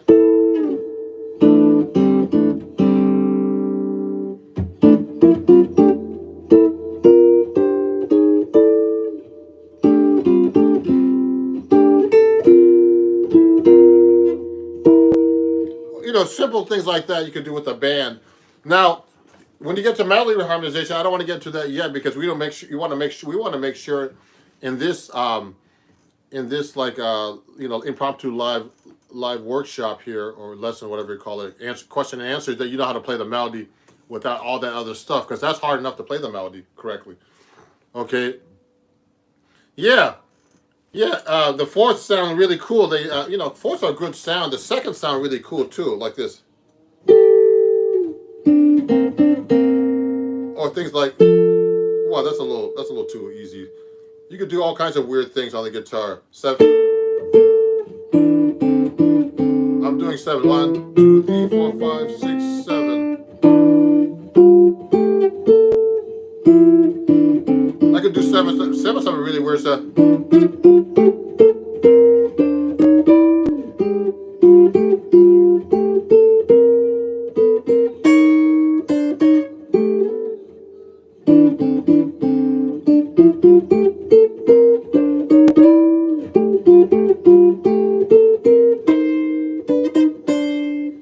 really weird sound too, isn't it, everybody? So I'm doing, I'm just trying to do. Oh, sorry, Anthony. Anthony has to run.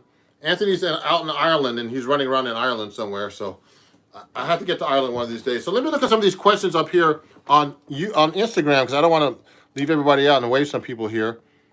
Hold on, everybody. Let me wave to some people on Instagram.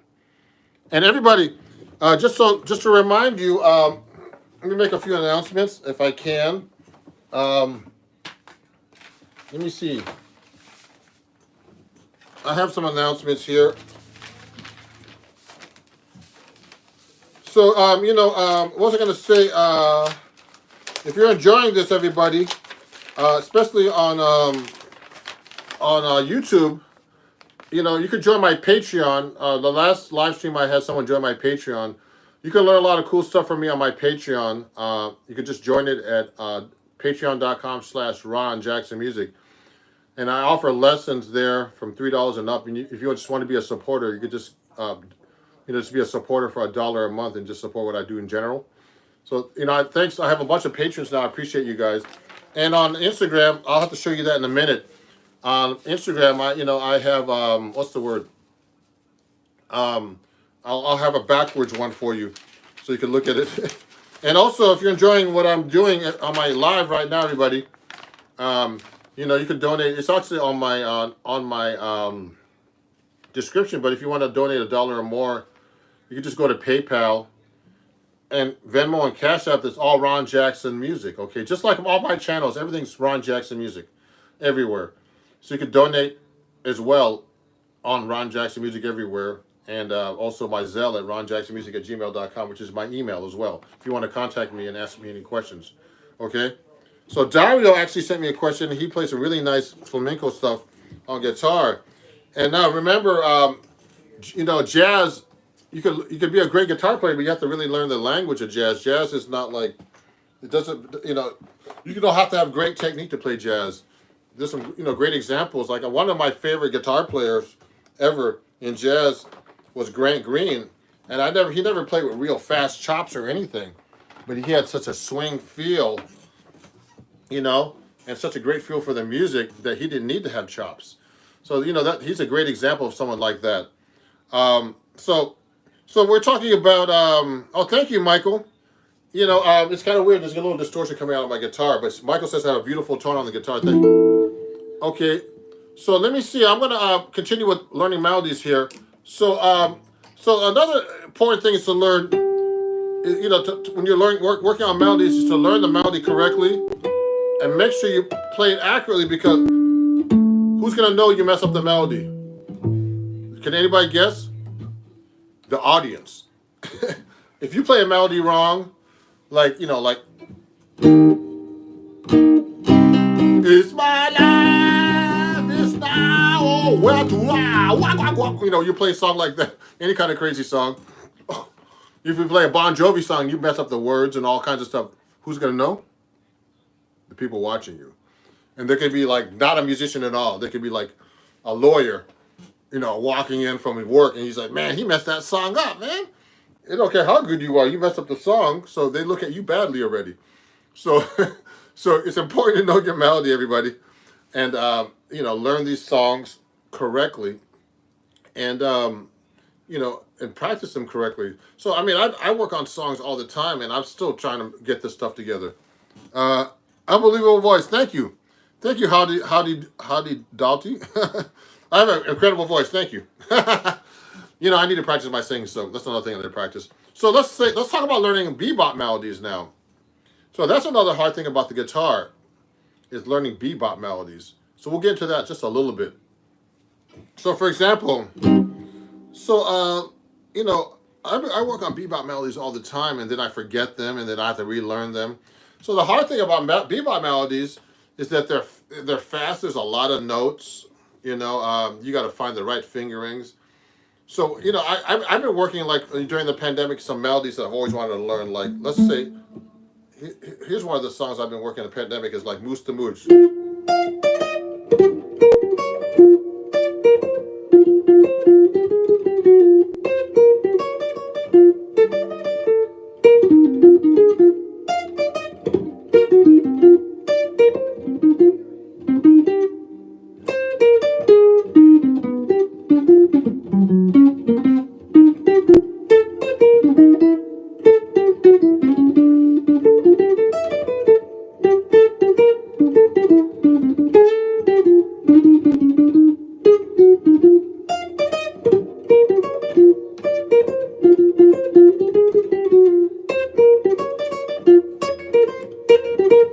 So, that's a really great melody. And there's this one part of that melody I always go, wow, this is kind of weird. This one. I'm always trying to play that correctly. Now, this melody I've always wanted to work on. Now I had time. And even though I have time now, I still don't have enough time to practice. I'm always doing the social media stuff. But the thing is, you have to really work out these fingerings and practice these over and over and over until you get them. Because when you get on the gig and start to play them, it's a whole different story than when you're sitting home and practicing. So, I practice these slow and fast. And I had to figure out the fingering for this. Because you can play this. I'm playing it up an octave. You can do it there or there. That's the hard part about the guitar. You see that?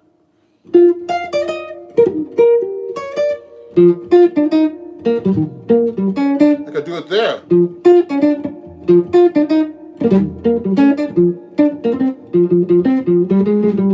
See, I could do it right there, that melody. And it's a whole different fingering here.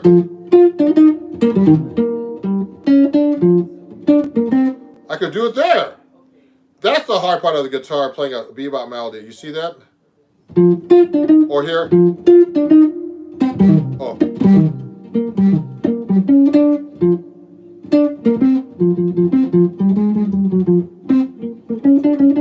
See, I could do it right there too. So you see how many ways you can play that on the guitar? That's the hard part of the guitar, especially playing bebop melodies. I need water. Let me get my water. So let me go. Let me get my water. I'm talking too much. So, that's the hard part of the guitar, playing these melodies in different ways, playing them all over the neck. And you know what? I guess you should be able to be free enough to be able to switch the melody.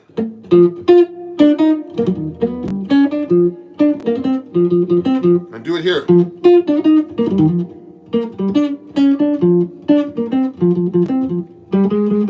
You should know the melody, the guitar that well, actually, to be able to transpose those melodies just like that on the fly.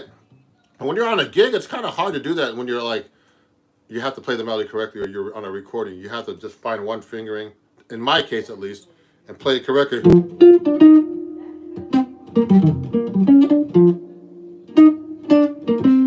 See what I did? And I'm trying to find those notes there.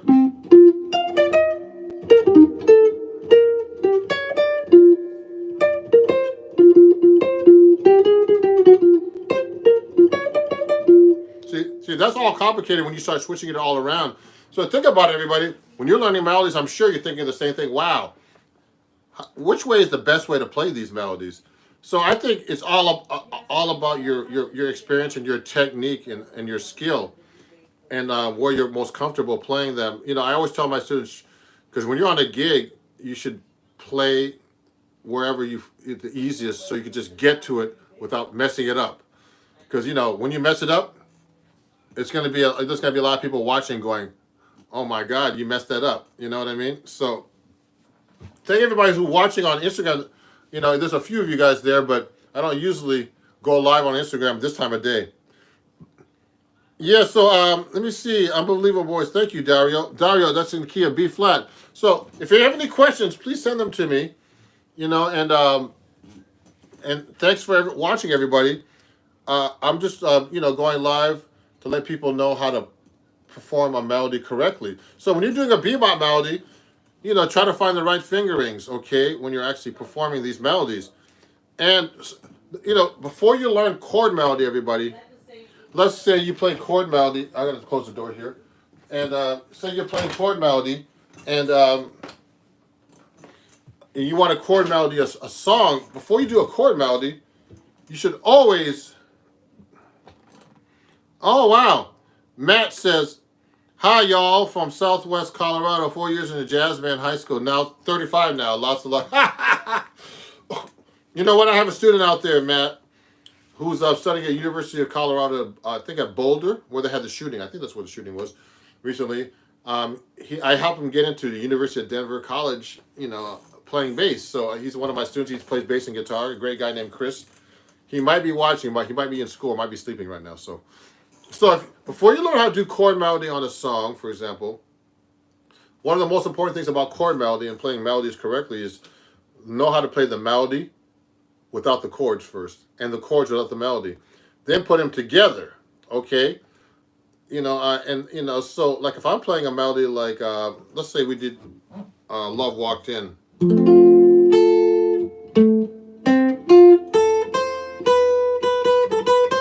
Before I play that melody with chords under it, I have to make sure I know how to play it without the chords.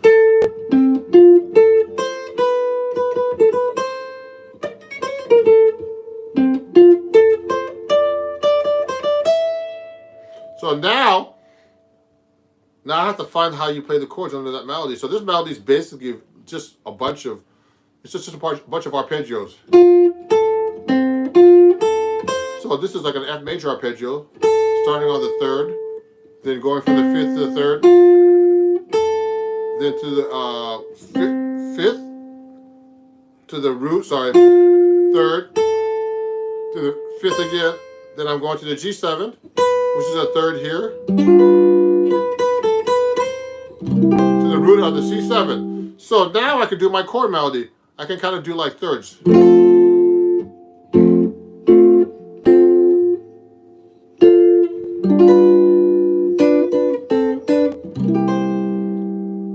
So first I learn the melody correctly, then I try to put the chords under each melody note if you can. Some people do that.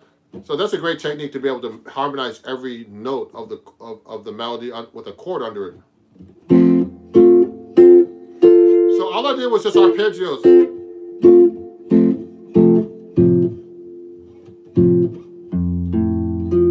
See what I did? So I just did the arpeggio.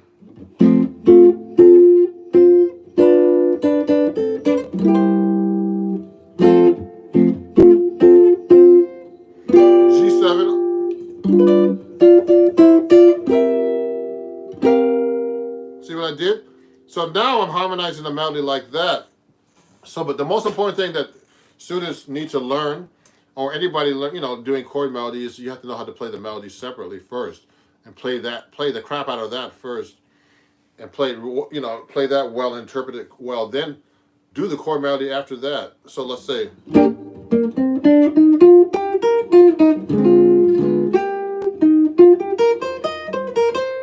So that's There Will Never Be Another You. I've been playing this for a long time.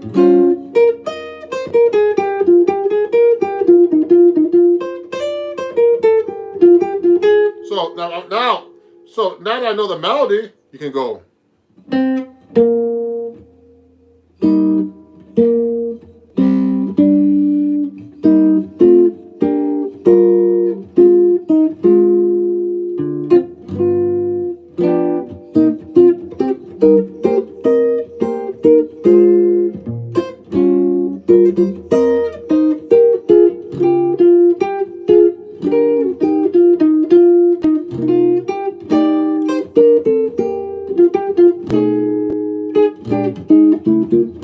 So what I did was I have my own chord arrangement for that, but I've been working on that for years.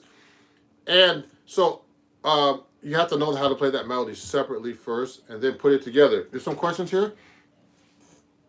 I'm currently drilling, John's asking, I'm currently drilling triads, chord, tones, and practicing improvisation, but it hardly sounds musical at all.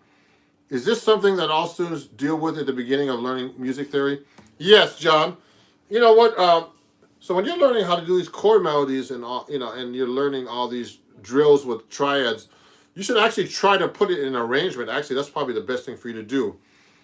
So I would suggest like taking a melody, like let's say like There Will Never Be Another You, and using those techniques to play and do an arrangement, because that's how you actually make these things sound musical. To get that together. I know it's frustrating, but you have to actually start employing, I call it deploying, like deploying a missile. Deploying your technique and putting it right into a musical context. So just put it, like, let's say you're working on thirds.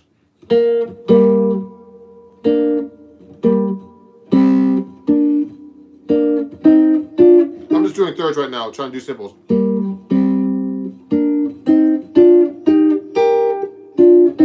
See what I do, John?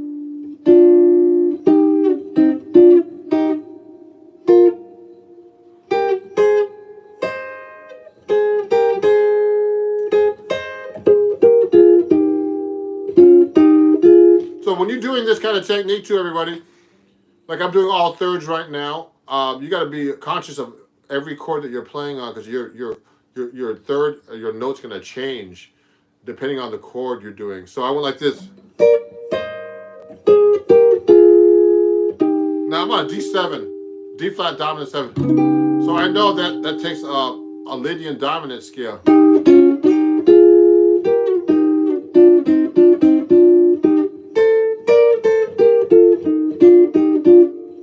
See what I did? So I just did all thirds. Now, if you took a melody and did that, John, it would sound great. You know, I'm just messing around trying to find the right notes. But if you deploy that kind of thinking in your playing and make it and put into your music, it will really help. Okay, let me see. Ymir had a question. How do you play a chord melody while including the seventh low A string? So I'm using my 7-string guitar here. So that's a great question. Ymir is one of my students for a long time. If you want to study with me, everybody, please contact me at ronjacksonmusic@gmail.com. It's all, you can contact me on my website, no problem.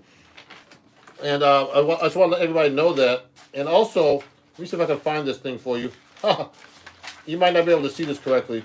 But if you go to my website, I saw my lessons, about these kind of techniques at www.ronjacksonmusic.com.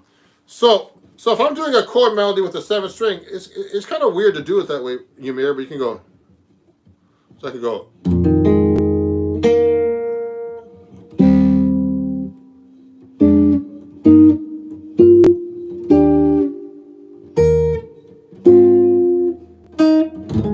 Like I use the 7th string all the time.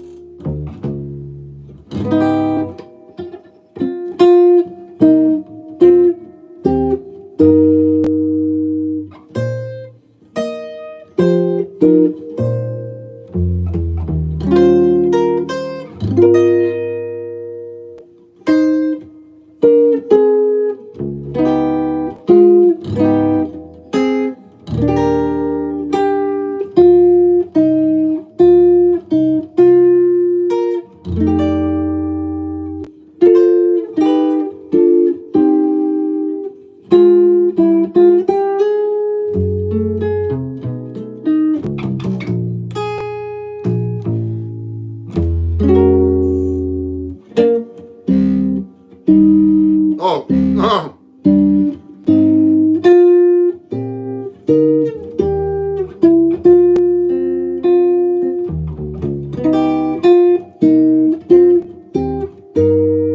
Uh-oh.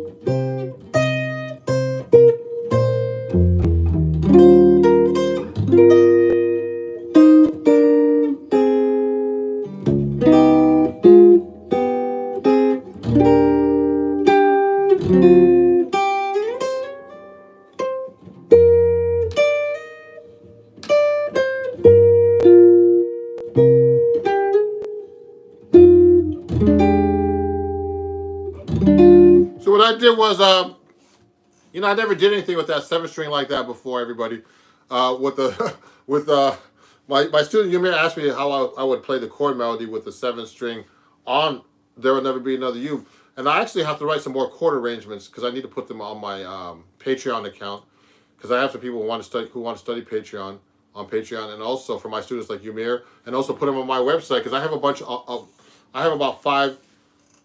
Arrangements right now for 6-string guitar, but I need to put more 7-string guitar arrangements. So that's a great idea, Ymir, to be able to take the 7th string and do a chord melody like this.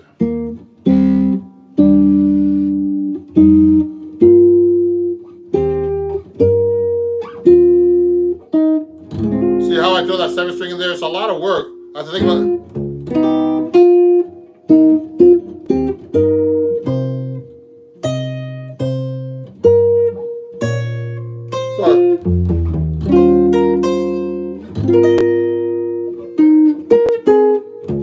So there's a lot of work that goes into trying to play a chord melody with a 7th string like that. But it's a really great question. Let me see. How many standards will you have to say you know? Thank you. So Shiva is asking you how many standards you should know. Oh man, learn every standard you possibly can. I mean, I know a lot of songs actually, but the thing is to keep up with all these songs to memorize them. Not only jazz, but I pop and rock and all kinds of different things, you know. So the most important thing is learn as many songs as you can, but make sure you learn them well and you know them well, each one of those songs, okay, Shiva?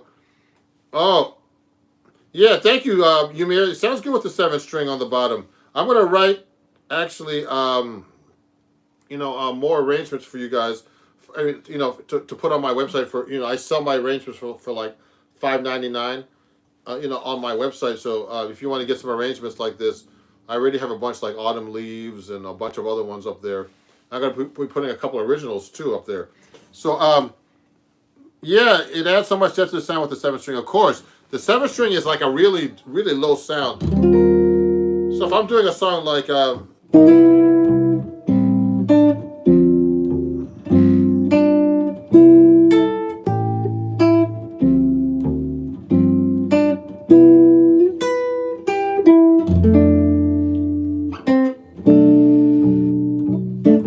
I'm going to write this out. 7th string.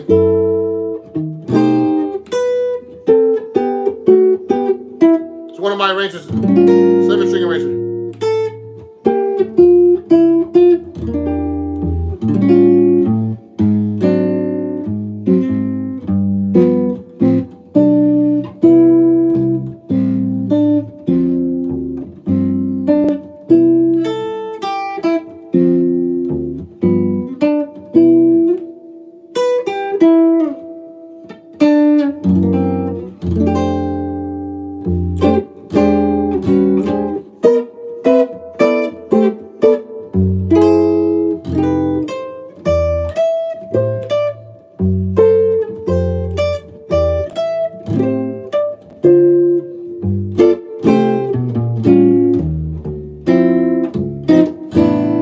So those are one of my arrangements. I'm going to actually write this one out for the 7th string and put it on my website.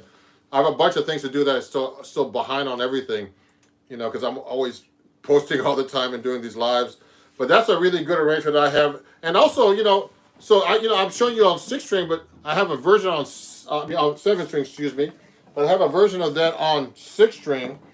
So it's basically the same arrangement. Let me get my D'Angelico. Thank you, D'Angelico, for my new XL1. Josh at D'Angelico, New York. I'm a D'Angelico artist now too, everybody, so you know. So if you like my guitar, D'Angelico guitar, you can go to my. I'm going to show you more stuff, guys, for everybody who's watching. Oh, too many things here. Anyway, here. If you want to go to my Amazon store, everybody, you can pick up a D'Angelico guitar on my Amazon store there. And on Instagram, it's Amazon.com/shop/Ron Jackson Music. And for YouTube, it's that, okay? And you can pick up one of these XL ones there. I don't think it's this color up there. I have like a blue one on my store. Grab it quick because one of my students wants to get one. So if I'm doing a song like Time After Time on 6th string guitar with that arrangement, so we're talking about melodies and chord arrangements and melodies, how to play them correctly. So make sure you know how to play the melody.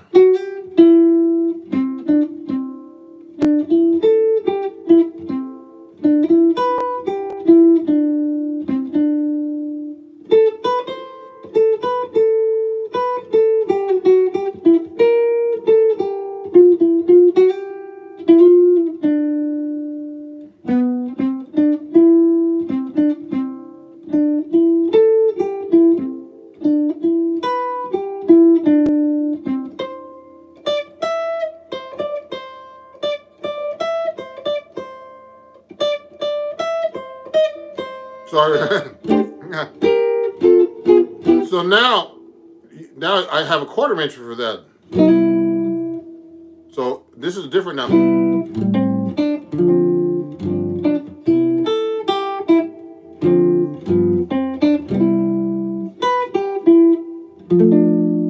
I have to adjust my fingering now. It's not 7th string.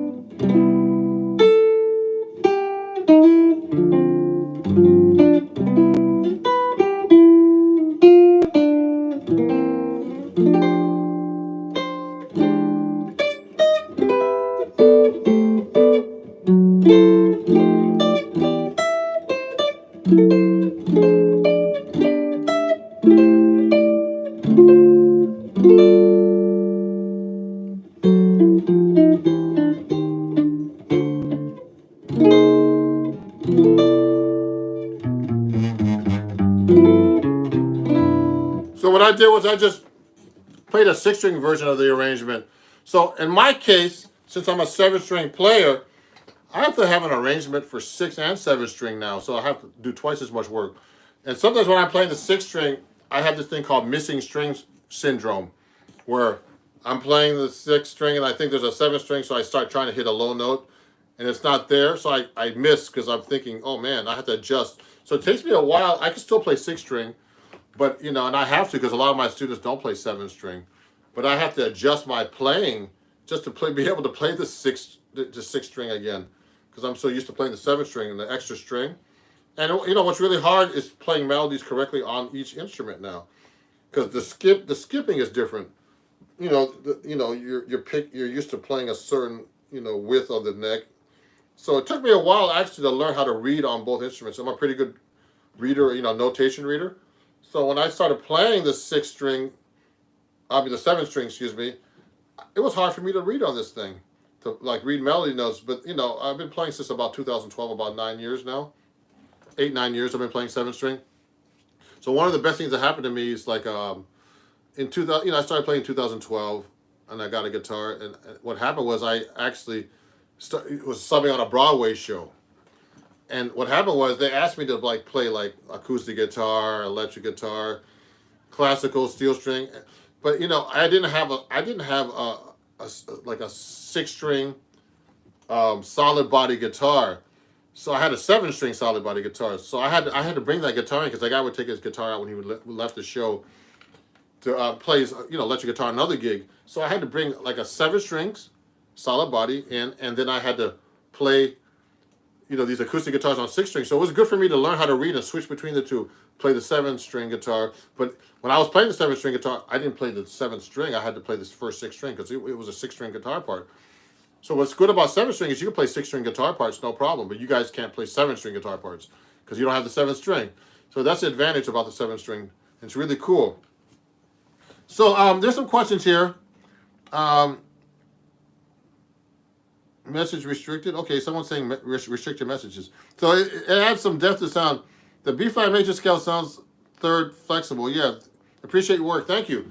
So let me see, everybody. There's a bunch of people on Instagram too. I'm sorry, I don't want to ignore everybody. So if there's any questions on Instagram, let me know, and I'll answer them. I'm going to be finishing up soon. Someone wants to go live with me here. Who's that? Oh yeah, thank you everybody. So thank you everybody for watching on Instagram. And I just want to let you guys know, lovely guitar, thank you. Thank you everybody. Gorgeous sound, thank you. You have to be really good to memorize all these notes and tune, and it's not a general arrangement. Yeah. So you know what? There's so much stuff involved with playing jazz, everybody, that there's a lot of stuff to memorize. Someone just mentioned that. London Fender Giza said that. So thank you. And I want to let you guys know on Instagram, if you're watching and you're enjoying the show, and also on here on YouTube, if you're enjoying the show, please donate $1 or more to Ron Jackson Music at PayPal, Venmo, and Cash App at Ron Jackson Music. Okay, and on Instagram, I have these things called badges. You can buy a badge if you're enjoying the show right on my Instagram page, and Instagram tells me to tell you guys that so you can help support my page. And it's 99 cents to buy 1 badge or 2 badges for $2, and 3 badges for $5 if you want to help support my channel. Thank you. What's up, Amaris? He's my brother. I didn't know you're my brother. Let me see. Pleased to meet you. Yeah, so you can join my Patreon, everybody, as well at Ron Jackson Music. It's www.patreon.com at Ron Jackson Music. And also, guys, I sell these Henriksen amps. So people are wanting to know about what amp I use. So let me take this off for a second so I can show you. Before I finish up, I have a few announcements. So I have this Henriksen amp, everybody. And everybody loves this amp. It's a small amp. It's like a great amp for gigging. It has mic and guitar input, full volume, 2 channels with reverb and everything. and I'm a Henriksen influencer. And you know, I have my own coupon code. So if you want to use that, go to henriksenamps.com. Some of you guys can't read this correctly. Okay, go to henriksenamps, everybody. .com, and you can use the code Ron Jackson on Instagram as well.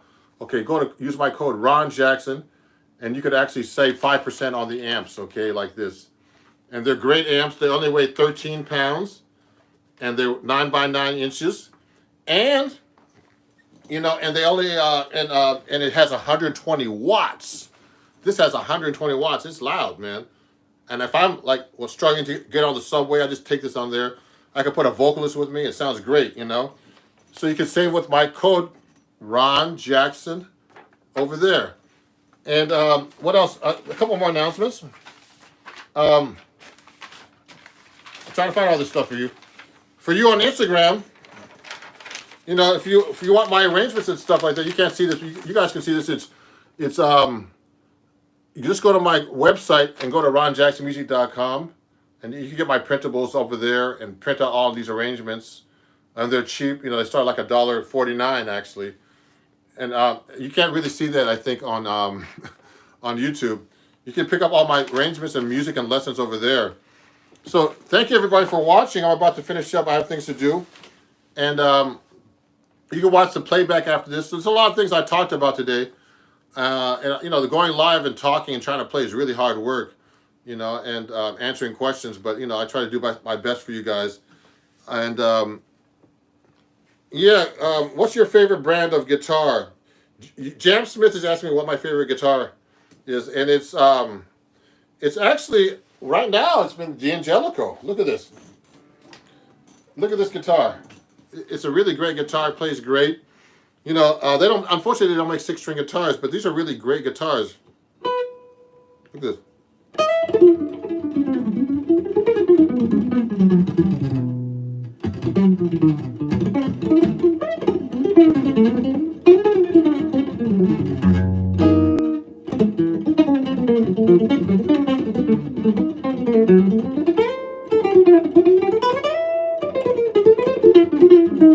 It's a really nice guitar. So I mean, I like to thank them for giving me this guitar. So this is a really great guitar. You should get your own and check it out. And you know, I really like Benedettos. So I'm trying to work out a deal with Benedetto guitar, but they're really, really, really expensive. So so I'm trying to work out a deal with them to get a guitar, a 7-string guitar though, just so you know. So I don't need another 6-string guitar. So I have this. I'm using my D'Angelico, the top of the line D'Angelico, but I want to get a Benedetto eventually on 7-string. But I really love this Eastman guitar as well. For 7-string, this is a really carved wood guitar. So it's a great guitar too. So everybody, thank you very much. So please follow me everywhere at Ron Jackson Music. If you're not subscribing on YouTube, subscribe please. You know, go to my store. You know, help me out. Pick up some music. If you want to donate, go to Ron Jackson Music. You can pay me everywhere at Ron Jackson Music as well. And thanks a lot, everybody. Yeah. So I'm gonna get off the line. I gotta do a few things right now. Okay, we'll talk. Okay, everybody, and have a great day. And we'll see you guys soon. Bye bye. Hi, this is Ron Jackson, and this is my Patreon only lesson on basic bar chord shapes and how to change them, part 1.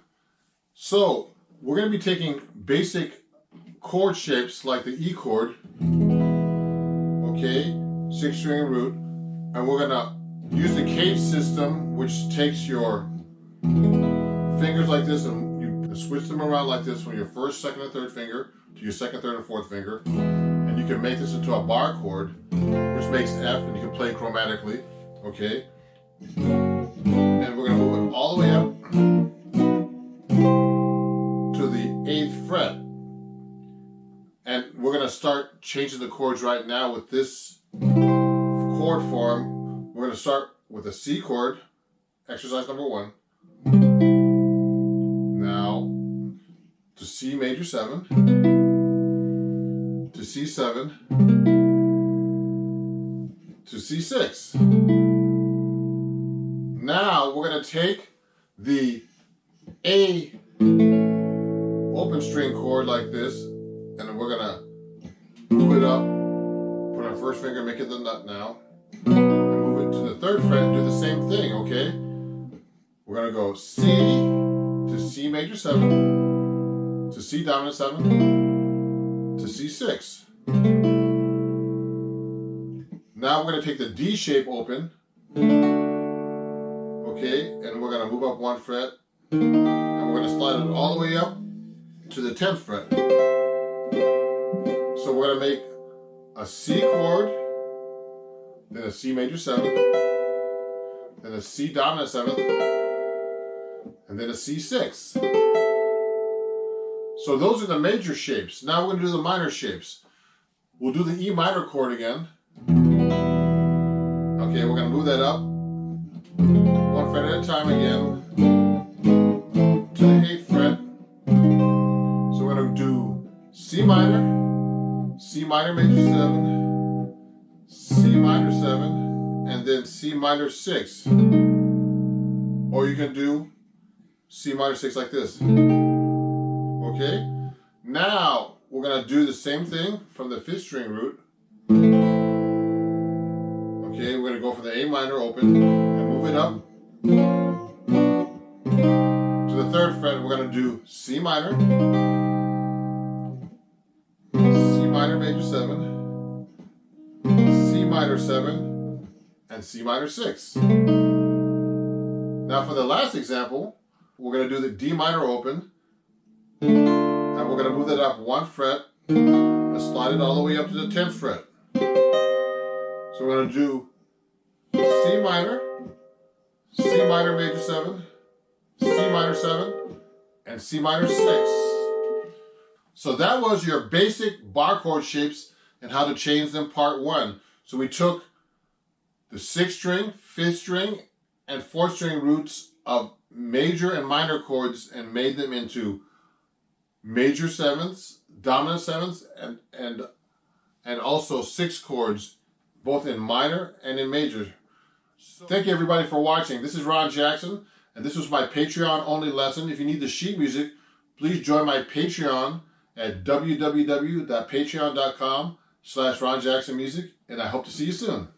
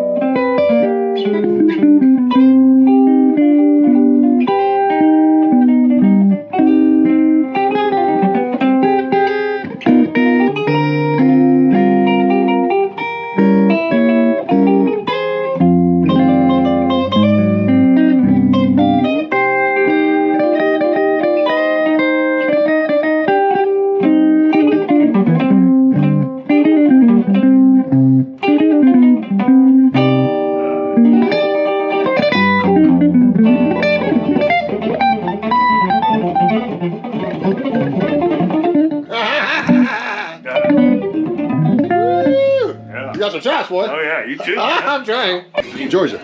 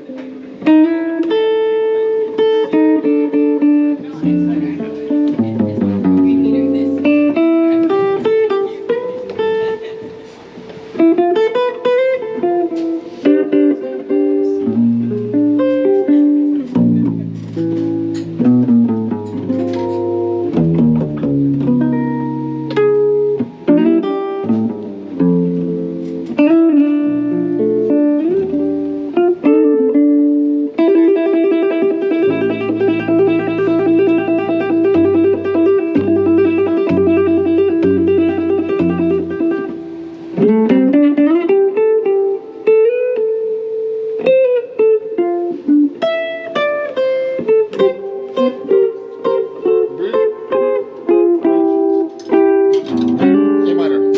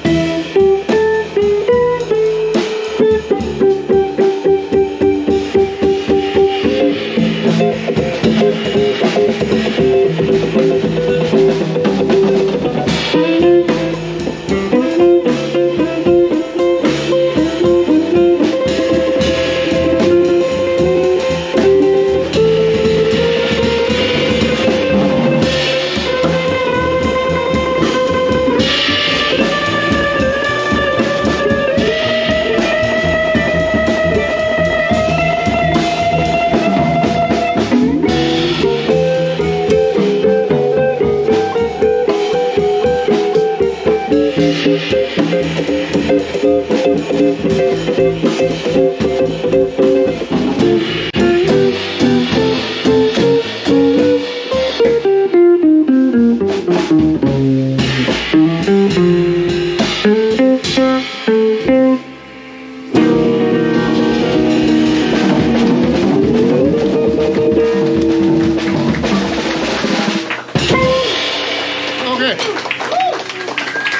That was some. Everybody likes the blues. Bluesy. Woo. Video reply to the scales I'm using over Stairway to Heaven. So on the A minor chord, I'm playing an A natural minor scale or Aeolian scale. On the G chord, I'm playing a G Mixolydian. On the F major 7, I'm playing an F Lydian. So these are the modes actually in the key of C major. So when I'm actually soloing too, I'm mixing them all up. And also sometimes I'm passing in between the frets, the whole steps, and the notes that have 2 frets in between. So that's how I actually play over Stairway to Heaven, and these are the scales I actually use. So thank you.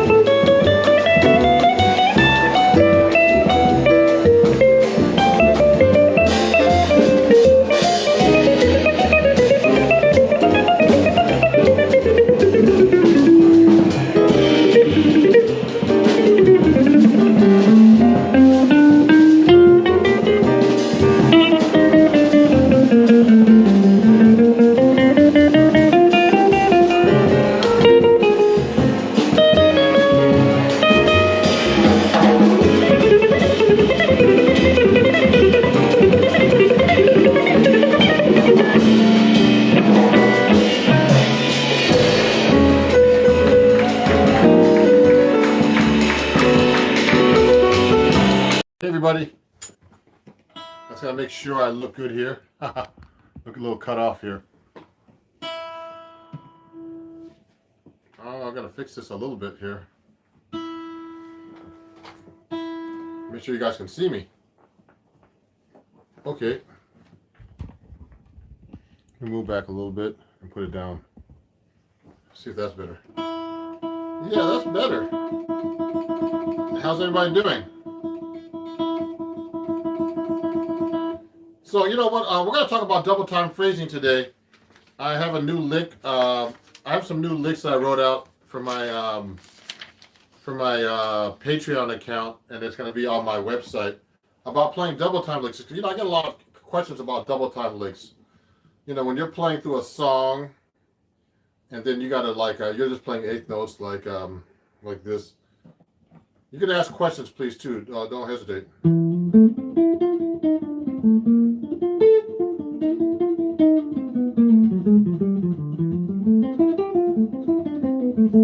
So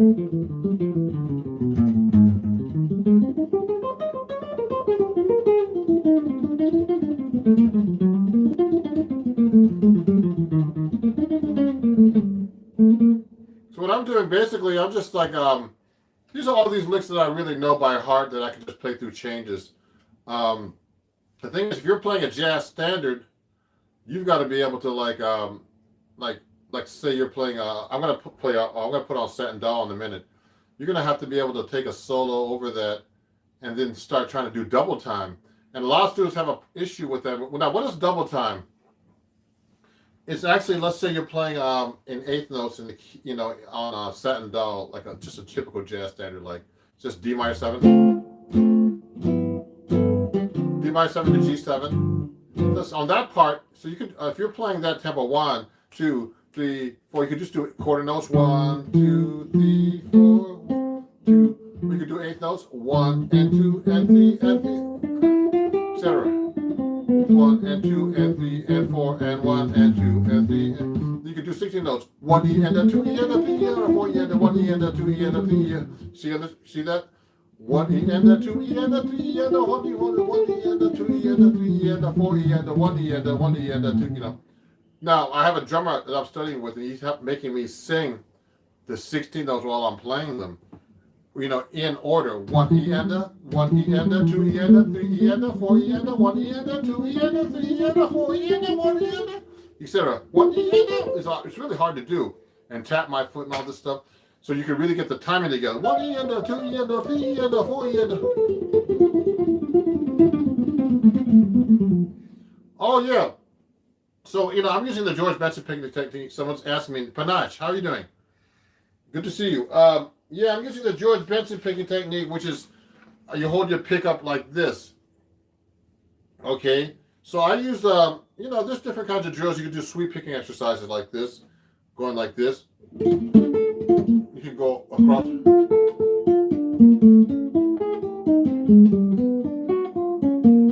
Etc.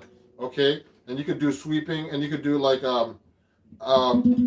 making sure you do like tremolos at this angle up. You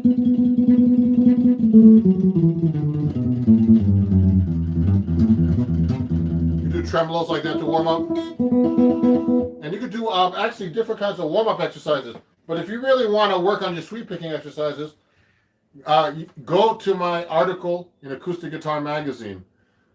This January-February issue is about sweep picking. So it's all about sweep picking, this exercise. Look, take a look here. It has George Benson. This is my article. It's all about sweep picking. So if you want to go check it out, go to the website acousticguitar.com, and you can see my whole article about sweep picking. And it's a great little article. So check it out. It's and that's how you get really into sweep picking. You're my friend, are a beast. Juanito, thank you, man.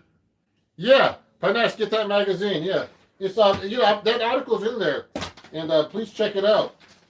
And also, let me see this. I have a book there too. So if you want to check out my book, it's over there too. You can get this from me, actually. Go to my website at ronjacksonmusic.com. I'm actually having a sale.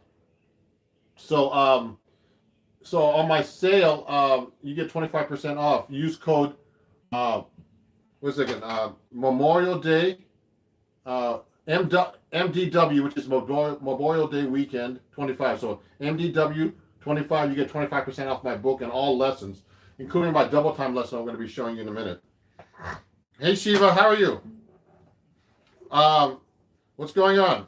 So I'm going to actually play you a little bit right now. I'm going to play some Satin Doll so you guys can see how I deploy double time phrases, okay? Here we go. Let me just turn this up a little bit. Let me make sure the volume's up.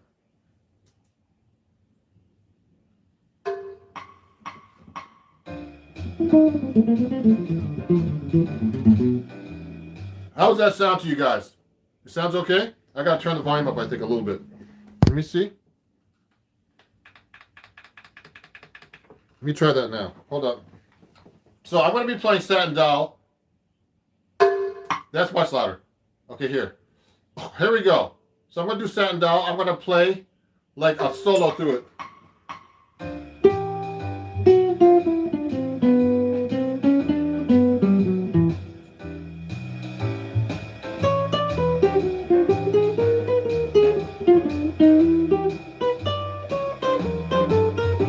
So I'll do double time now.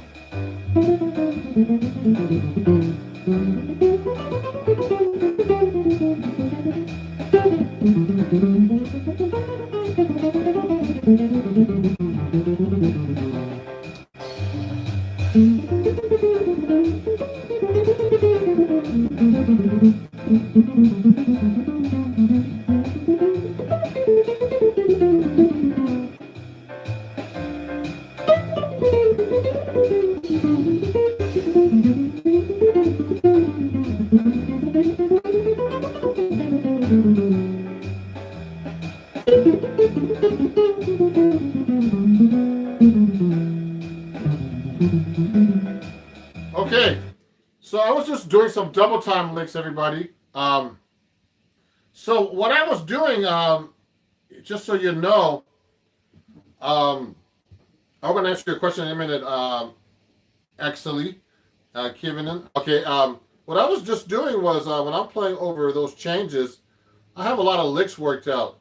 So I'm playing through the, I'll be playing like regular eighth notes.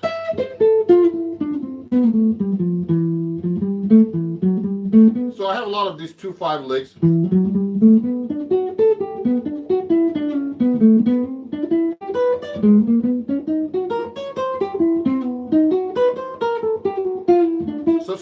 So when I'm actually playing those licks, so when I'm playing through that double time now, I might just go. Then I'll put some extra licks in there.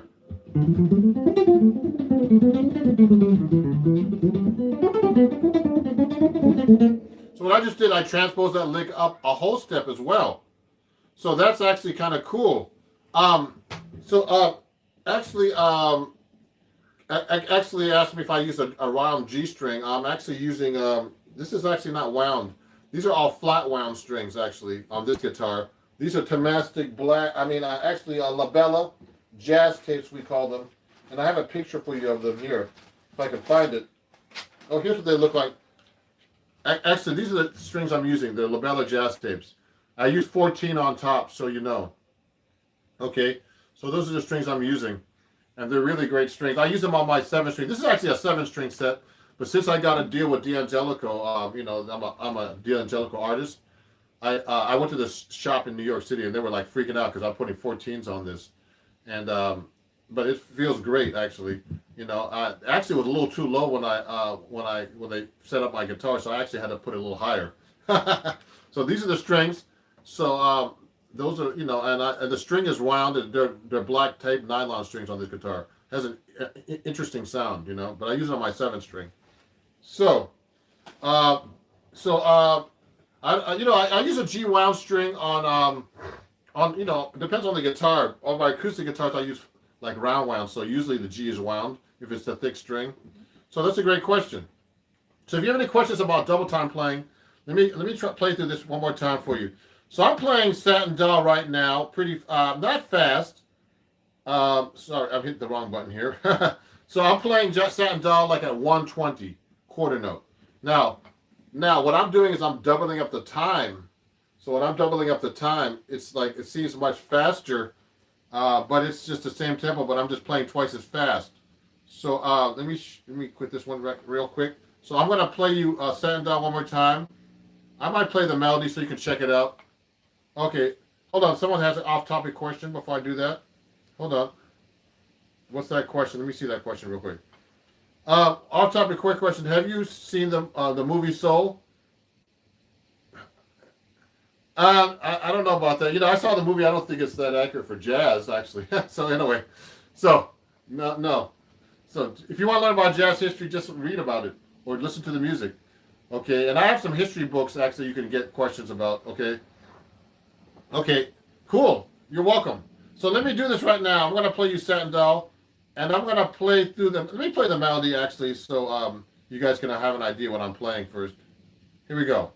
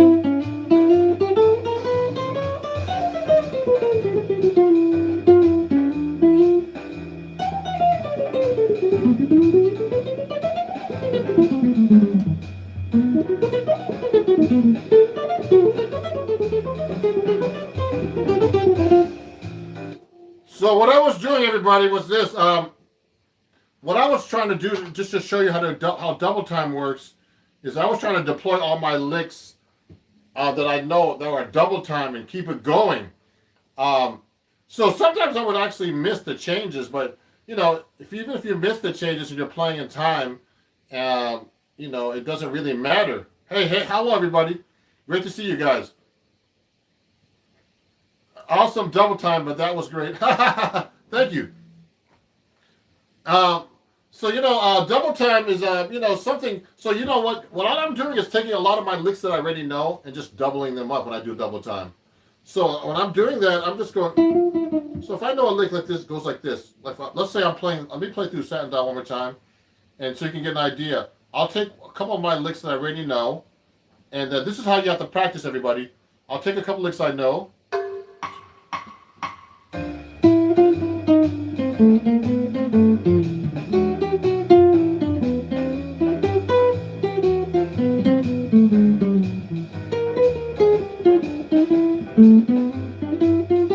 Now here.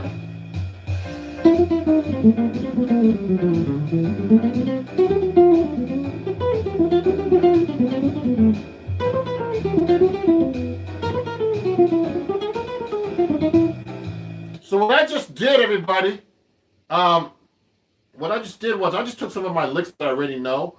If I want to do double time, I just double them up. Okay, so that's one method of doing double time. And you know, I learned this. I mean, I studied with Pat Martino, and he you know, he always doubles up his licks like that. And he has these patterns that actually that cycle back and forth. Like you can go like this.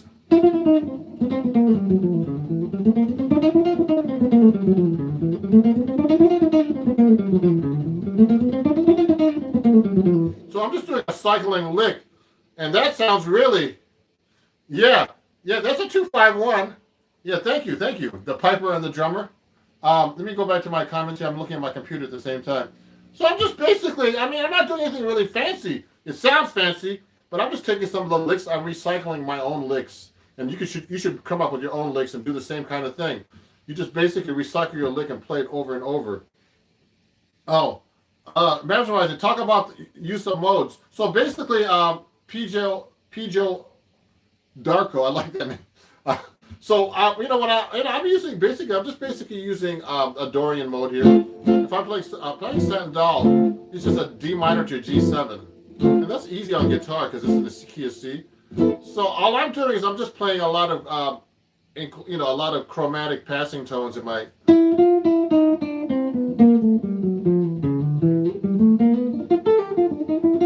And then closures. Basically, I'm like doing a lot of passing tones between the whole steps of the Dorian scale and the dominant 7th scale.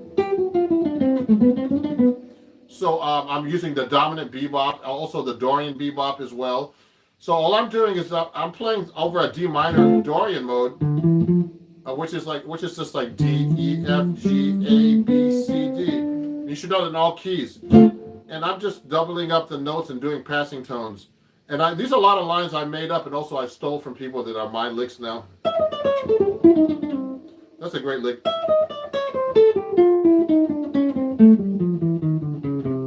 I stole that from Pat Martino. Sorry, Pat. You know, I mean, this is like a lick he uses a lot, and he does some kind of things, these kind of things. So I take those kind of licks, and you can play them all across like 2 string sets.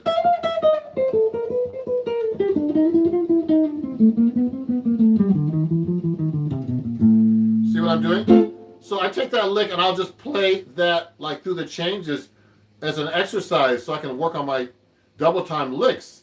And you know, and so you should be trying this on your guitar right now. It's not easy, but you know you have to learn how to deploy these licks like that. So let me pick another song, like another jazz standard. So you know that's at 120, and that's fast if you're doing double time. But you know, imagine if it's faster. Let me see something here. Let me try to find another song that might be a little bit faster. So you know, you can actually try to play something that's like a little harder to play double time. Let's do a blues. Let's say Billy's Bounce or something. No, this is gonna be faster. Oh, this is too slow. I'm gonna put it up to 160 maybe, 150, because 150 is a fast tempo in jazz. You know they consider it a up tempo song. 300, it's like 300. If I do this twice as fast, it's 300. So listen to this. Oh, this is in C. I'm going to transpose back to the key of F. Because I had it working. I was working on a studio with this. So here we go.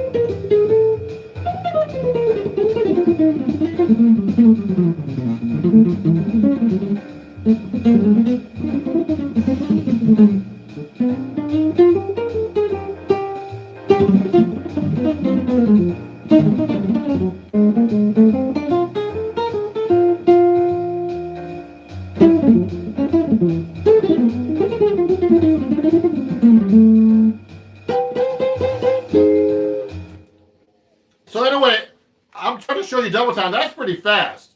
That's at 150 half note, but so I'm playing 300 as a double time licks, so that's harder to deploy. I got to really think about it because, the time's going by and, there's all these different changes.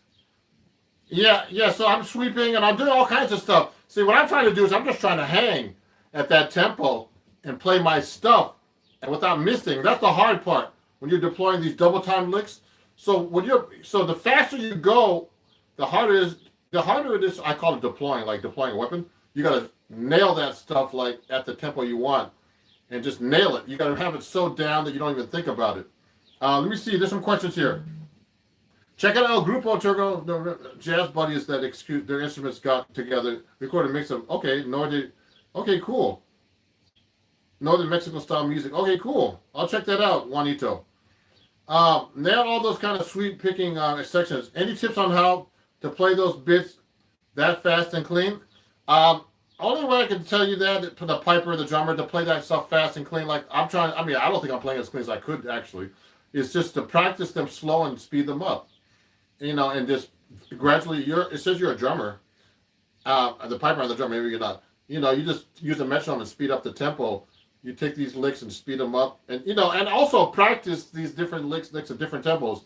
Practice slow as possible and fast as possible. Use a metronome to gauge your tempo. Okay. They use cool. So they use jazz and accordion and bajito, baritone style guitar. Cool. Once you show eight positions of the C major scale on the fretboard, is there some diagram where I can practice this so I can find this? So okay.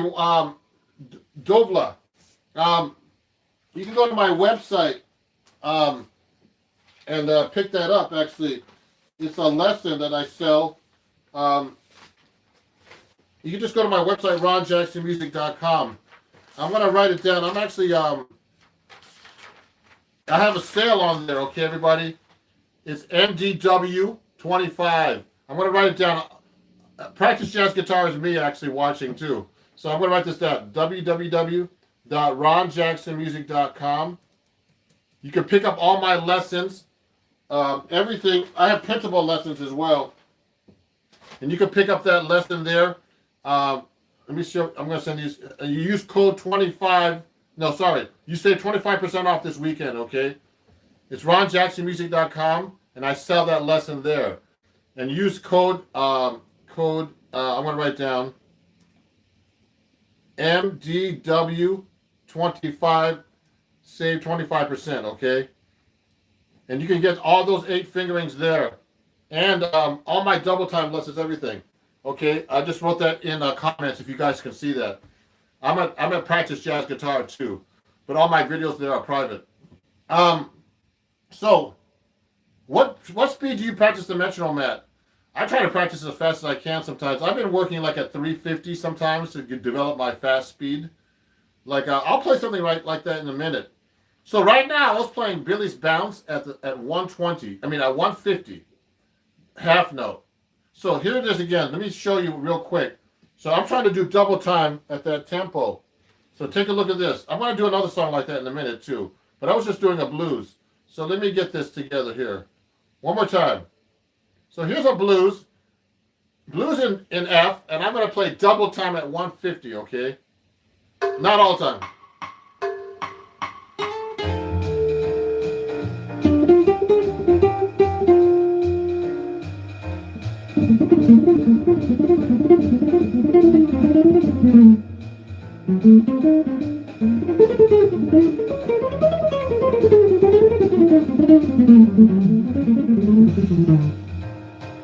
Ah! Ah!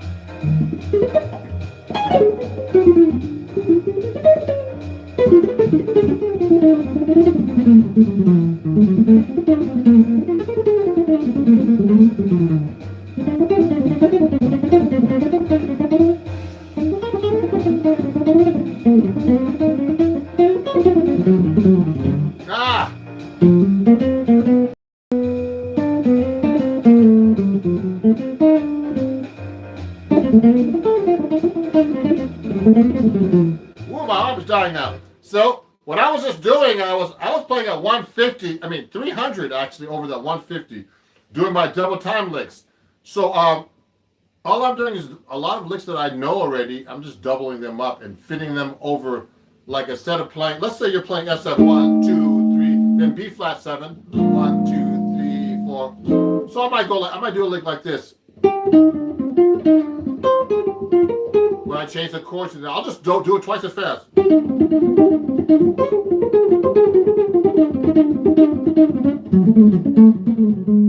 So I'll just double the lick up to play twice as fast so I can do the double time lick. We're talking about double time here today. So, you know what? And if you're playing that fast, your hand will start to die on you because my hand's starting to die on me at that tempo.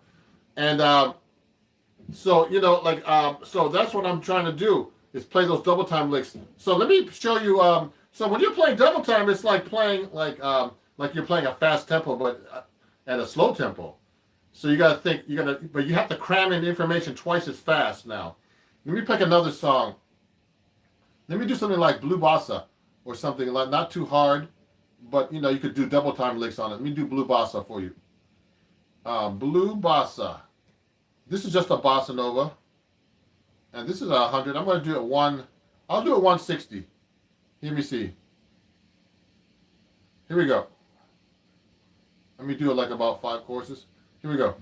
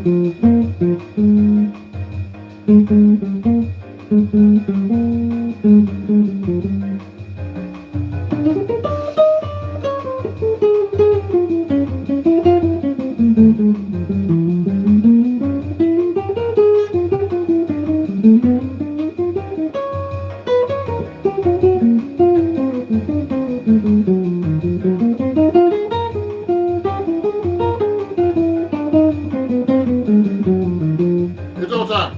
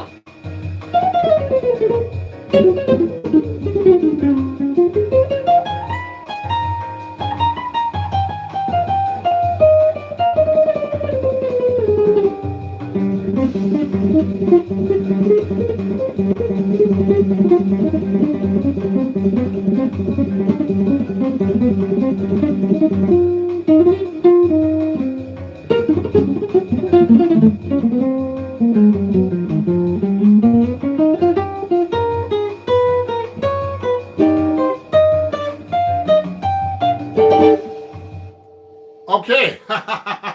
Now that's fast. That's 160 half notes. So that means it's 320. So you should be able to even play faster than that, actually. So that's pretty fast. Let me see something. Any other questions, anybody? I'm just trying to see what's going on here. Yeah, any questions, please send them to me or comments. And if you're enjoying what I'm doing, you know, I'm having a sale on my website for all my music I told you earlier. And, you know, so you can go to my ronjacksonmusic.com. I have all these lessons like double time licks here that I use. And so, you know what, I have some licks that are worked out like this one here. If I'm playing like, say, F minor or C minor. So this lick goes like this, actually.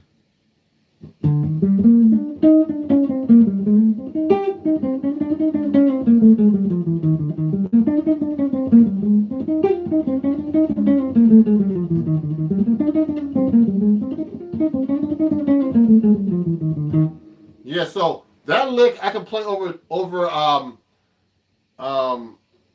Blue Bossa as a double time lick that I actually have written out. It's a new lesson I have on my Patreon account, and also my my website that I'm going to be putting up today, later on today. Let me see. There's a question here. Yeah, I wasn't doing quintuplets. I was probably doing I was doing like 16-note triplets, like that kind of stuff at the end there. So but I'm mostly doing 16 notes when I do double time. So I'm just going to show you guys something. So if you like, I put this lesson on my Patreon account. So if you want to join my Patreon, you can just join me here. Someone from my last live stream joined my Patreon after watching this workshop. So all these lessons and everything are actually on my Patreon account. Just go to www.patreon.com and then go /Ron Jackson Music. Okay, and that's my Patreon, and you can get all my lessons there too about this stuff. So yeah, so let me try that one more time so you get an idea. I'm going to tell you about what kind of rhythms I'm using, but it's mostly 16 notes, sometimes triplets. If I'm doing it that fast, it's hard not to do it's hard to do other rhythms. So let me go back to Blue Bossa for a second. It's really hard to talk and teach at the same time. Let's try it again. Ready? Here we go.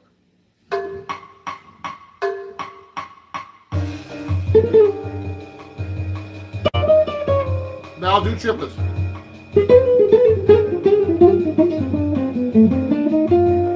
Now I'll do 60 notes.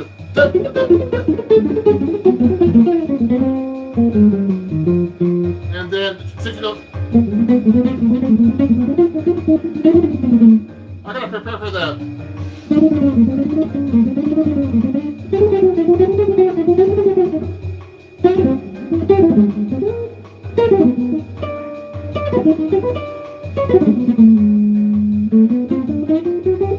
Eight notes. 60 notes.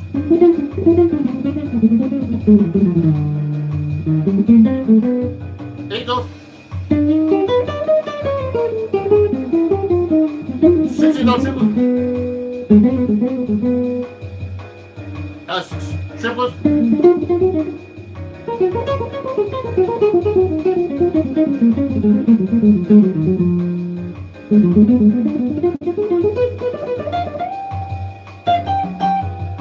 $60.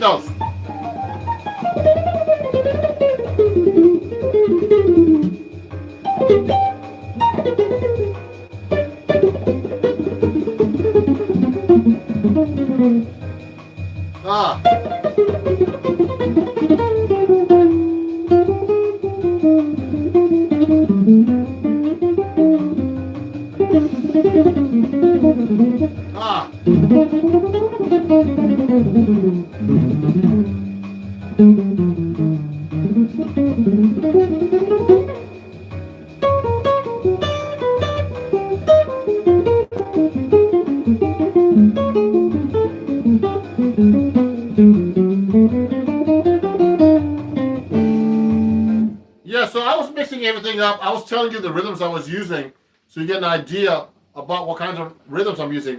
So we're talking mostly about double time. So what I'm just trying to do is just trying to mix everything up and not get lost, because when you do all that stuff, it's like you're trying to like execute, and then you might get off. But I think it's always good to take chances when you're a guitar player or any instrumentalist in general when you're playing jazz or anything. So here, yeah. So that's Blue Bossa. It's a pedigree of horse. Okay, Eric, that's a great way of putting that. This is great. Thanks for showing me all the rhythms and mid improv. Yeah. So you know what? I mean, when you're playing a solo, everybody, I think a lot of people when they start playing jazz and stuff, they start like they basically just like what's the word? They just start just playing random notes, not thinking about the rhythm. And the rhythm is actually the most important part of a solo, actually, or anything actually. The rhythm.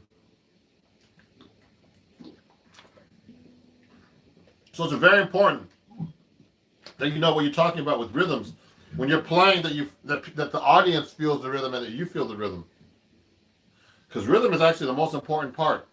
So now let's get so we're doing double time playing and all that stuff, and double time playing is hard work. So let me take another song with more changes on them. Let me think of another song. Also you can request a song. like a medium song. So when you're doing double time, you can't do a fast song. Like you could try, but if a song's like going 200, I mean I could try something like that. I've done it before. Let me see. Let me do time after time. This one has a lot of changes. I play this a lot. So let me see if I can find this one. Where is that one? Here it is.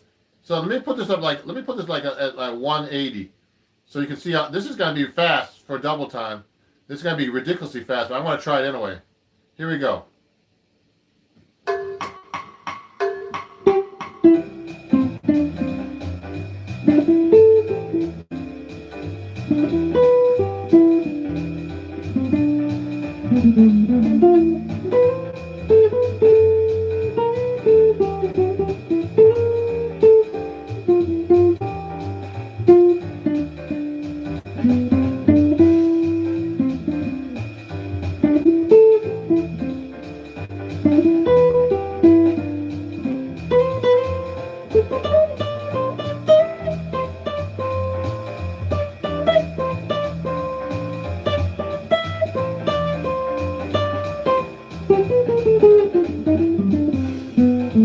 Eight notes. 60 notes.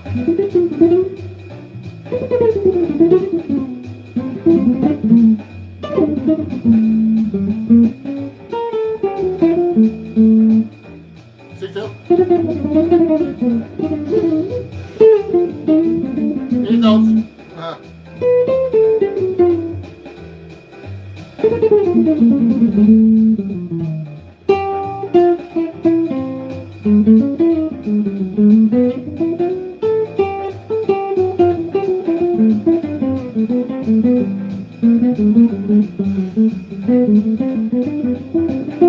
So I'm doing 8 notes basically because it's so fast. Do 16 notes, it's gonna be hard.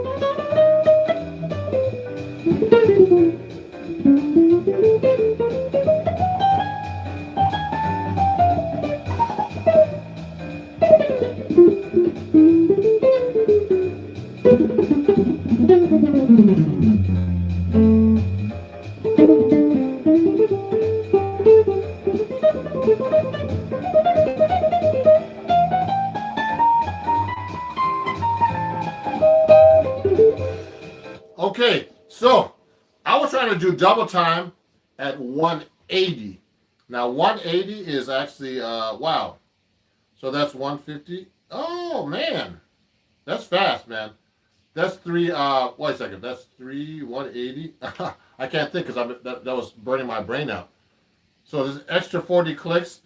So that's 320. No, 340 is the tempo I was playing at, actually. So that's a really, really fast tempo. So actually the 60 note will sound like this. We play for a second.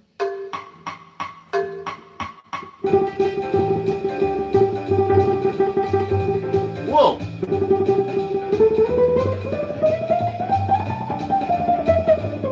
So if I'm trying to double time at that tempo, that is fast, man. So that's a fast tempo.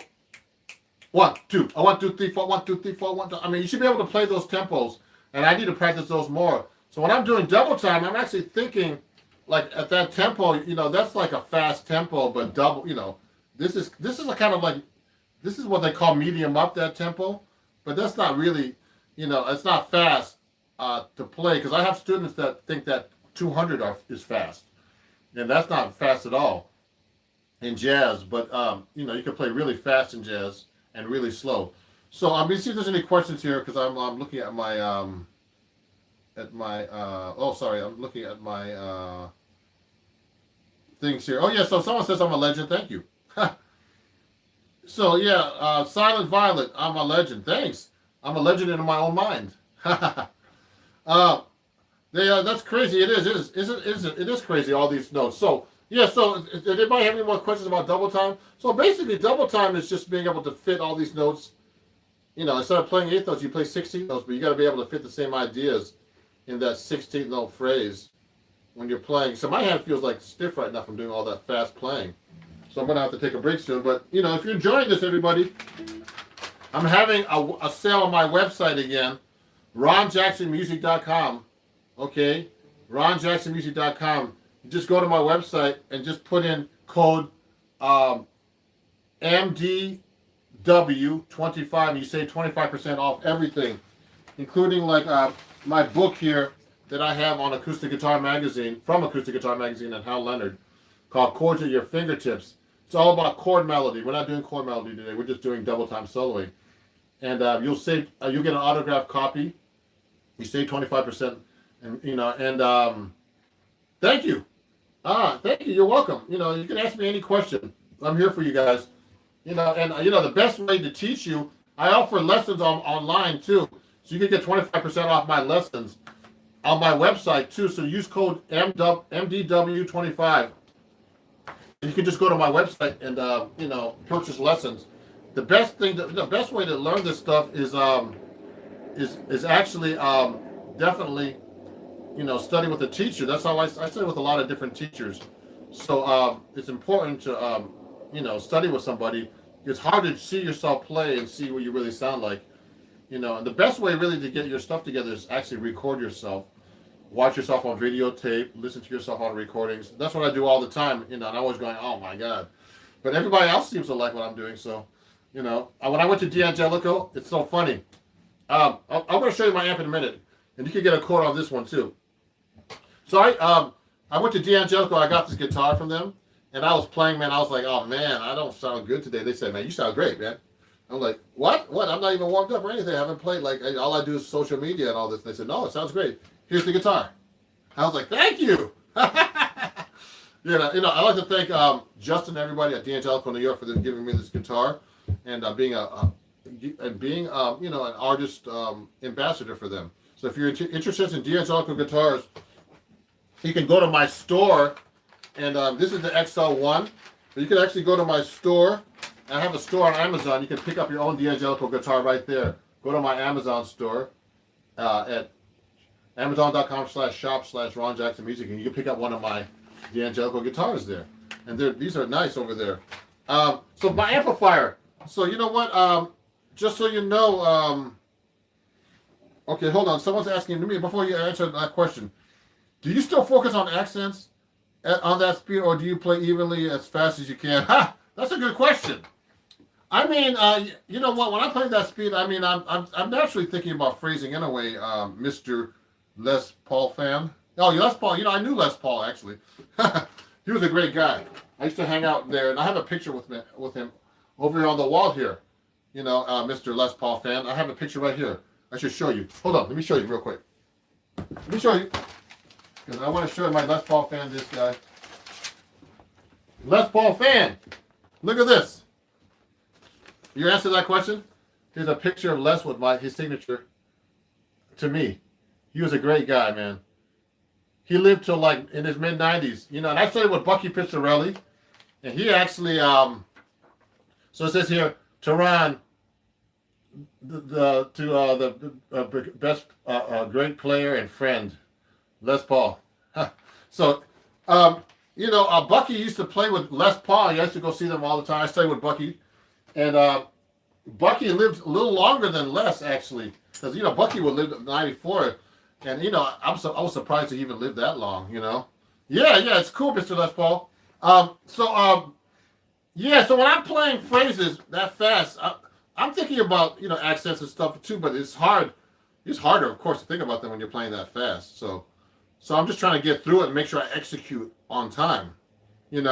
So yeah, thank you. So yeah, Les Paul was a cool guy, man. I have all these memorabilia. It's a classic picture, and I'm glad I have that. Because that's an old picture. Because he died like about at least 10 years ago. So he was a really great guy. So anyway, a few announcements. If you're enjoying the show, also I take donations. If you like, you can just go to my PayPal, Venmo, and Cash App at Ron Jackson Music.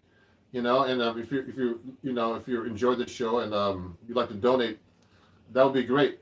And if you learned a lot today, it's Ron Jackson Music at Venmo, PayPal, and Cash App.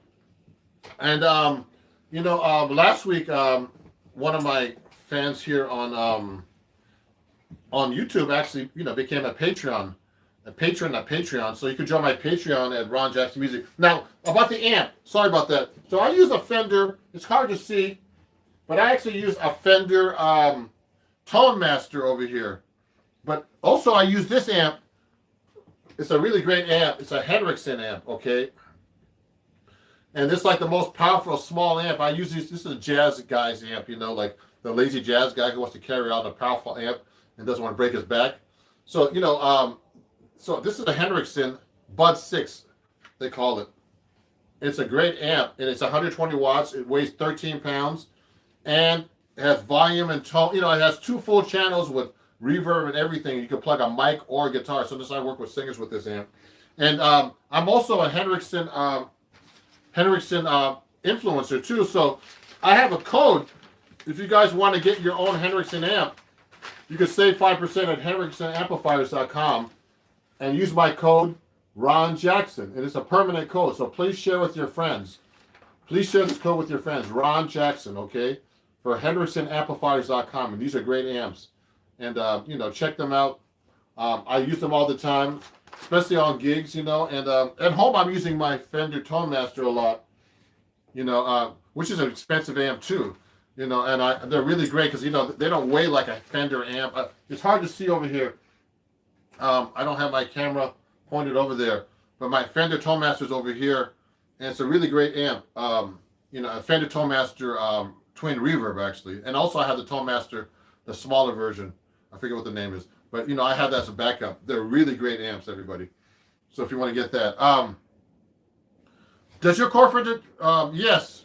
So just so you know, Eric, yeah, Chords at Fingertips is all levels actually. Okay, so they start out at different levels.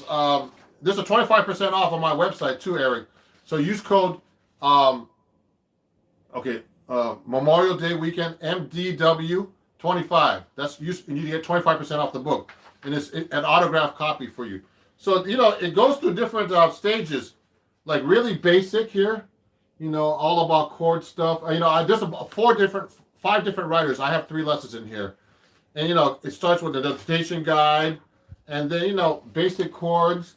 So my exercises, start with real basic stuff too in the book as well. I do bass lines and I do Chet Atkins, harmonizing like Chet Atkins style in the book.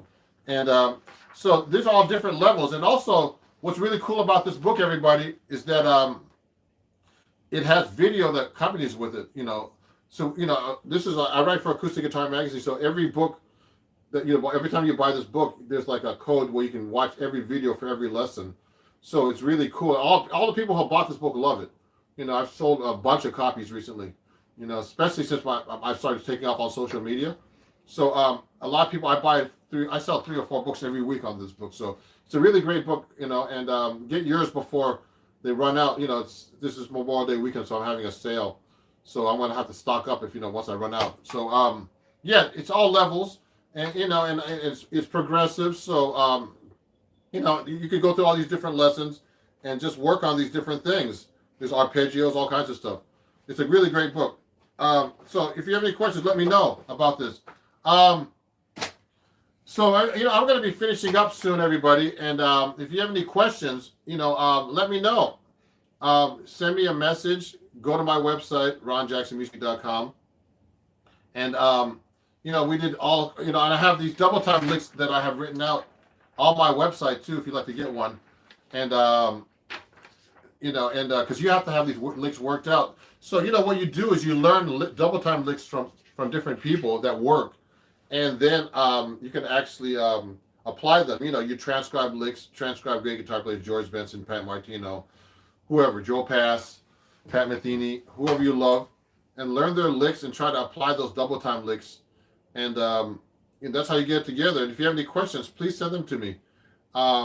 You know, and go to my website. I'm commenting as Practice Jazz Guitar because that's one of my YouTube channels.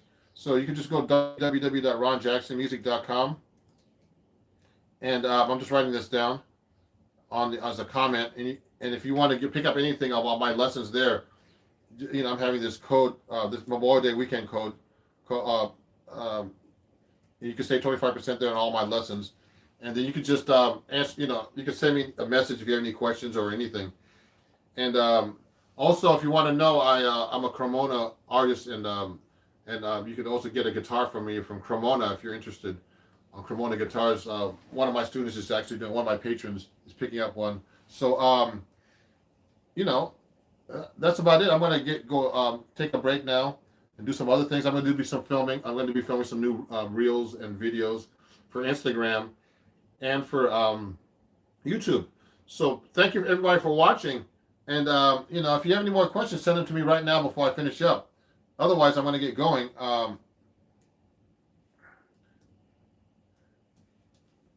You know, I'm going to send this comment right now, and we'll see everybody. If you send me a question, oh yeah, you're welcome. The piper and the drummer, you're welcome. So you know, I'm going to be coming up with these impromptu lessons once in a while, you know, just to help everybody out, and it helps me actually explain what I'm doing and execute. Yeah, someone's just asked me that question. I'm using, let me see if I can point this in the right direction here. There's my amp I'm using right there. Okay, it's a Fender Tone Master. So let me go back here. It's a Fender Tone Master Deluxe reverb. And also I use this amp, a Hendrickson amplifier. I mentioned a minute ago to somebody. Okay, and that's a really great amp too. Okay, so this is a great amp. It's 120 watts, weighs 13 pounds, 9 by 9 inches, and it has 2 full channels here. Yeah, so I use that a lot on gigs, small gigs. On the bigger gigs, I bring this one, the Tone Master. The Tone Master is all transistor now, so it's much lighter than than a twin reverb. I use a twin reverb Tone Master, and I was telling you guys earlier, you can use my code Ron Jackson at Hendrickson Amplifiers and save 5% on this amp. Okay, it's a or any amp on Hendrickson.com, amplifiers.com. Okay. Use my code Ron Jackson. Please share that with all your friends. It's a code. It's a permanent code. Okay, it's my artist code for them. Thank you, everybody. And I'm gonna get going, and I'll see you guys very soon. Okay, Ron Jackson over and out. Bye bye. Thanks for watching. Bye bye. If you have any questions, send them to me right now. Oh, you're welcome. You're welcome, everybody. You know, and please follow me. You know, support me in every way. I forgot to mention, subscribe to all my channels. Question, sure, Juanito. Question. Juanito had one question. What's the question, Juanito? Yeah, you're welcome. You know, and also, you know, again, everybody, you know, you can donate to my PayPal, Venmo, and Cash App at Ron Jackson Music. Okay, if you'd like to. Thank you. Do you ever practice anything other than jazz? Of course. Juanito, I do everything. And I actually play like folk music, rock, R&B, all kinds of stuff actually. Classical guitar, you know, all kinds of stuff actually. I have a bunch of guitars here too, so I'm gonna have to do a video about my guitar collection because you know people keep asking me what kind of guitars you. I have tons of guitars. I have a 12-string guitar. I have a nylon string guitars, you have classical guitars, 7 and 6 string, steel string guitars, 7 and 6 string, solid body, 7 string only I have right now. I have jazz guitars, 6 and 7 string guitars. I have a lot of guitars. I have about 20 of them. So anyway, I'll have to show you definitely. Let me see if someone's asking a question. Okay, cool, Juanito. Thank you, everybody. We'll talk soon. Okay, have a good day. Bye-bye. Thank you.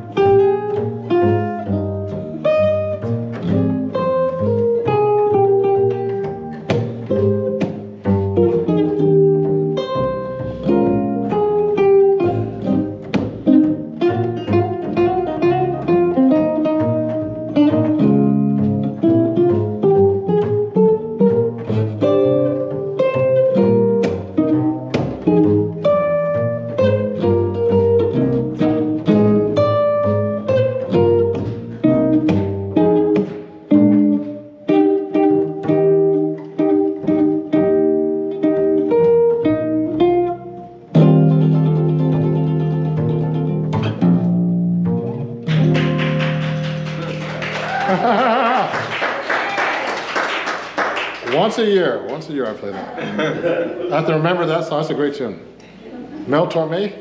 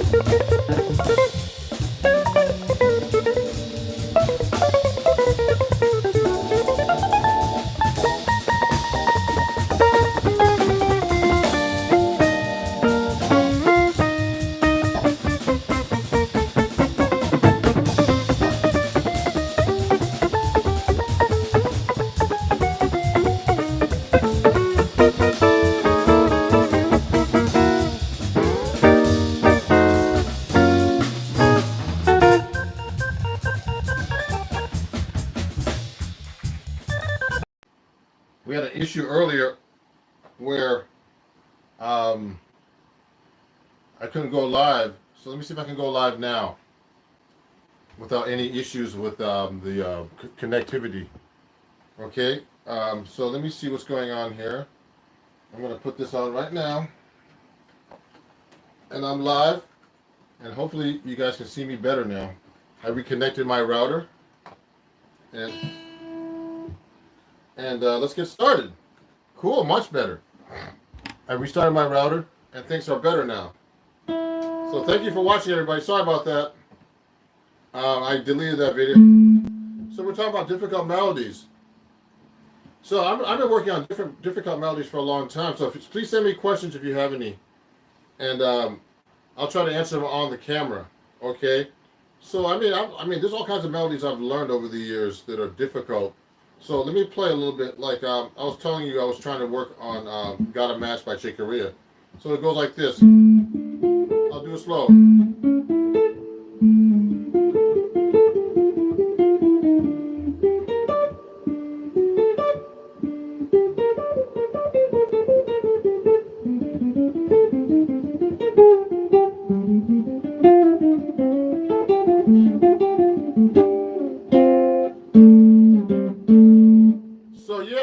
So you know what? When I'm playing that melody, I've been practicing that thing for like a year, you know. And the thing is, it's not playing it that slow; it's being able to play it fast. But I would practice this so many different ways. I would go like this, and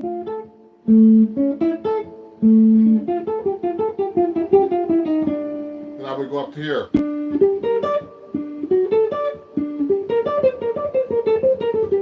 So you know, so that lick is cool because you can play that.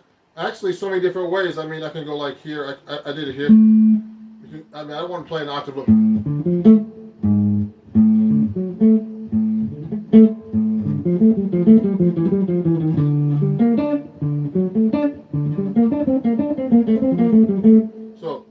it that way as well. And there's so many ways you can play that melody. So I was playing that melody and trying to find the easiest fingering. The hardest one was not that particular melody. So basically, this, when I try to find when it's a difficult melody, I try to be able to find like how the melody works against the chords. So that these are the arpeggios. So this is a D minor arpeggio with the fifth in the bass, which is the A in the bass. And then it goes to an A chord. If you look at it like this. It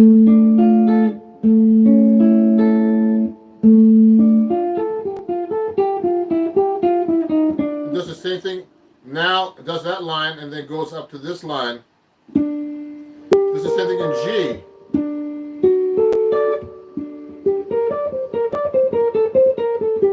Okay, and and it goes with the chord progression, which it goes like this.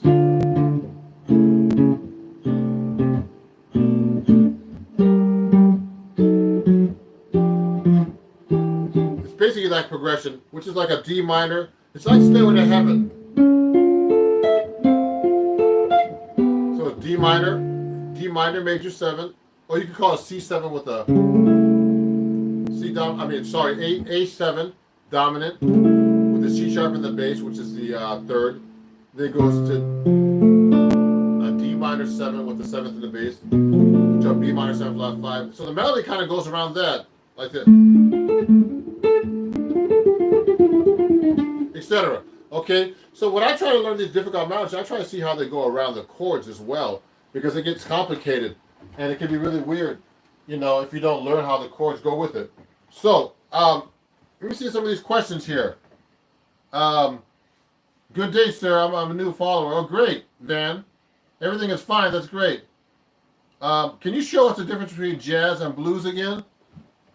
Well, okay. Let me see. Van's asking me. Van Man? Is that what your name is? Okay, I like that name. So, Van. Blues is, blues, jazz comes from the blues. So blues is just, blues chord forms are basically, I don't want to say simpler, but they are simpler than jazz chord forms. So let's say you're playing a blues in E. Or let's pick a different key, G. So blues would go 1, like a 4, and then 1. And then, and it goes for 4 bars, 12 bar blues, for example. Now, it goes to the 5 and the 4, etc. in the blues, okay? Now, in the jazz song, we would, reharmonize this, basically. So we would go, instead of going 1, 2, 3, 4, 1, 2, 3, 4, 1, 2, 3, 4, 1, 2. We would do all these fancy chords, which are is taking the blues and developing it into a more modern sound. That's all. So jazz is really just an offshoot of the blues. It's much more modern form, and harmonically and with your guitar licks and all kinds of stuff, lines and stuff. And also, but the thing is, if you're a jazz musician and you don't really know the blues, you don't have that feel of the music of this. So you need to know the blues, in my opinion, to be able to have a good jazz feel in a way, because that's where it all came from, the blues. So blues, and I don't want to make it so simple, but the blues is really important, and I don't think jazz is a better music because you're not playing the blues, or because you think jazz is better than the blues. No, I think jazz is part of the blues.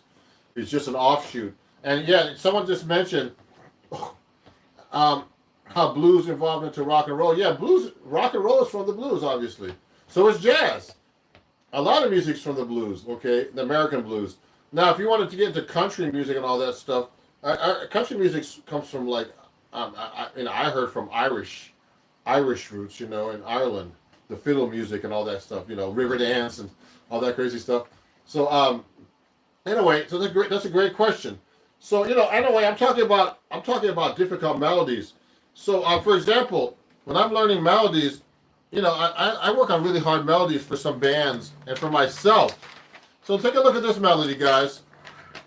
Now, I know most of you don't know how to read music, or I hope you could read some music.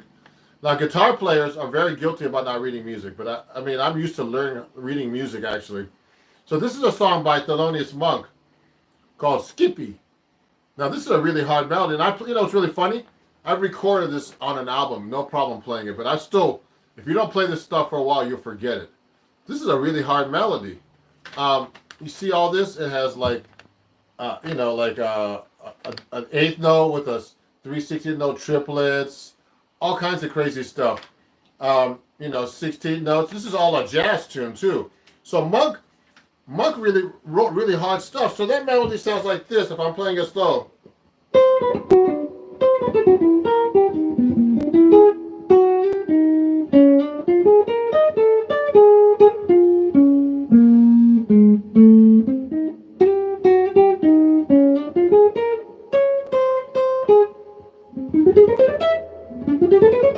So that's a lot of stuff, man.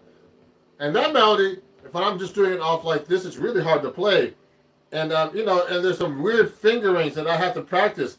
Now, I used to play this perfect, but during the pandemic, I've been practicing other stuff and going live a lot. So you start forgetting these melodies. So what you have to do is you have to try to find the right fingering. And now this is a really hard melody and a lot of difficult chords. The chords go like this.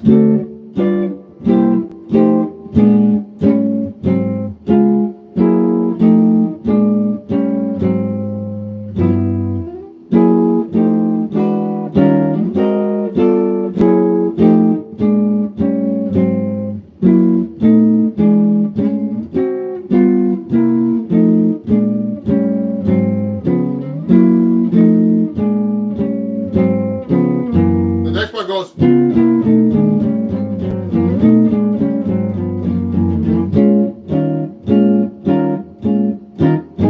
So, I mean, you have to be able to play over all that stuff too. Thank you. Thank you. God bless me. Thank you, Lynn. Oh, no, it's not Lynn. Sorry. Fanny. Robert Beats Bez Studios. Wow. You got a lot of words in your name there. Mine's just Ron Jackson Music. So everybody who's watching this, please, if you're not subscribed to me, please subscribe. I have a lot of cool content coming out, and a lot of cool, honest content where it's not unfiltered, and I try to answer your questions as best I can. So please send me some questions. So we're talking about playing melodies. So I'm talking about this Monk tune called Skippy, which I recorded about 10 years ago, and I played this fine. But I haven't been playing this at all. So we had a gig the other night, and see how all those melody notes there. So I mean, what I do is I practice these things really slow. Like I'll go.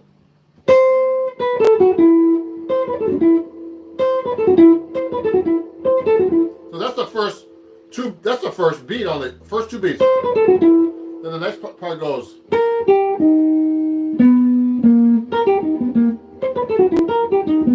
So that's the next part of the line, and I'll go like this. So that's a lot of notes.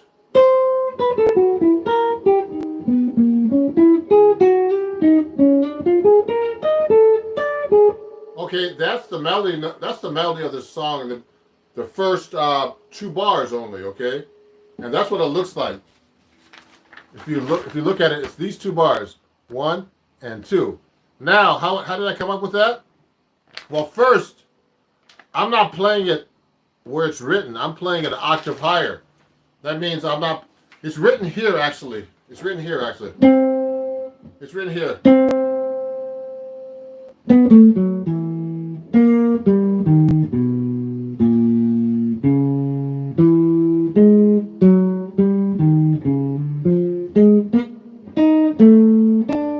So I'm reading it down there now, but it doesn't sound good that low on the guitar. So that's another thing you have to consider when you're playing difficult melodies or any kind of melody.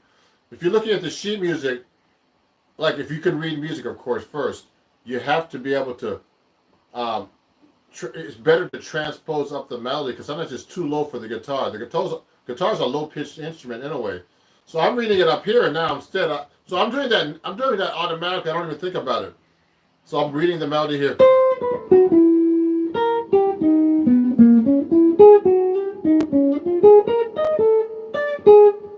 Okay, so that's a really hard part of the song.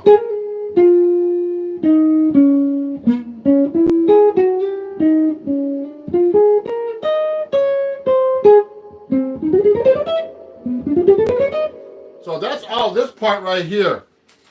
If you're looking carefully, I just played up to this bar right here. So I played all this and all this just now. You see how hard that is to play? It's crazy. So this is Thelonious Monk's music, and now everybody thinks that Thelonious Monk is this, like this. That's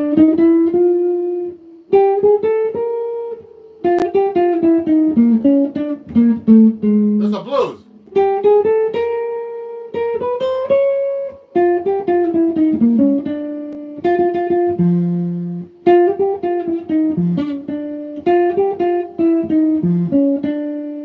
So that's Blue Monk, but that's one of his easy songs, and that's not even easy to play. Okay, because he does his stuff with weird timing.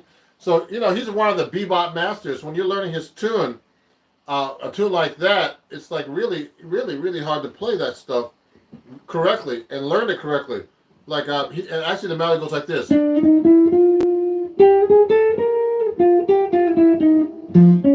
It's that note.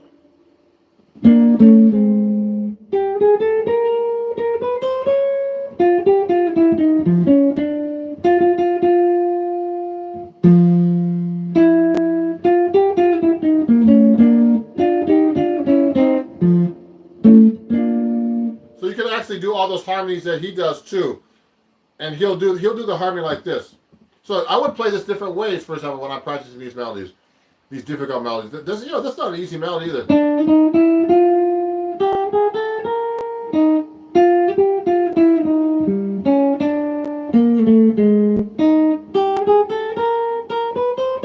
So I try to find different fingerings for the same melody. I can do it here.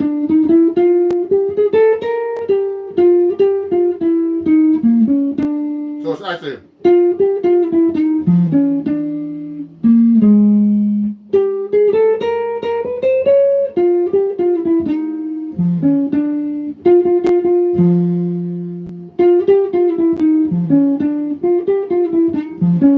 See what I'm doing? So I practice things like that so I can really know the fingerboard and play these difficult melodies. Thank you, fan Robert. God bless you. So so that's an example of me playing a difficult melody, like a monk melody. So I would practice it real slow, and like that. So for example, another song I've been working on, that's right here. It's in my book. I don't know if you can see this stuff on the screen, but this is like, oops, I hit a different button. For example, so this is a song called. Let me try this again. This is called Celia by Bud Powell. I've been working on this since the pandemic. Okay, and if you look carefully, it goes like this. It's a really hard melody. It has a lot of rhythms in it. It has 16 notes, 16 note triplets, 8 notes, etc. See all that? And so when I'm practicing a melody like this, I try to find the right fingering. For example, I'm playing this up an octave first again. No, this is actually, yeah, I am playing this in up an octave. No, I'm playing this in the right range. So it goes like this.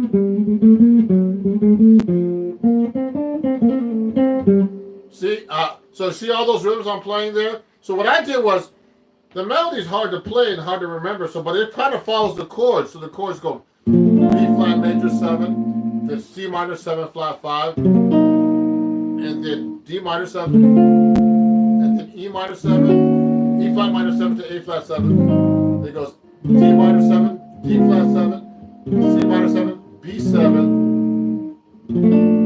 Okay, and then it goes B major 7, B flat major 7, then C minor 7 flat 5, then F7 flat 5. There's a lot of complicated chords here too. So when I'm actually playing through this stuff, I'm thinking, how does that melody work against the chords? So I'm playing like this. So it starts off like this.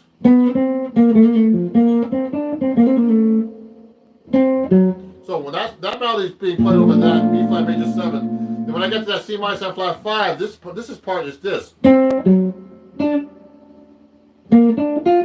So that's, I can see that note goes on that C minor 7 flat 5 chord. Then it gets to the D minor 7 chord.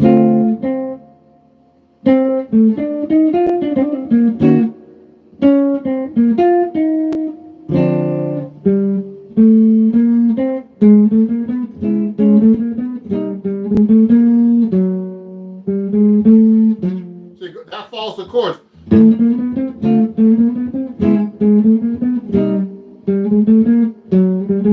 It all follows the chords right there. So I try to find these little hints in the melody of these difficult bebop tunes where I can see how the melody works against the chords. So it goes like.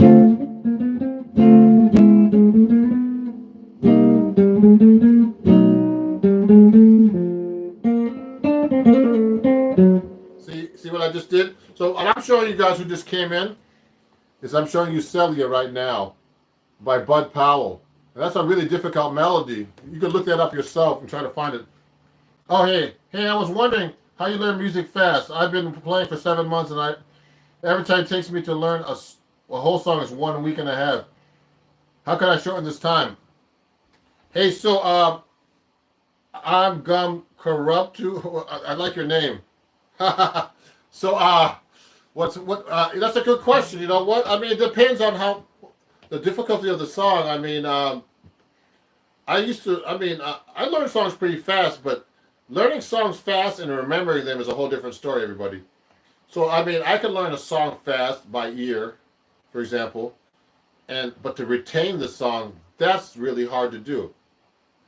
So what you got to do is you got to practice every day the same song, even if it's 10 minutes or 5 minutes. Your brain works like this. Your brain retains all that information if you repeat it over and over and over. So I learned that from teaching my students and from, experience myself learning. Like if I had to learn a Broadway show or something really difficult, a lot of difficult music where there's a lot of guitar parts and all kinds of chords. Even, and I'm only reading music too. The best way to memorize something is to really practice it every day. And also listen to the song if you're learning a new song, and say if it's a rock song or whatever, any song, it can be any song. Listen to it so it's in your ears as well, and you remember what it is. To me, also the hard part of learning a song is learning the form of a song. Where the verse is, and then where the chorus comes in, and where the bridge comes in, where the guitar solo. If you're doing a rock song or a pop song, those are called arrangements. So you have to remember the arrangements. Now, when I'm learning a song like this is really hard because there's a lot of involved. I can remember the chords much faster than I can remember the melody. Okay? It's easier to play the chords. But, playing the melody and the chords is, it's a whole different thing. You got to memorize all this stuff. What are ways of earning money as a starting guitar player? You mean earning money playing? I don't know. It's like you got to try to get gigs, man. Try to get your own gigs, or have people say, tell people, look, I'm a guitar player. I want to. Can you hire me to play? That's the best way to get gigs. I do things like this. Watch this. Like right now, I'm doing a live stream, so I'll go like this. If you could donate, $1 or more, just go to my PayPal, and donate $1 or more if you can afford it to Ron Jackson Music at PayPal, Cash App, and Venmo. So during the pandemic, I've been using this sign, for example, to help me, make money during the pandemic. And what's happening now is, since I have a lot of followers on YouTube and Instagram, I'm starting to monetize. So that's what you can do too. You can get a lot of followers. So for example, with Instagram, I have a lot of followers. So now I can do swipe ups and make money. Selling my videos. I sell books, all kinds of stuff, guys. If you want a book from me, you can buy it from me. Go to my website. That kind of stuff. That's what I do to make money playing this. Also, like I'm doing badges now on Instagram, and I make money for people donating. So you can do these different types of things to make money, but to make gigs. But you have to be able to show people something that they want to learn. You can't just say I'm going to just start playing guitar and make money. You got to be able to. You got to be good enough to show people, and you got to be good enough to be able to get gigs. So I mean, I have to hear you. And one good way to know how good you are is to have a teacher like me listen to you, and hire a teacher. I have quite a bunch of students from YouTube and Instagram everywhere that I have, I got because they've seen my videos and they like me, and they like my honesty about playing, and I'm not perfect when I play either, because basically when I'm coming on YouTube and playing for you guys, I haven't even touched the guitar, I just started playing right now, so because half the time I'm trying to set up this stuff, So anyway, that's how you make money. Let me ask you a question. Hello, sir. Hi, Buenos Aires. What are the ways of earning money? That's great. So that's a great Alexa Loy. Yeah, Alexa Loy. Okay, that's a great. So we're talking about learning difficult melodies. So I mean, like when I learn a song like Celia or anything like that, it's really hard. But like sometimes I retain some melodies easier. So a lot of this stuff, these melodies, these difficult melodies, you have to learn. You have to kind of memorize them like this.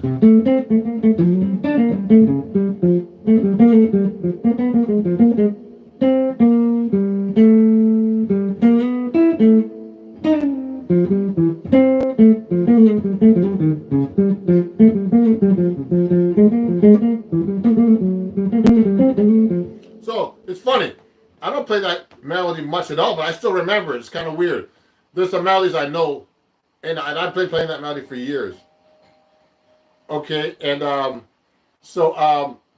anyway, what I'm gonna have to go soon. But if you have any more questions, please let me know. Hold on one second. So everybody, just 1 second. I'm gonna grab something for you. Don't leave.